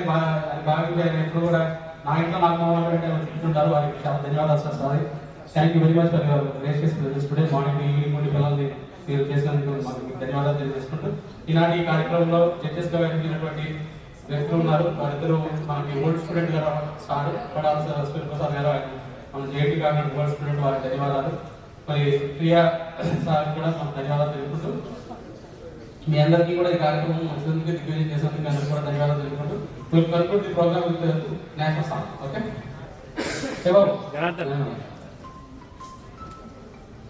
जनगणमन अधिनायक जय हे भारत भाग्य विधाता पंजाब सिंध गुजरात मराठा द्राविड़ उत्कल बंगा विंध्य हिमाचल यमुना गंगा उच्चल जलधि तरंगा तव शुभ नामे जागे तव शुभ आशीष माने गाहे तव जय गाथा जन गण मंगल दायक जय हे भारत भाग्य विधाता जय हे जय हे जय हे जय जय जय